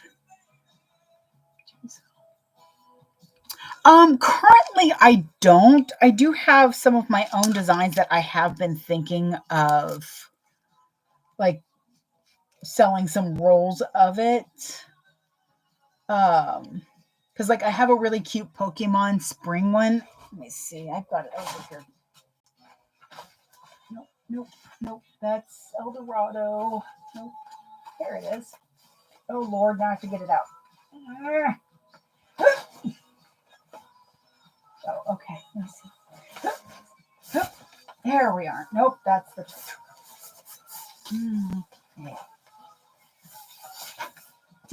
Nope, that's... Oh, well, I mean, I've got 2 that I can show you. Let's see. This is upside down. This is Sakura Pocket Monsters. It's very spring to me. I absolutely adore it, especially my little baby right here. My little side boy. I feel you, baby. And then I have this one that I call Hot Hunters. Because my favorite part is, where is it? I know he's on here. Because I had to have him doing that. There he is, screaming. Oh, down here. It's my favorite episode where Dean knew fear. When he screamed at that cat, it made me laugh so hard. Let's see.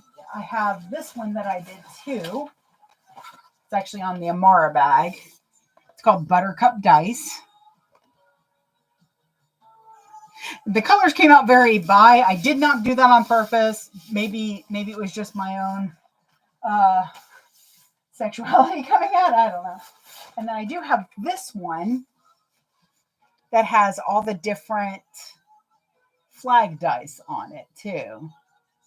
This one came out super tiny though. I have to redo the scale on it before I get it printed again. But I do have those. I was thinking of destashing some of them. But I do love my Hot Hunters. It is one of my favorite ones. So I'm probably going to have to do a bag with that next. Hey, little man, what you doing? Hey, buddy. What you doing, baby? You chilling out for 5 seconds? I know it's a lot. You like your mama looking for food, probably. Okay. No, I do not think I like 5.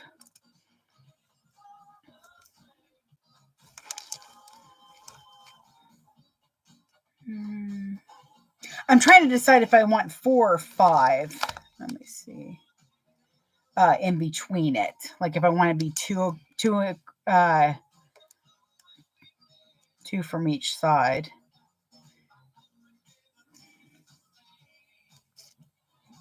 Okay, so see, that's at 4. I think that's a good grab handle. Yeah, I know that's what I want to do. Okay. Oops. Shiza. Where are you at? My tape came off. My grandfather, whenever he would babysit me, would have to, or watch me or whatever you want to call it, whenever I'd visit my grandfather. There we go.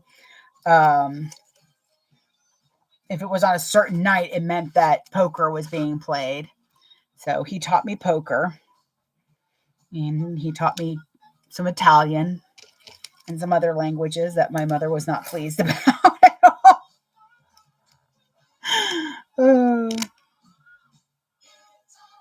See, I think I made these longer than I did. So now I need to see how... Oh.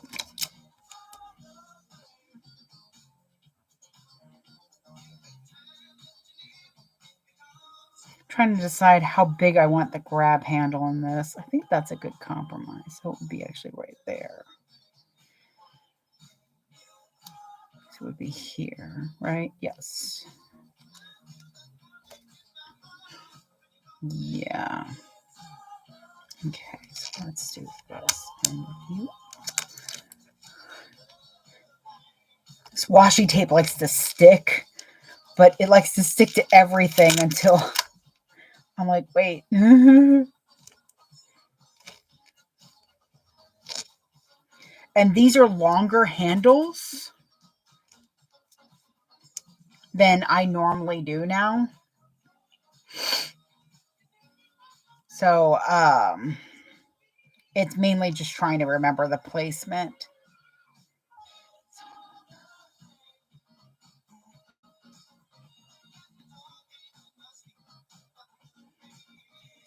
Okay, we're just going to go with it because I think I'm overthinking it, which happens a lot when I don't want it to. You're just going to stay there for a second. Madre de Dios, come on.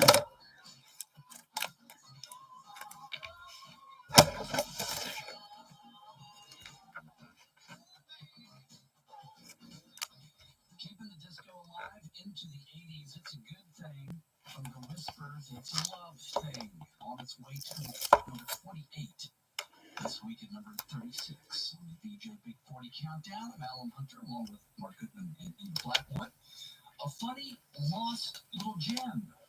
Oh, no, one more. Stephen Manzan has described this next song. Here we go. Springsteen's album The River. As the second release from the album after the massive first release, Hungry Heart. The song didn't climb as high, but still went to number 20. Okay, and this is why I keep the tape on and move it around so that I can see. I'm also using the roller to make sure that the tape is in the same place that I'm sewing to.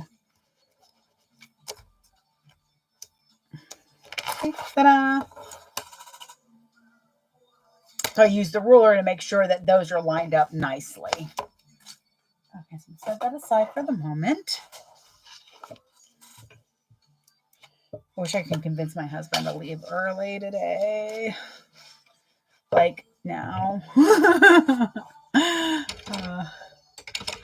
He is very sweet because he knows I'm in a lot. It's the anemia and everything. It's no fun for me, really. Now, I do my rivet below the stitch line. I think she has you do it above. You can do both, too. I just like having that extra bit of strength on that stress point right below it more. It also could be that I forgot and did it below. I mean, it's that kind of day. If you're confident that your foot isn't going to like over press on your vinyl, I usually stop and clip threads because especially on the outside, these threads are going to be seen. Well, they won't really be seen because it's hard to see inside the pocket.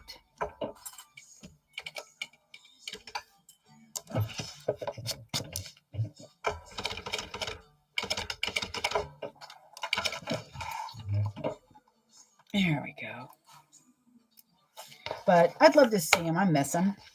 And I know I just saw him this morning, but I still miss him.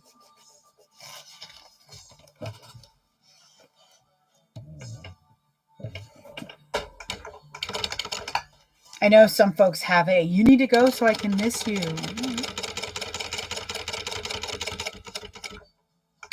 And that's fine. I just really like being around my husband. So we have the relationship where we can be in a room, not even talking. And as long as I know he's in the house, that's what makes me feel better. Because he creates a safe, loving environment that I know that if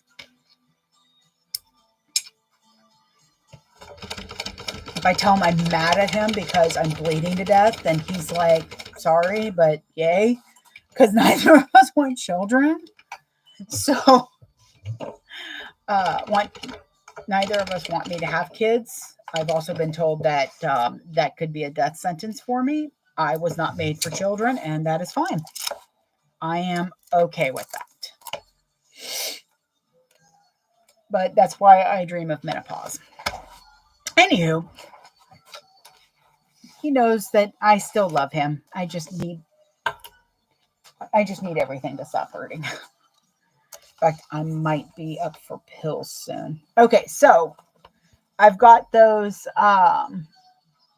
holes already cut in the handle, so I just have to kind of curl that up a little bit. You want to be careful to not like pull it weird, because then it's not going to sit right.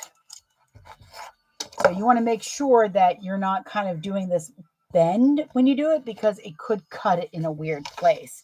But because it's, there you are, because it's under the stitching, it shouldn't move too much. But if you do one above the stitching, it's going to kind of move a little bit.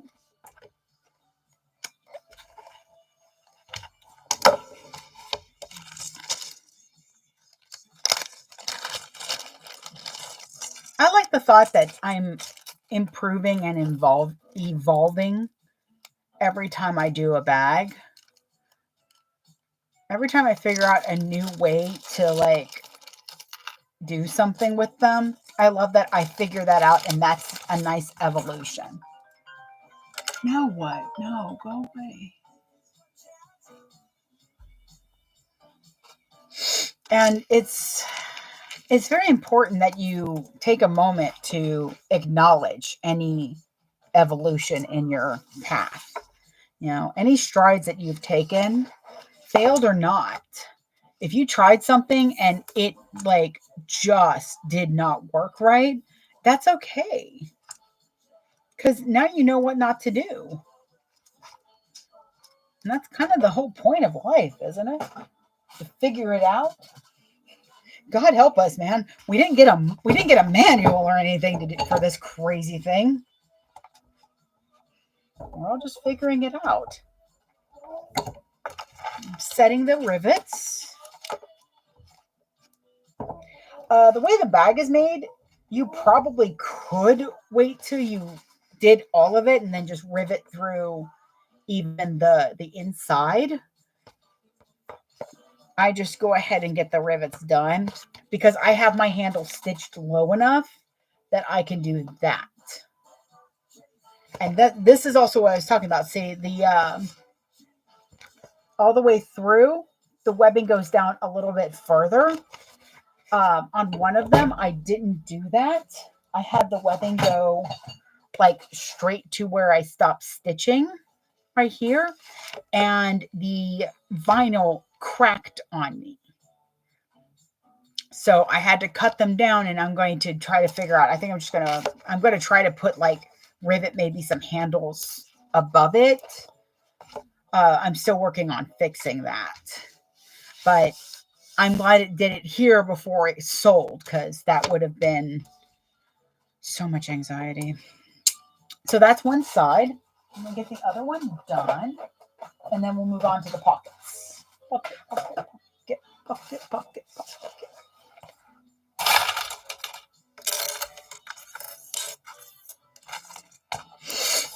Alrighty. So to make sure that I'm actually getting what I call true middles, true centers, I'm clipping the whole thing around. It's also a good way to make sure that your sides are symmetrical in this case.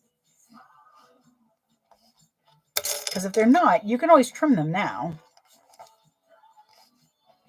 To see, I have a little piece here. That's actually not too big of a deal. I might not even worry about it, but we'll see in a second. We'll see how much it bothers me. It's also a good way to see if your bottom is straight.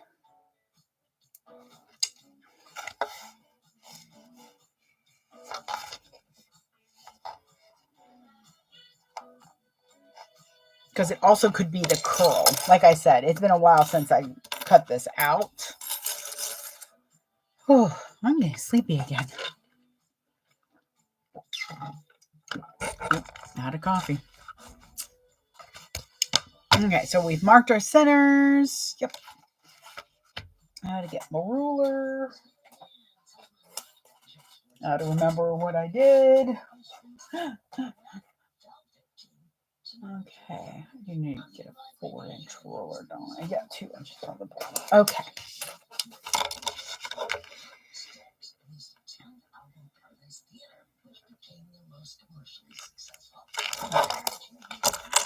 I do like placing the first one with the ruler this way.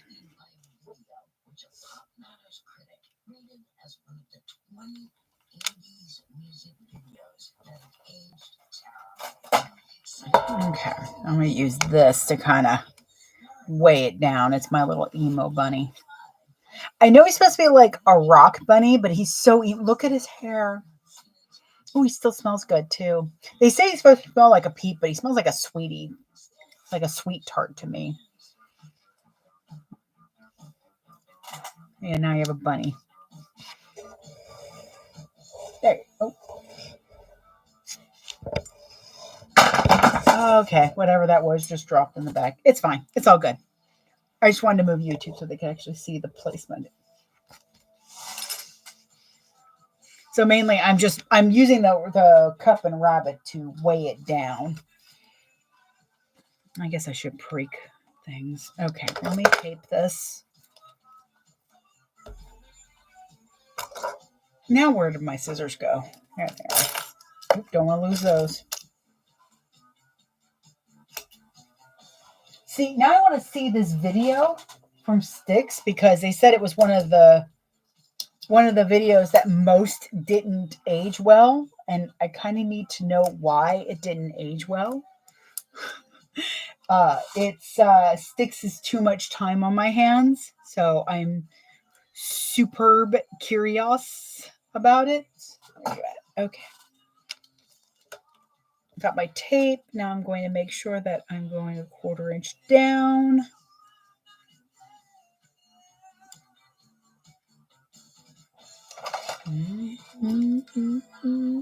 Too much time on my hands. Okay, let's go.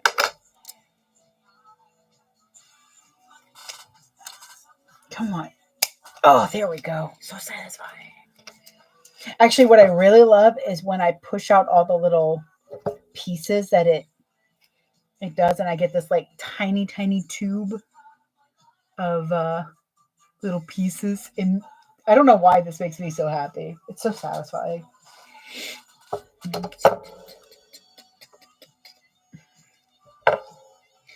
Alrighty.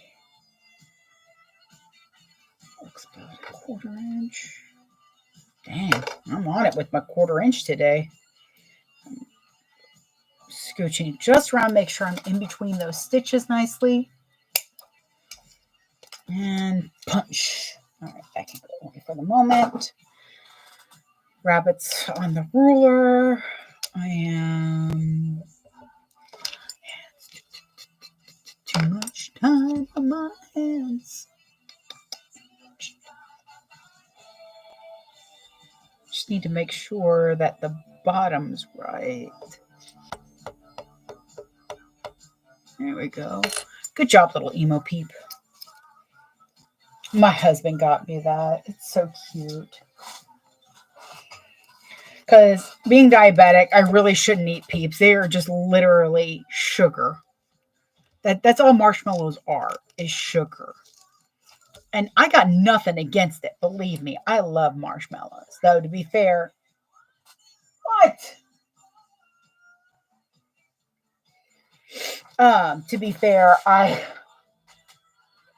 ever since I made my own marshmallows, it's really difficult for me to eat other marshmallows because, homemade marshmallows are so much better. Here we go.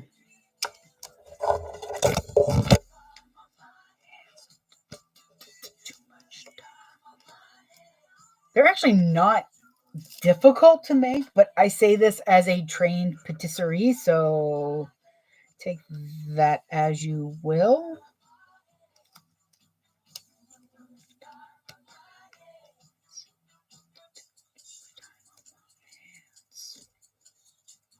Okay, there we go.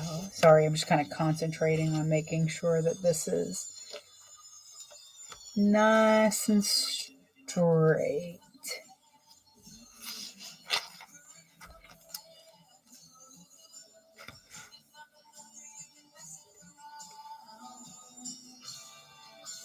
That'll be fine. There we go. Now I just need to stitch it on, and the handles will be all set, and we can start on the pockets. Oh, okay.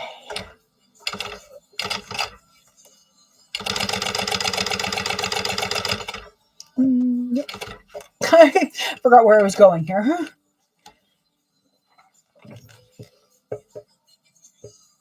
Okay.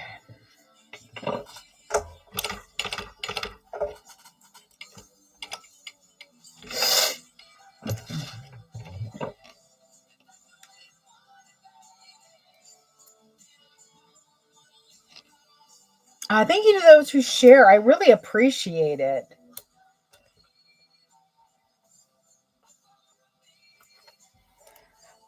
Also, Cindy, I'm gonna be getting some really cool vinyls in from Beauty and Geek that I'm gonna be striking, and some edge paint to use. And she also has interfacing. I can't wait to try the interfacing. In fact, now that I think about it, that modified Aries would be the perfect way to show off just about everything. Because I always I do edge coat the connectors and the magnet closure, as well as it uses fleece, which she's sending me. And the vinyls are perfect for the outside. I can do that kind of chic geek that I've been thinking about doing, where it's outside chill, but inside everything that you could ever want for your fandom. I might have some. I have to see what colors I get, but I'm really excited because this is going to be amazing. Because she's sending quite a bit. And she's got some that apparently nobody knows that she has, and I'm like, but why? I'm always on the hunt for good vinyls, for interesting ones, definitely. And one that she's sending, it looks kind of like stained wood grain without the actual wood grain, if that makes sense. So I'm like, yeah, let's do this. And I've been wanting to do the modified Aries, the one without the extra zippers. It's just one little one pocket. I'm going to need to look that up, but I love using strikes to try new patterns. It is a great way for me to try those out.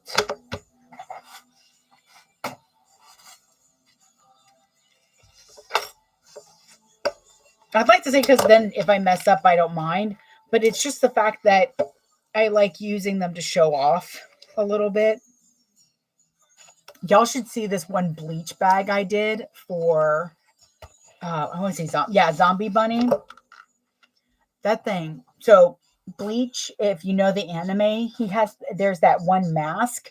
I literally cut out the mask, all the pieces, and then sewed it on the bag as an applique. And it took me 2 hours to sew it on. Not also this one bag, I called it the By Furious bag. It was using fabric from Night Till Dawn. It's these beautiful sakura flowers with all the bi-coloring. I almost said bi-curious. The bisexual colors on it, and they're so pretty. I loved it. But I decided I was going to use my Cricut to cut out literally lace out of a white vinyl, and it had all these little tiny holes.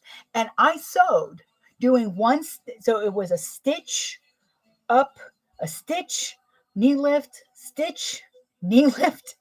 It took me almost 4.5 hours to do that bag. And I called it the By Furious bag because it was beautiful, but I loved it. So I was of 2 minds of it the whole time. And it got a lot of love. It really did. Like a lot of people would stop and look at it and they're like, oh my God, it's so pretty. And I'm like, yeah, I know, thanks. But it did take a while for it to sell because I had to price it appropriate. And it was a $200 bag. It was the Tribbiani from Sincerely Jen. And I know I saw a picture somewhere of it, but it is a bag that I will probably never ever make again, but absolutely loved how it looked after. It is definitely one of those bags that the whole time I'm making it, I'm just in absolute hate of it. Um, just like, what is wrong with me? Why did I think this was a good idea? And then I finished it and stopped and looked at it and I was like, oh, you stupid, beautiful bag. Why? Why are you so gorgeous? I was very proud of myself. I will say that. And anytime I had one person sit there and go, oh, well, that's too much for a bag. And I said, no, because this right here was 4.5 hours. If you want a cheap bag, you can go over to Walmart. I said, or you can go 3 aisles over and they have Eda bags for like $25 that'll fall apart in a month. So you do you, boo. But if you're not going to buy something and you're just going to stand here and throw hate at my beautiful work, you can get to stepping. I don't deal well with people. It's not that I don't deal well. I do not suffer someone telling me my work is not worth what I put into it and the price I put into it. And you shouldn't either. If somebody comes up and says, oh, this is too much, I can't believe you're charging that. That's fine. Then walk on. Nobody's telling you that you have to buy this bag. You are just wanting to tell me that you think it's too much. If it's not in your budget, that's fine. But I'm not changing my prices to fit your budget. I follow a guy on here that I absolutely love. He cracks me up. He makes iPad cases out of, and actually designs and prints ones now to put the iPads in to make the iPad cases of the old MacBooks. And I want one so badly. They are like $956, something like that. They are pricey. I watched the video of him putting together. And believe me, I already wasn't questioning his price. I may have like raised an eyebrow a little bit and been like, oh goodness. But it wasn't oh my God, he charges that much. It was whew, that's going on the dream list. That's the wish list pile right there for sure. Right now, I'm just making sure that my handles actually line up and they do beautifully. But just because something is not within my budget does not mean that the work was not put in properly. And I watched the video of him putting those together, and it's a lot of work. And it costs too. So, you know what? Let him. Charge what you want to charge. Pocket outer, pocket outer. Oh, right. Oh, my God. We're getting there. We're getting there. We're getting there. We're almost done with the panels. So, I got these. This is going to be interesting. Because I will tell you right now, I hate how floppy it is because I'm used to vinyl. And it's interfaced nicely, and it's still good and soft, but a part of me wants to put something behind it, and I know I'm not going to like it if I do. So let's just do this. Let's pick our... So like on this side, I've got little full moon boy. And then I've got my girl on this side. So I think this is the side I'm going to make the front.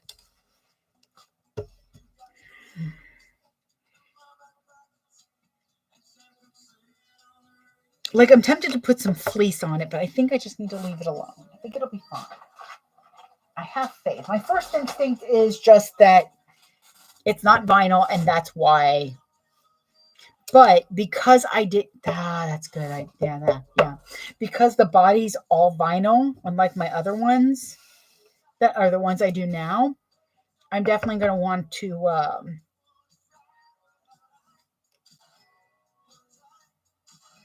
I'm definitely going to want to keep this thin anyway. So that'll be fine. It's so pretty though. Okay, so we're going to... First, we're going to go ahead and get rid of this extra interfacing.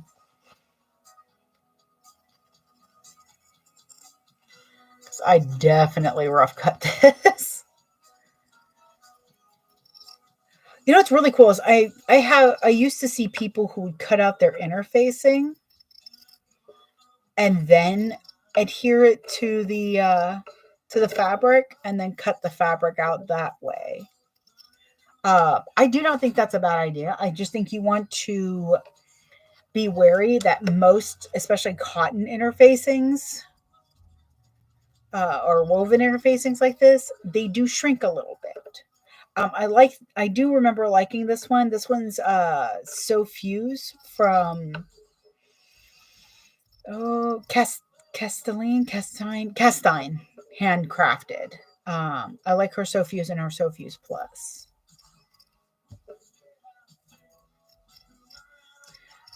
So it's nice because the glue dots are very, very, very, very tiny. Okay, so there's that. So when you have tiny glue dots, you have a better chance of it adhering and not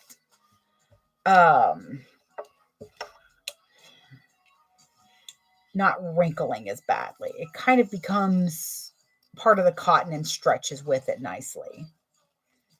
Somebody had the glue to where it was like kind of, I don't want to say a sheet of it, but it was just like, it wasn't glue dots. So that was also nice. This is a good piece of interfacing. In fact, I am going to use this one and the one from the other one. I'm going to use it as extra interfacing for extra stability for my thing. Yes, Cindy, definitely. My label background. Because what folks don't understand is even good interfacing, if you have a bad combination of it, it will wrinkle and it won't move. Like if you use a so-so interfacing and then put Decoville light on it, you have to understand that any wrinkles that happen are going to be really hard to get out because the Decoville light doesn't have that give at all. You're practically sewing cardboard, actually. Oh, the best thing is I think I still have more coffee out there I can make. But now I have a cup of water because we shouldn't survive on just coffee and Diet Mountain Dew. Okay, so I'm going to use that. That's a good idea. I was trying to think of what I wanted to put behind my label so that it would have that extra stability, especially the label itself. Yeah, and I'm excited too because Hillary from Beauty and Geek, she's sending me some interfacing. And definitely excited for the foam, or not foam, the fleece. I used to be a big hater of fleece. I did not like it. And then I found out I was using the wrong fleece. Oh, Annette, you'll have to tell me who says what on what. Because there's a good chance I'm Dory, okay? Like 2 minutes after I say something, it's usually gone. I actually have I have trouble making short-term memories. In fact, I really can't. Oh, sadly, my doctor says that I shouldn't survive on just coffee. And I was like, now my husband did come to my defense because he did look at her and go, it's less coffee and more milk than anything else. I'm like, yeah, see, I'm getting, and it's almond milk, so it's even better for me because literally it's not half coffee, half milk. It's more like a third coffee, 2/3 milk. He lies. Uh, See, I do have to come to the defense of my doctor because she is amazing. Her and Gage, they are amazing. I absolutely love them. It was the first doctor I went to that didn't look at my weight and go, "Oh, well, all your problems are because you're fat." That was nice. All righty. Let me mark my centers on here. But yeah, and I found a really good way to make my iced coffee. I put the almond milk, in one of my boba cups. And then I don't really need to do this, but I guess I'm doing it. You don't have to clip in here because I do need to mark my seams. No, I don't have to. I'm going to do it differently. Filtered through beans. And beans are vegetables. It's just plant water. That's all it is. Oh, but I put the milk and my sugar-free chocolate syrup and a little bit of whatever syrup we have on hand. I think it's churro right now. And I put a lid on it and I shake it really good so it kind of froths up. And then I put it in the coffee and it is amazing. If you have a way to shake the milk, I guess that's frothing it, but it's much more fun for me to do it again. My husband says he enjoys watching me do it, and I told him he's a pervert to stop. Let me mark my centers.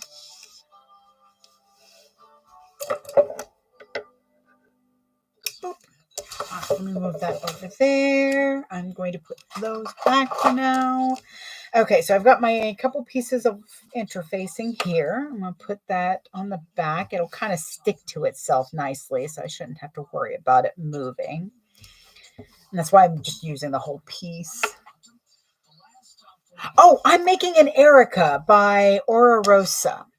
This, I have 2 drawers of stuff that I cut out like ages ago and didn't forget about per se, but have not thought about as much either.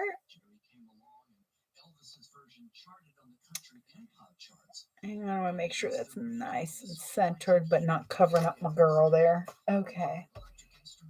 Oh, this doesn't even belong over here. This is a ruler over there. I might have to order another one of those rulers to put over here. But yes, so I cut this bag out like 3 or 4 years ago. And I'm like, I felt like garbage the last couple of days. If you are a lady, you know. But I had already thought to do this, to go through and see which one of them I would do. I wasn't feeling great earlier, so I wanted to do one of them that I know wouldn't be too much, I almost want to say thought process, but at the same time it really is because I cut it out so long ago. I've changed some of my tactics and some of my techniques. So I've been having to cut out little things here and there. Like I put strap ends now on the strap, but not like metal ones. I use pieces of the vinyl to do so. I'll show you in a second.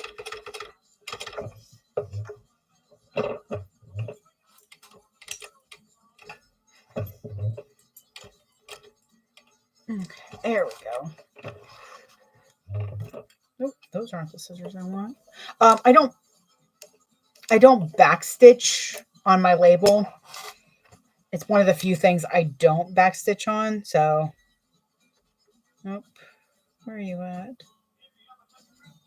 Okay, this one. And then we get to play which thread is the one I want to pull. Okay, so see, it caught most of that. I'm just going to trim this off, though, because I don't want it flopping around all over the place when I'm trying to sew. And into the little scrap bin it goes. I'm not cutting my threads. I'm just cutting the sides of this. That in the trash and that in the scrap bin.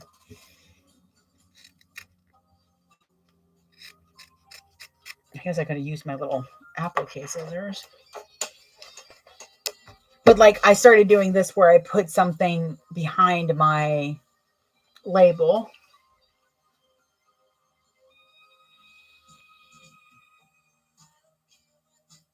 I do love the Erica. I really do. It's such a fun bag. I love anything Alexis puts out. I haven't gotten the new bucket bag yet.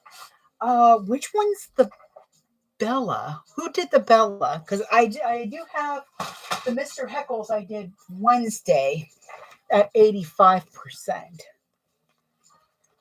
And it is, I will say, it is pretty stinking cute, but I would definitely look at widening the handles a little bit on it, because this is where I would raccoon my hand. I'd get it stuck, but I do like how it came out. Oh, okay, yeah, that's the one I want to do.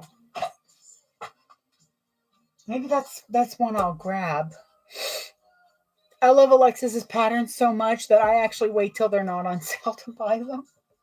I want her to have all the money because I know how hard she works. She puts a cutting list. I love a cutting list. I can't help it. A cutting list is amazing. My OCD brain loves her for that. Oh, apparently I can't walk today. Okay. Nickel. Alrighty. Oh, I said I was going to show. Oh, like I'm adding this inside. So this is actually 2 pieces. Oh, her handles are so adorable. I do her handles a little bit differently because I do webbing. So I do a 2-inch wide piece and fold it in. And then I do enough webbing that it comes down a bit into the handle that's being, the part of it that's being sewn down. And then I have the webbing on the other side. So it's a little like, whoop, little surprise.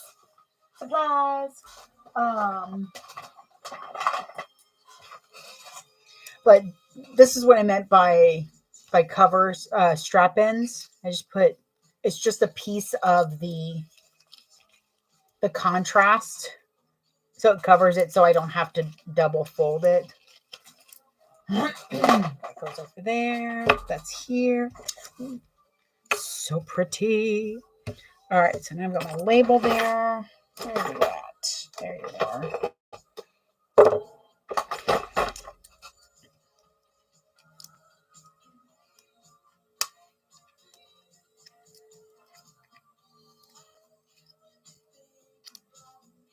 I do try to pull the prongs out so that they're nice and straight, which is why I use pliers.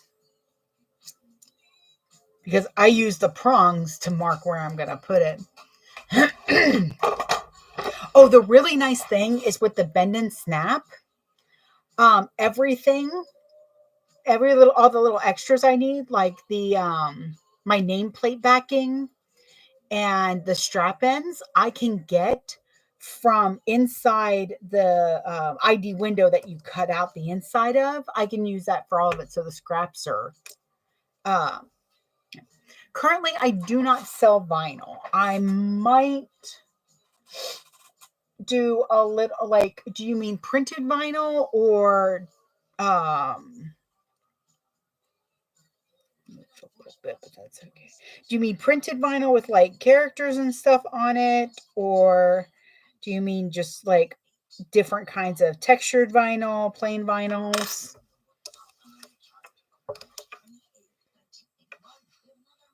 There you are. Come on, there we go. I cut the holes for my prongs like just barely big enough so that they're really, they're snug. All right. Printed. I have been thinking about it. I really have. It would have to be a pre-order. And it would only be like maybe 1 design at a time, maybe 2, depending. Because I have some different ones that I do. Like I've got a Courage design. I have some Pokemon Sakura, so like a spring one. I'm going to be doing a. I have to finish it because it's so cute. I have a Christmas Soot Sprites design I really want to do. Like one of them has a reindeer nose and the Christmas tree is Totoro and it came out so adorable. I do actually have some like floral dice. I have one that I did for the Marriott carpet.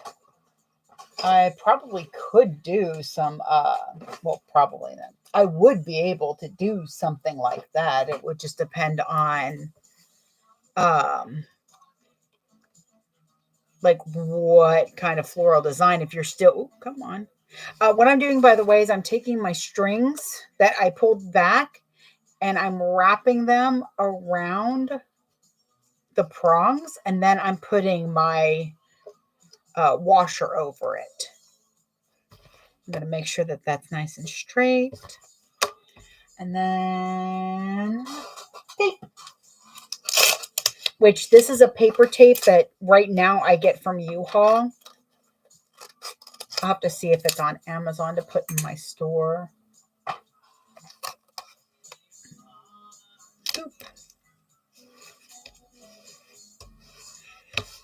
I like the paper tape better than the duct tape. It doesn't deteriorate. It can be unstuck, but after a few days, it kind of cures into whatever you've stuck it to.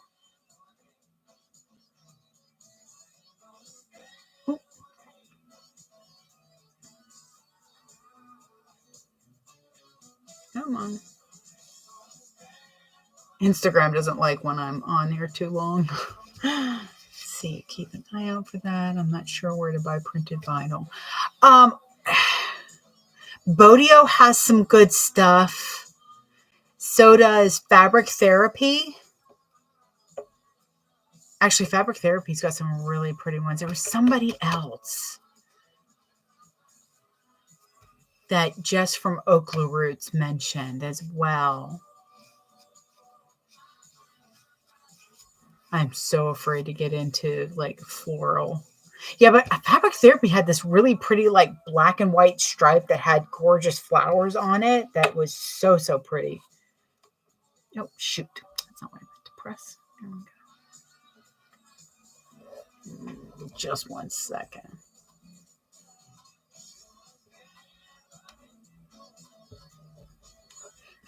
Just putting live. While that's posting, we'll see if we can go back to live. All right. I got mine through the same person that Lauren was using. If you look up So Whatever, and then when you go on to Lauren Mormino's YouTube and then look, or just type So Whatever metal tags, she does have a video with the email that she uses, and all you have to do is contact them.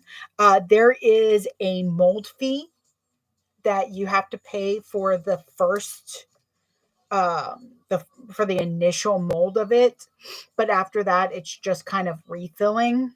Speaking of, I need to contact him and get a refill. I'm also redesigning my zipper pulls because he does my zipper pulls as well. Right now it's a little bunny, my chubby bunny. Let's see if that's not a rubber gold. Ooh, sure, moved nicely. And I do love watching Warren.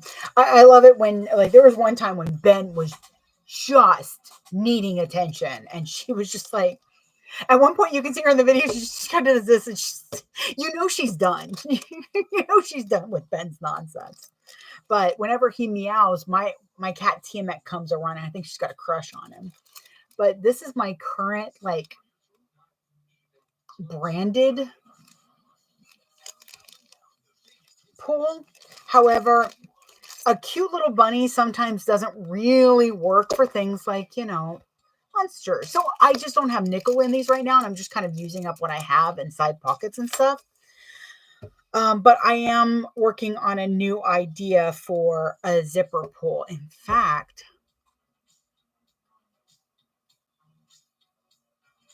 I might see if Fat Rabbits wants to do something with that. I need to order webbing. Oh, I've got so many things to do, including finishing this bag. So let's see. All right. It is a 3/8 seam allowance. As you can see, I rough cut the heck out of this. Where are you at?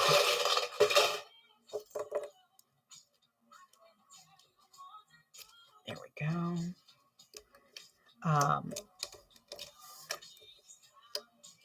Like I know some folks have anxiety about talking to people and figuring it out, and it can be challenging to try to find or try to, talk to folks about this. The first time I talked to Bruce, I was a bit of a nervous wreck because I'm like, oh God, I'm going to sound like an idiot. I mean, that's how I feel anytime I leave like a message for anybody. I prepare myself. If I have to leave a message for someone, I like go over and over and in my head to try to make sure that I'm not going to sound, dumb. It does not always work. Most of the time I hang up going, well, they're going to think I'm an idiot.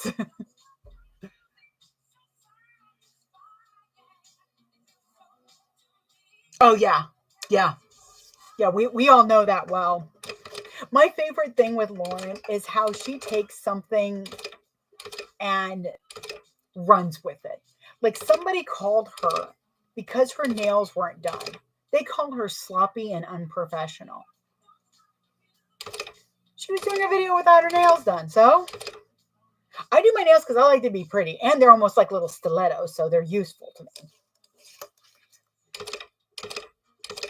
And my husband knows it's kind of a self-care thing. But that was just rude. They literally took one thing. It was a great tutorial too. It always is. It always makes me laugh when she's like, you're supposed to do this in the pattern, but I'm going to do what I want. No, we all do. Ain't no judgment on that. But she was like sloppy and you know what? She made shirts. It made me laugh so hard. She was like, you know what? Fine. I'm going to own it. It was just one of my favorite things. It is one of absolutely my favorite things about her. Is that she just was like, okay. And then somebody told her that they couldn't wait for Dorothy to get old enough to edit her videos. And I'm like, this child just came out of the womb and you're already putting her to work. Okay, 1600s. What? And you know what? That actually makes me sad because you're right. They must have been in a miserable place to think that was an appropriate comment. And I feel more bad for them than anything because I think everybody's been in a place where they've wanted to lash out. And it really is hard for human beings not to want to lash out when hurt. When we are hurt, we want others to know that they hurt us. But it ends up getting translated. And by the way, this is another great scrap for zippers. Into the pile it goes. It's just, I don't get it. It doesn't compute in my head. It never has, and it never will. Why folks just are the way they are sometimes. I enjoy growing as a person. No, I don't like being told that I'm wrong, but who the hell does? Nobody wakes up in the morning and goes, gee, I hope somebody tells me I'm a raging bitch. Okay, maybe some days I wake up and I kind of think that because I'm just, I'm choosing violence. We all know I'm the goose. I'm choosing violence. However, nobody really wants to be wrong. Like I have apparently this reputation with most of my family and some of my friends where I don't take things well. I have a bad reaction to stuff. Okay, so what do I do after the reaction? I think. Yes, I allow myself 5 seconds of absolute emotion. Whether it's utter defeat, utter sadness, complete rage. I give myself 5 seconds to just wallow like a pig in mud in that emotion. Because then when I come out like a pig, I'm clean. That's why pigs go in mud. They want to be clean. I know it sounds like, wait, isn't mud dirty? But when it cakes and then comes off, it takes all the dirt with it. So sometimes it's good to wallow. You just don't want to stay in the mud for too long because then you become the mud. And then when you do emerge, you don't look like you look like a mud monster. It's hard to be friends with a mud monster. Oh, the size needle is... Oof, I gotta buy needles. I'm on my last one. It is size 19 for my machine. 20 seemed a little too big. 18 wasn't quite doing what I wanted. So the 19 seemed to be nice, but I'd gotten a pack of 18 and a pack of 19. I'm telling you, sometimes you wake up and you feel like you're choosing violence. I woke up yesterday and chose to eat half a carton of ice cream. So, you know, I chose violence against my diabetes, apparently.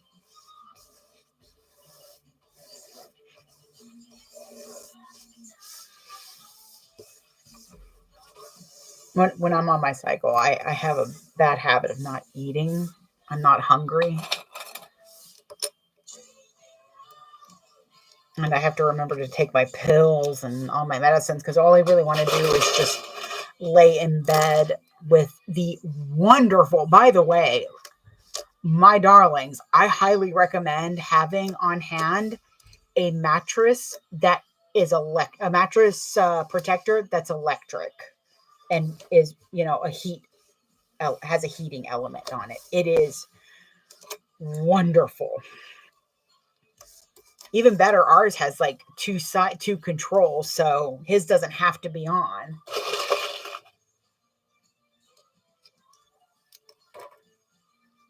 All right.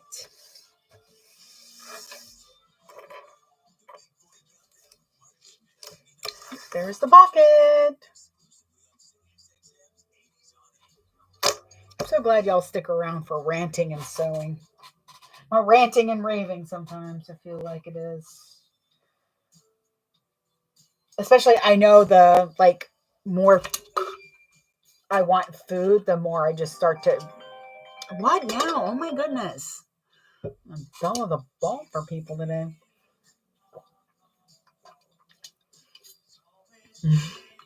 So, for those joining, we are making the Erica and discussing why to not choose violence when we wake up. Because I know it's a difficult thing sometimes. All right, so I'm going to top stitch. I used my pinking shears, by the way, because I want a nice curve on this. And it really does help. I highly recommend having a pair of pinking shears. The pinking shears I have are from Famore, and they are wonderful. And when they start to dull, you can send them into Famore and pay to get them sharpened. There are not many scissor folks that sharpen scissors or pinking shears. So the fact that they will sharpen these again is a dream come true. There we go. Nicely top stitched. It is often a pre-coffee thought. I do agree. This cup of coffee saved you.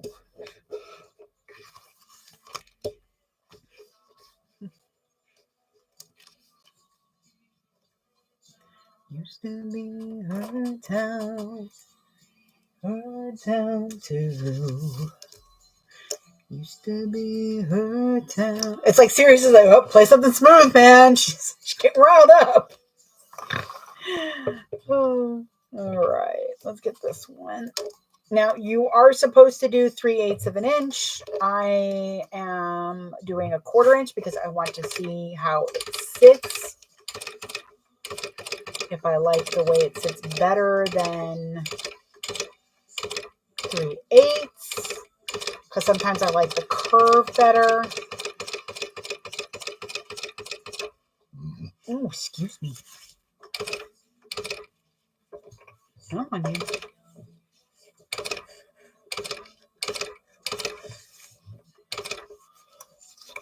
I could have done a shorter stitch length.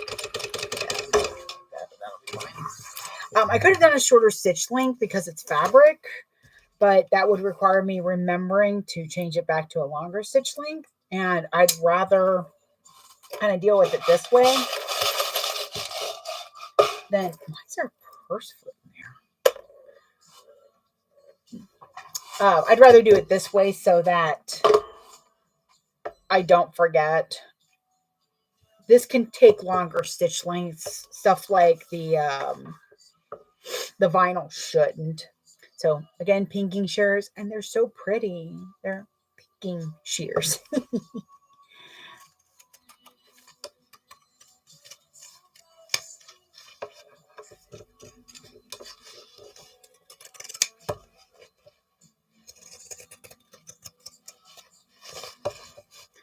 And I've told folks there's a lot of times that I make patterns kind of my own. I do a lot of different stuff to it, but it still comes from a great pattern.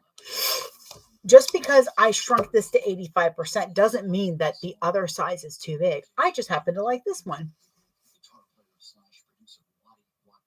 Yes, a longer does help a lot. It also helps with perforation.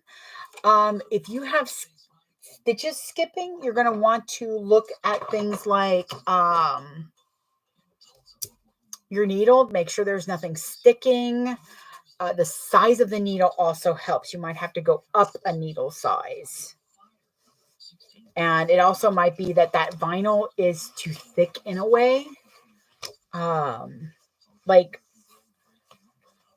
I do like the fact that Lauren has domestic friendly vinyls because I've been there. I sewed for 3 years of my business on a domestic, on different domestics, but domestics nonetheless. And depending on the vinyl, I could do an NCW with no problem. But then I'd have a vinyl that had like maybe the fleece backing to it. And it would try to skip stitches.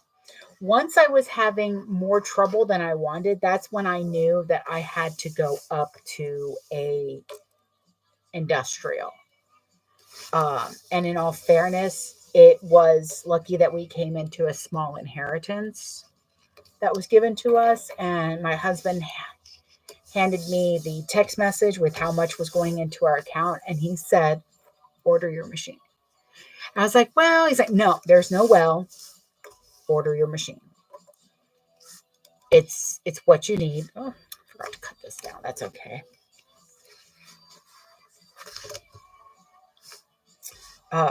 He's like, order it because I've heard you start to cry in there. And I would, because this is my business. This is how I was making money. I was doing 4 to 5 conventions a year. And that may not sound a lot to some folks, but to anybody who sews for a convention, that's a lot. Of course, then unfortunately we had to deal with COVID. So that killed off my conventions. But the main thing is the fact that, yeah, he could hear me get upset. I was usually bargaining with my machine. Come on, honey, just one more NCW today. And I did a lot to patterns to make them work for a domestic machine. The NCW alone, I changed so much to make it work for me. I didn't do a full vinyl body on the outside, but there was still a vinyl body on the outside.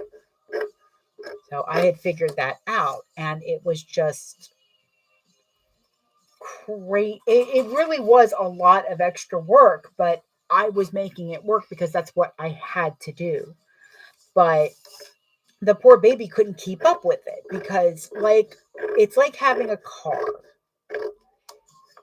And while, yes, it can get you to and fro, you're going to have to sit there and think about how much work goes into it. If you're a hobbyist, a semi-industrial is definitely not a bad idea. And if you really want to sew like a whole lot, that's fine too. And get yourself an industrial. I'm not saying don't. I'm just saying it's an investment. This was a $2.5 grand machine.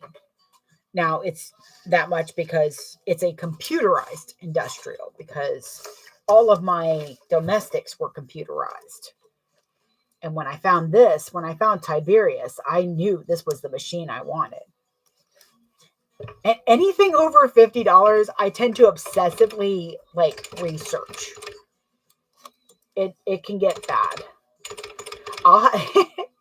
Aaron one time opened my computer to look up something, and there was like 55 tabs open, and all I heard was, "Good God, woman, what is this?"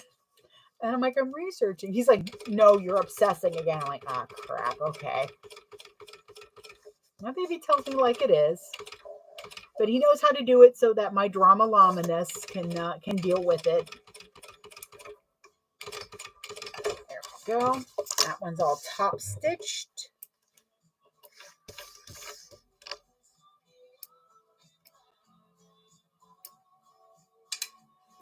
Alrighty, so now we have that taken care of. So what do we do next? We're going to put together full panels and then work on the gusset, which we're going to at least get the panels, and then I will most likely go live on YouTube for an ASMR finishing of the gusset in that. If you come on the live, you're more than welcome to ask questions. I'll kind of keep an eye out to make sure that, there we go. I don't know why this one didn't get clipped. I thought it did. I'll keep an eye out for folks asking questions. This is really coming out super cute. I mean, there's a reason I cut it out. Believe me, I knew what I was doing when I got this all together. I just forgot about it because it just got laid to the wayside. Probably, most likely, that was about when we moved. And moving is super stressful for me. It kind of triggers me a little bit. Come on.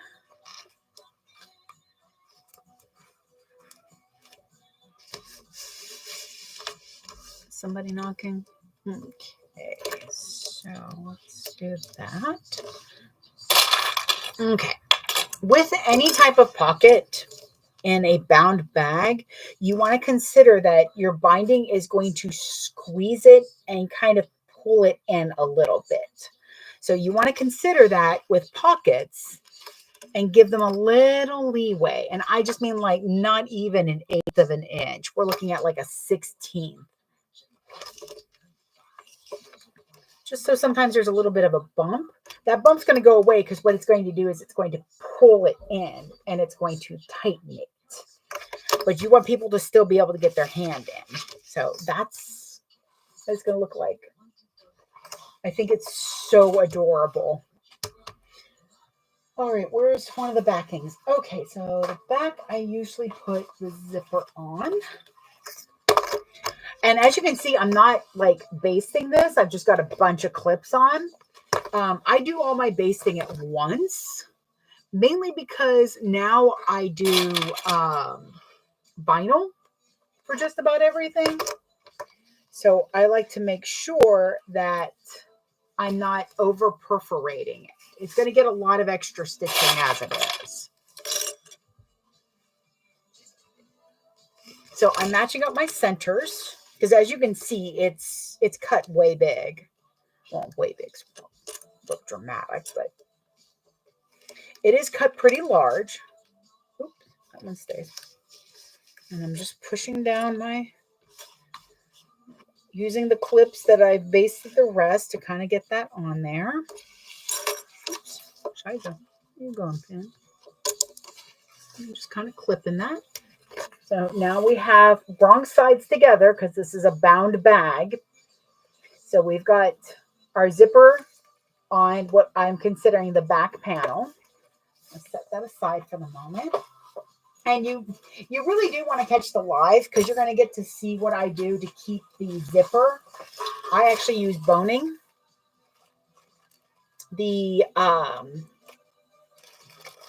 I've been using boning for quite a while, but I do like that the classic handbag has boning in the top. And it's a good thing too because it's such a big zipper that with the boning, it does help to kind of keep that shape.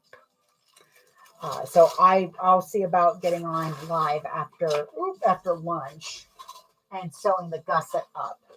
Let's finish these panels so that I can, oh my, yes. Oh, I just remembered I have leftover macaroni and cheese and I'm so happy. That makes me so happy. Mac and cheese is definitely my comfort food. And I mean, when I say I love mac and cheese, I love just about all mac and cheese. I've had a couple bad ones because I don't believe that there is no such thing as a bad whatever. No. You can mess up some chicken. You can mess up some mac and cheese.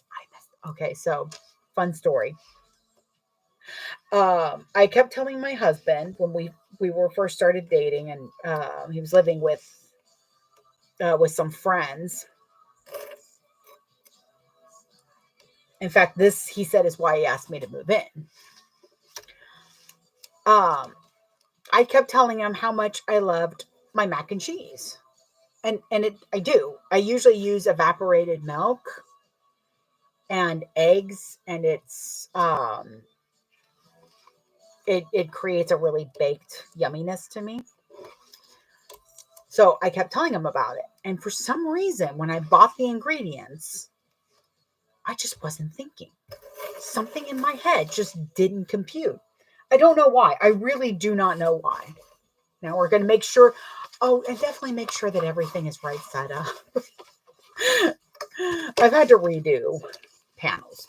So I make the mac and cheese and I take a bite and I am horrified. Because I'm horrified and I set it down real quick before everybody's starting to eat and they're looking like it's weird, like, okay. And I'm like, I'm horrified. I run to the trash and I grab it open and I'm looking through and I see the can. It's sweetened condensed milk. I made some sweet ass mac and cheese. Now, to be fair, his roommate loved sweets and it really wasn't bad. It just wasn't what I was expecting. I mean, that's what everybody said. They're like, well, it doesn't taste bad. It's just kind of weird. I'm like, because it's wrong. I was like so upset. I really was. I was near tears. And there's Aaron trying to stomach down a couple bites. And I'm like, baby, you do not have to eat that. It will not hurt my feelings if you put that plate down and order a pizza. I am not going to be insulted by that because I want to order a pizza right now. And he was like, okay, we'll order a pizza. Now, Matt was wonderful. He ate a full plate of that and told me to put it in containers so that he could take it for lunch for work. And it wasn't really the best thing to give somebody. But, I mean, it was hard for me not to at least feel thankful for that. It was just, and he told me that he loved the fact that I didn't like freak out or get mad. I was more upset, of course. But it was the fact that I was like, listen, just order a pizza. I'm not going to be insulted. This is not what I meant to make. This is a huge mistake. And the fact that I may have been upset, but I didn't throw a fit or go in there and start throwing things or anything like that. I'm like, listen, I wanted to, but you know, we're early in relationship. You don't got to see that part of me just yet. I'm basting everything together now at a little less than an 8. I am barely on there because I'm going to tack everything together with the gusset at an 1/8 of an inch. And I don't want to over perforate the vinyl.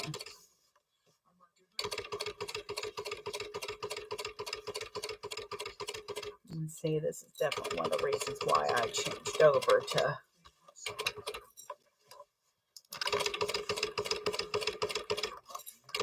And this is going to be interesting to see how well I can fix this. Because I'll show you what I mean in a minute.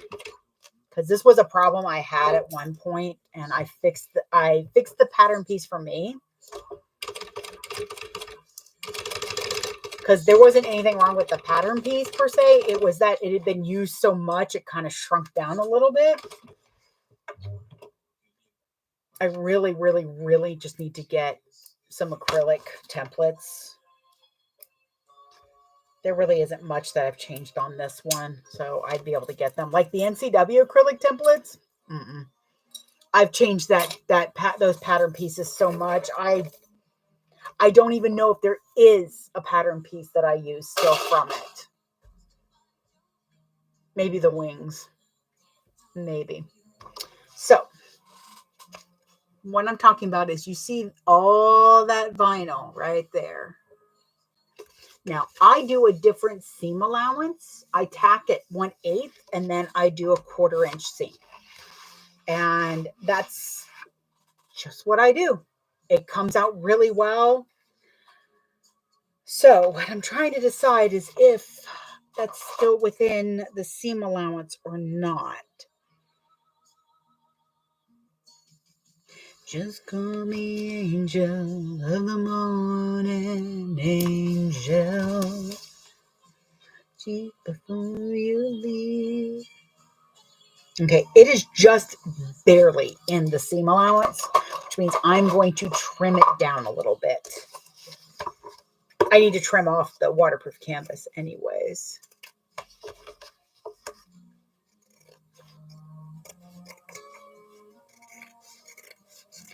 But see, that happens. I noticed that happening on this batch. I remember that. And it was very frustrating. But I had adjusted everything and reprinted the piece so that it wouldn't do that.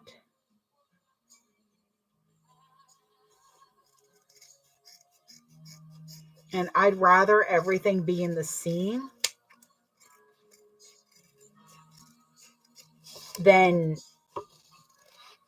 and trim it down than it not and then have to go back over it. Ooh, I think I might have some monster printed binding that I can use too. Just touch my cheek before you leave me, baby. Call me angel of the morning, angel. And walk away. Because I like to keep these little corners here because that's what I'm going to use to pivot so that it kind of has a nice little like bottom. We want to have a little bottom. I will not apologize for that. Okay, so this panel is done. I double check to make sure my pocket's on the top. We've got oh my gourd. That one's done. Yes, this is absolutely beautiful material. This is from Wonderground Fabrics.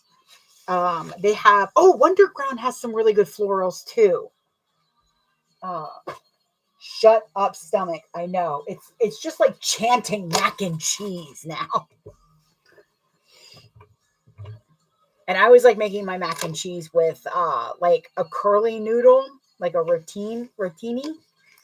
Anything that can really hold the cheese sauce. I want it to be nothing but cheese sauce. I have a problem, and we all know it. But macaroni and cheese makes me happy, and I don't care who knows. I'm really making sure, too, when I base down, to really base down those corners of the pocket. I have had before where it likes to pop up. Kind of pop out. So you want to make sure you really get those corners. And that's why also, even if you do a 1/4 inch and then 3/8, however you do it, if you do 2 lines of separate seam allowances in your bound bag, you will notice a huge difference. It helps so much. Sorry, I'm just seeing poor YouTube over here shake.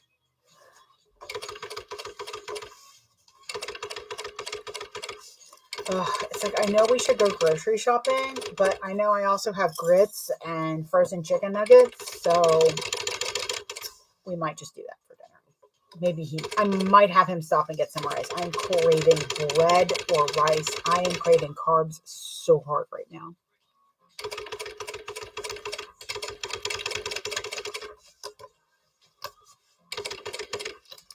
And after a while of sewing, you kind of get a feel for when backstitching is, like how much to backstitch. I only do a couple backstitches over the pocket.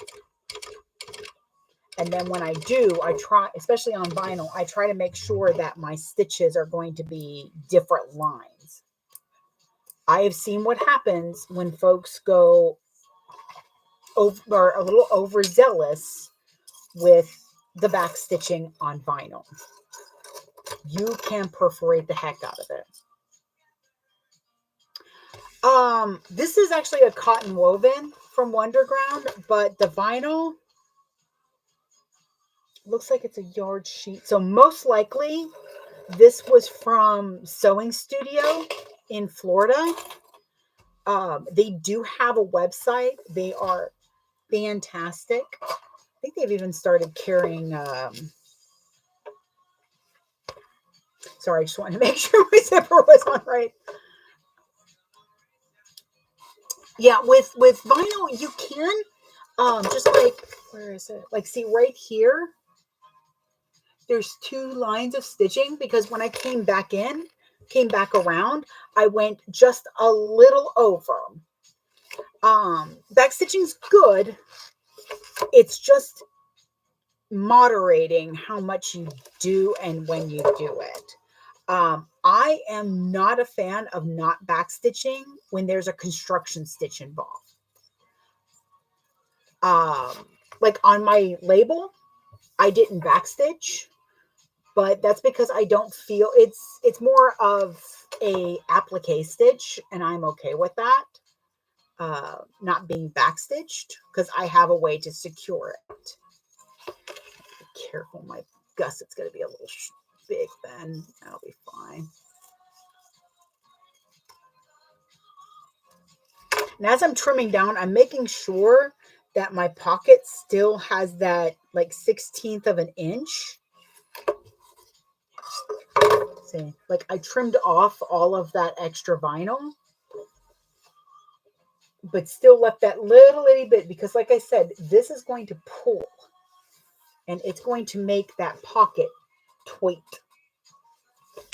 I mean, if it doesn't have a magnet, you kind of want it a little tight, but see how loose it is now? It's not going to be that loose when you're done. Also, when I'm trimming down everything, I'm putting my scissors at an angle and kind of trimming under the vinyl. This takes practice, and you want to be careful not to actually cut your vinyl. Except in this case, I want to cut my vinyl.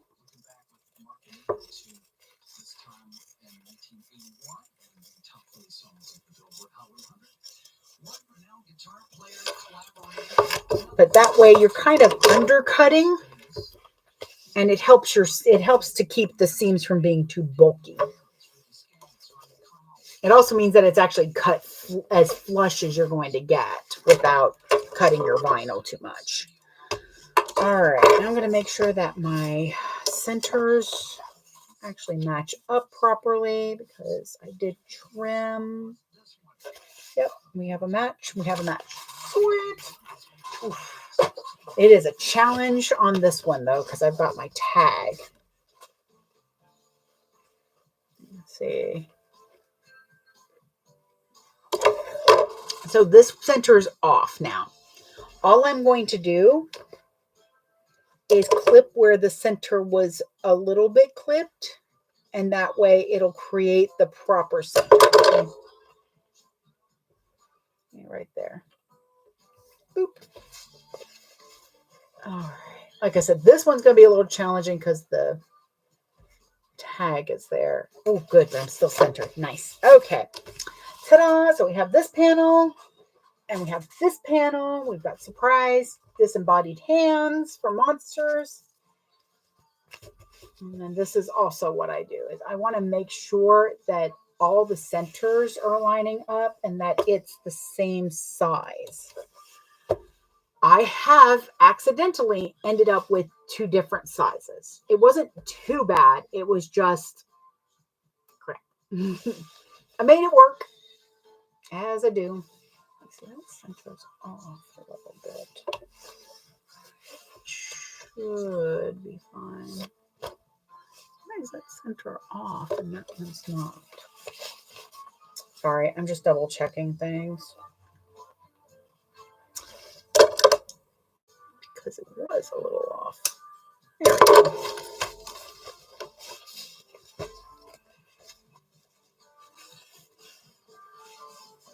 Okay. And one, I will not lie, one is a smidge bigger than the other. I don't know how. However, that's fine. It's like not even a 16. It's like a 132.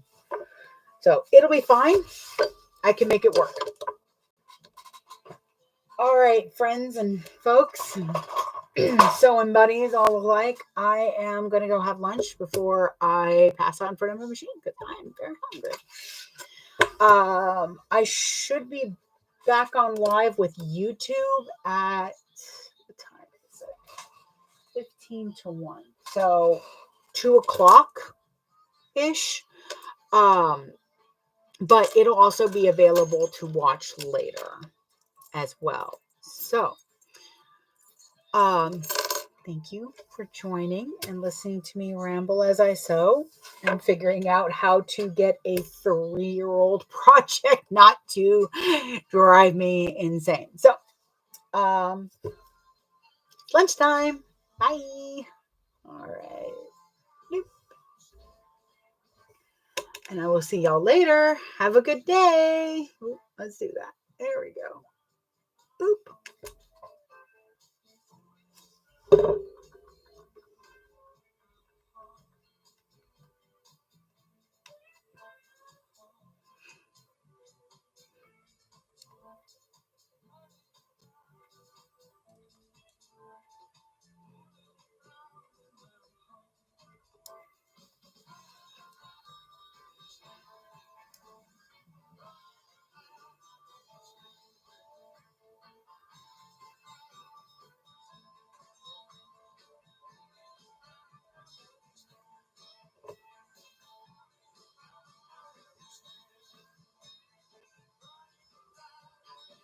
There's one.